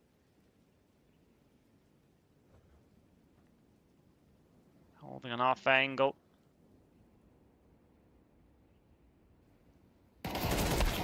Blanco is going to fall. The numbers are even, and Oromon, they are split up. Spavaku is making his way towards B. Fnatic is out on B from spawn. Koos main pop dog. Oh no! Why is he leaving? I guess Goody doesn't feel safe.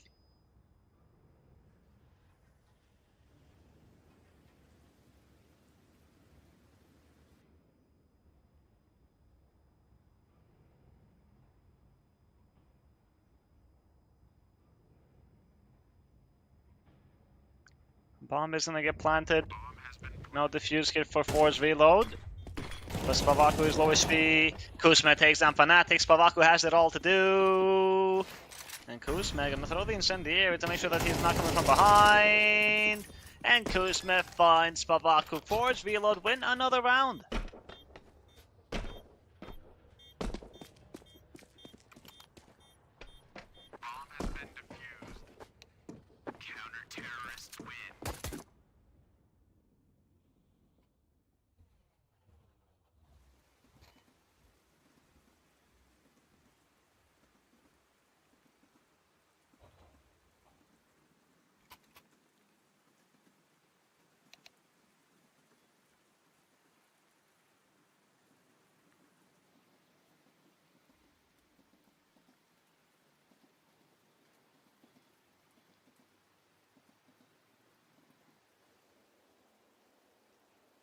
A timeout used by Oromont as they are starting to feel the threat to Forge reload.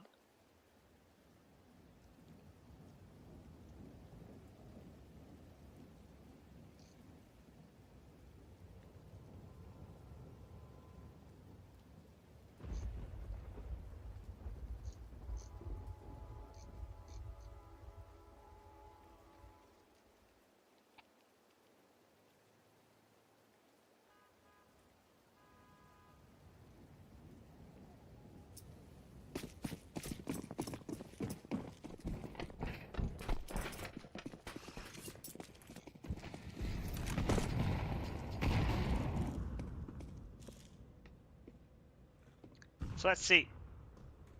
Sniper on his hand, flashbang is good.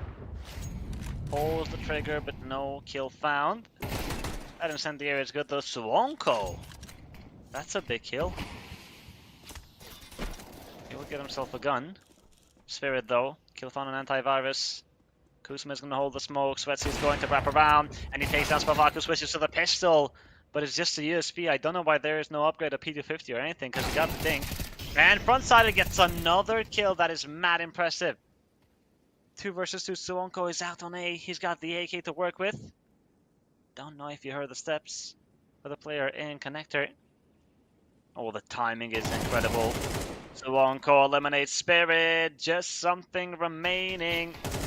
And he got spotted. Suwonko takes him down as well. Oromon with a half-buy win. Suwonko with a 3-piece.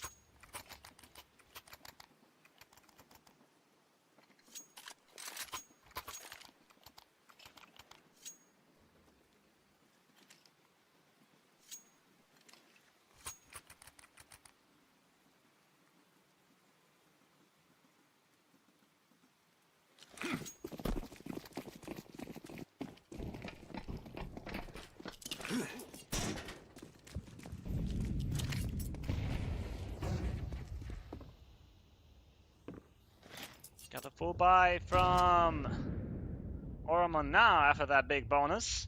Forge reload, they still have cash. Kuzma's not going to respect the Molotov, and he gets himself a huge double kill. Goody was there as well, trying his luck, pushing, spraying through the smoke. No kill found.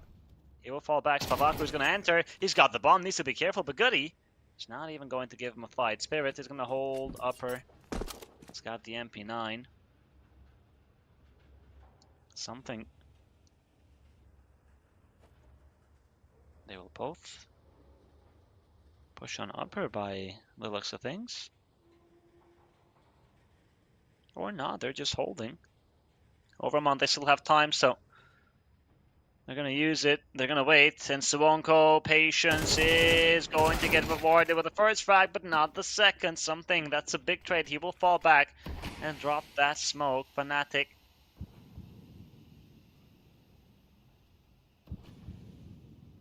And Spavaku.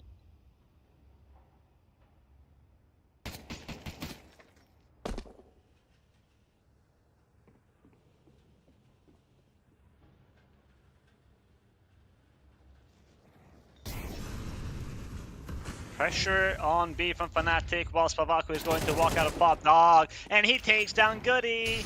That's a big kill. Bomb has been planted.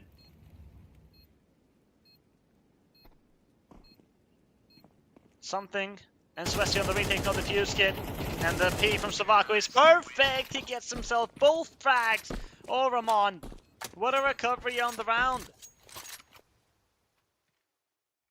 A 2 versus 3 clutch.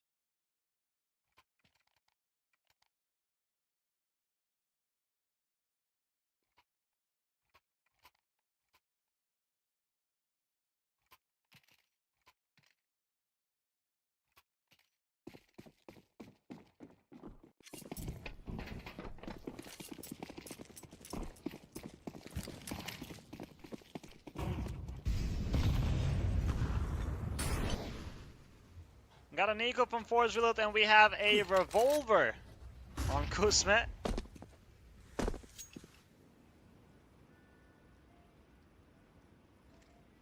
Suwonko. Molotov is not going to push out. Is going to take him down, get it with a trade. Suwonko is going to hold. Wait, get him to make the step.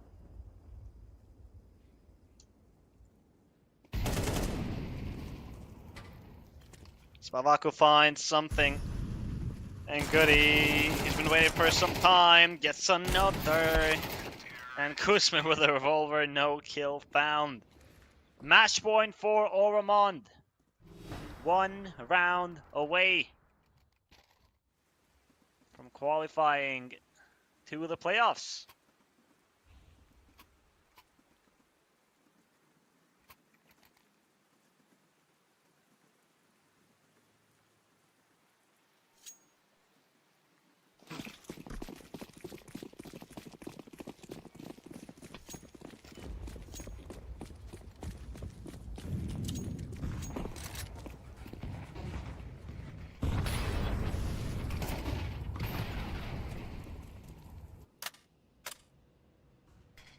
Something. Smoke in front of him. He will break it. Spavaku. He will be the first one to fall. And something keeps on spraying. He finds the second man. He finds Fnatic.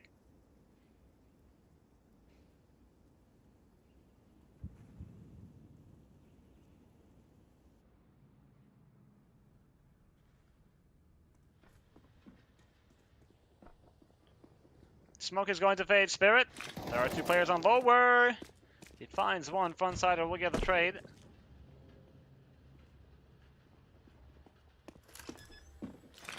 Bomb is going to get planted. Unsider. He will fall and Suwonko. Sweats is going to take him down as well. Force Reload. They will live to fight another day.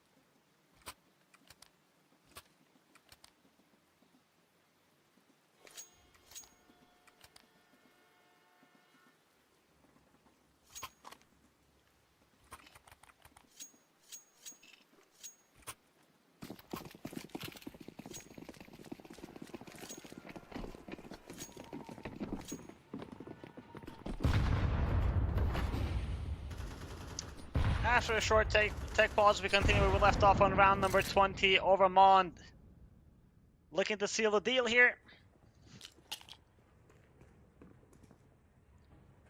Spirit, incendiary on hand. He's going to drop that immediately. And Ormond will have to wait.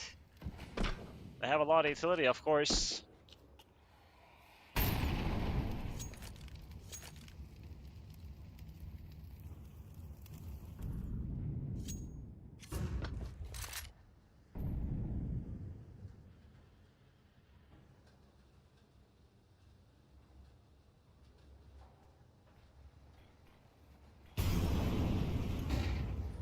Here comes the hit on the B-bomb side. We got 2 players on heaven from Forge Reload. They're playing in the corner.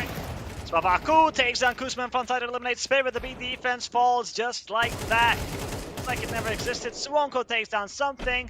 Sweatsy and Goody versus 5. Make that just Goody as he's coming from the flank, but all his teammates have been slaughtered.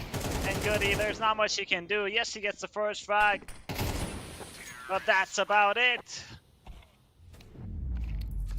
A convincing victory here from Ormond, 13-7 on the second map, and we saw them dominate on the first map as well, 13-4, and they will make it to the playoff stage of European Pro League Series 3. They played some really good CS, deserved the win without a doubt there. And for Force Reload, it is not over just yet. They will be playing on that decider match versus Kono to see who will be the other team that makes it out of the Group A to that playoff stage. That's it for today, ladies and gentlemen. Thank you guys for tuning in. I hope you enjoyed the matches. Tomorrow we come back with more Counter-Strike from the same time, 10 a.m. CT. So have a good day, and I'll see you guys tomorrow.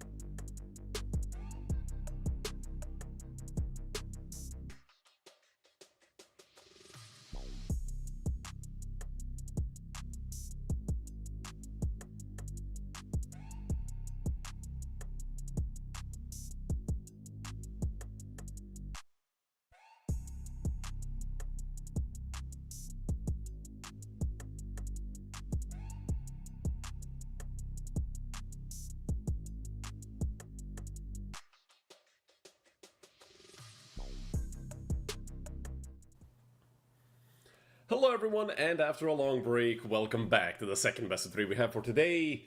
It's the Danish duel, Wappa versus Masonic. Obviously, Masonic should come in here as the favorites, as they are probably the more consistent team, and also I think that they have a bit more fans than Wappa, as you know, the controversy with the green team and everything. For the roster of Masonic, we're all very well aware, wow. Bukava, Zavu, Noria, Botman, and Krell. For the side of Wappa, it's some familiar names with one new one. Quez, Patty, Thamlike, Xanto, and Sync. And these are two teams that, I mean, on paper, realistically should be evenly matched, as they are pretty good on both sides. Personally, I do still think Masonic are just a little bit more favorited here. And they also seem to be having a bit of a better tournament than Wappa, as Wappa, well, I mean, Wappa barely.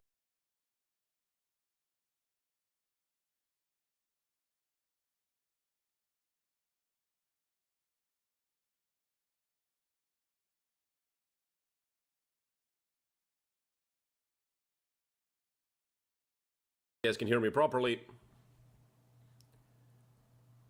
Nuke for Masonic, overpass for Wappa, and Ancient as their decider, both teams taking the CT side on their opponent's maps. And I don't know if you guys heard me that entire time, but Wappa, they won once by FF, they lost once by FF, and then their decider match was a 2-1 victory versus Algo, which was an incredibly close game.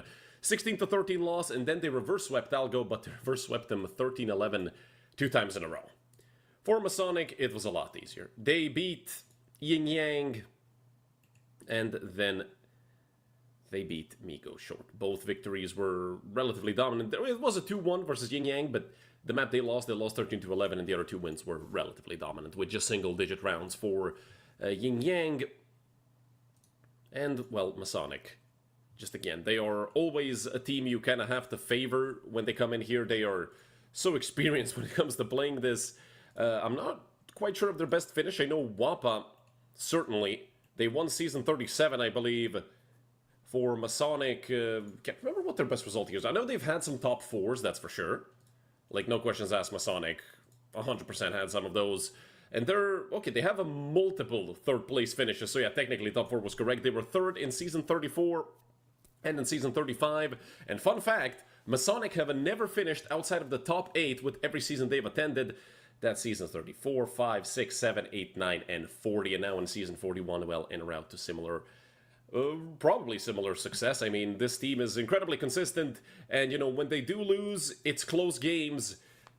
80% of the time, they lose because the enemy team had, like, very good day. They played well. It goes to all 3 maps, and Masonic end up losing in the end. The other 20% is blunders. I've seen this team make some of the biggest mistakes I've ever seen. And, you know, the same can be said about Wappa, who are veterans of almost, or even I think at this point, practically 20 seasons. That season 41 is their 20th season. As they've, their first season that they played as Wappa, obviously not this roster, but the organization itself, was season 15 of United21. And, well, that was way back in 2024, in April, I believe.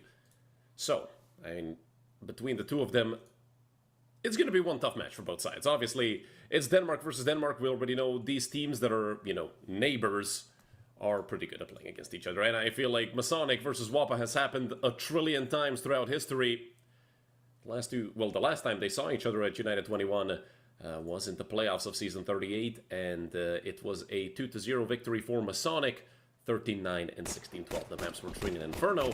So it's completely a different veto here this time around, which I like to see. Nuke overpass an Ancient, as already mentioned. We already saw one dominant win today. I think it's time for a close best of 3 to happen. It can be a 2-0, but it could be 2 close and quality maps. Xanto almost catches that first kill on the edge of the smoke, and look at this chaos towards Mini. So far, a 1-for-1. It's Growl that make it +1. Noryup looking for frags as well. It's gorgeous for Masonic. Can you guys think? Looking to leave his impression here, leave an impact in this first round, but it's a 1v3. He did pick up a kit, has a smoke, Kevlar, everything is there. But these are such hard shots to hit, and when Noryup just does that, I mean, you don't stand a chance against the shoulder peak pre-fire. 2 kills for both Noryap and Bukaves. Obviously, another thing that should have been mentioned probably in the pre-game analysis that I forgot is the fact that, I mean, Bukaves and Botman, they are so good. This entire team is so well thought out. The fraggers are there. The calling is good. The sniper, Noryap, he had a bit of a slump a couple seasons ago, and now he's come back stronger than ever. And of course, I mean, Vestergaard twins are just broken, so hell, if one is enough, there's 2 of them, and they're both insane.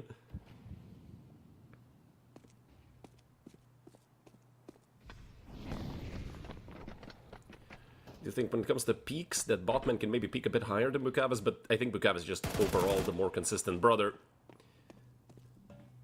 And now we have Kral on our screen, a man who is very good at getting himself in bad positions and then getting out of them, but they do run him over finally. Mac 10 is here, Noryap and able to clean up.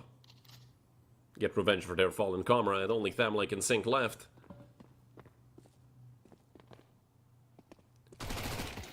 Both players spotted.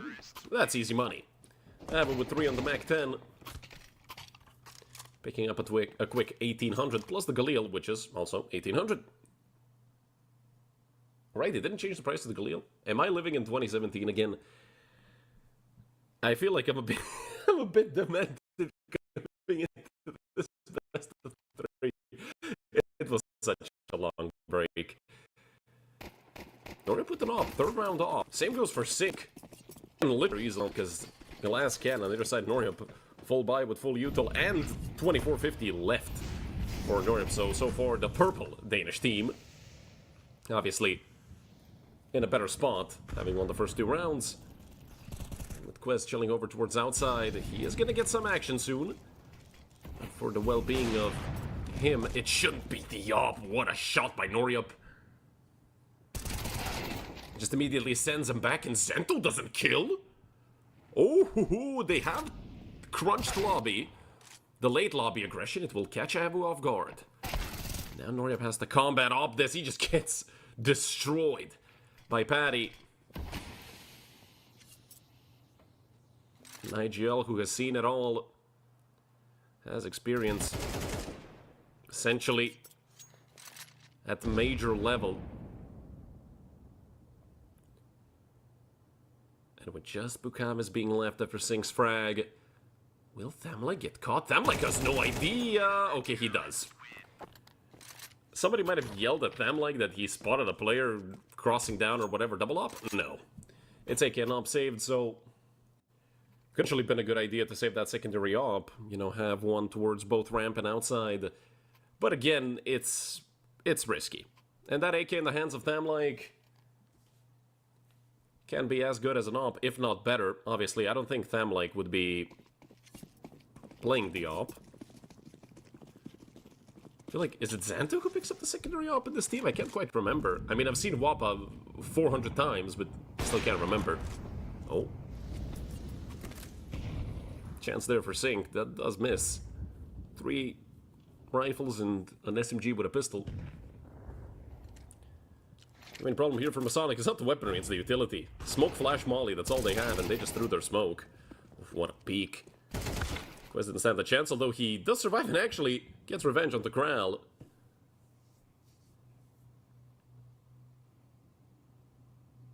Nobody's down towards the lower side just now as Xanto dropping through ramp. But there is still a lot of players up here towards ramp that are about to flank him. It's going to be a Xanto sandwich down towards the B side. It's going to be hard for Wappa to get back into B if they do lose it. Now the push is going to come out, and they do kill Xanto immediately. Half HP onto Noryap. I mean, decent damage by Xanto. But he was dead there anyway, I mean. They would have pinched him. Flash right in the face of Quez. And the missed Molotov by the CTs. Well, that's not going to do too much good for them, taking a couple extra seconds off that bomb timer. Spotted out on the jump peak. Is it time for Wappa to save this? They do have a kit on Quez, but yeah, they're going to turn around. With Paddy getting caught off guard as well, now is the moment when Wappa really need to bolt it out of there. And Quez is 33. Does Quez survive? The plant is all toxic. I mean, that's as far as you can get away from it.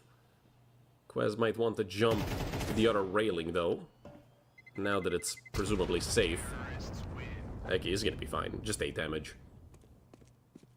3-1 lead for Masonic. Some spam through the smoke won't connect. Luckily, Wappa survived with at least 3, but again, the buy is not gonna be... You know, it's not gonna be proper. Quez, yes, he can drop an M4. But that just means he's not gonna have almost any util. MP9 for Xanto. That op is still in play. It's still a factor. Noria no longer sniping.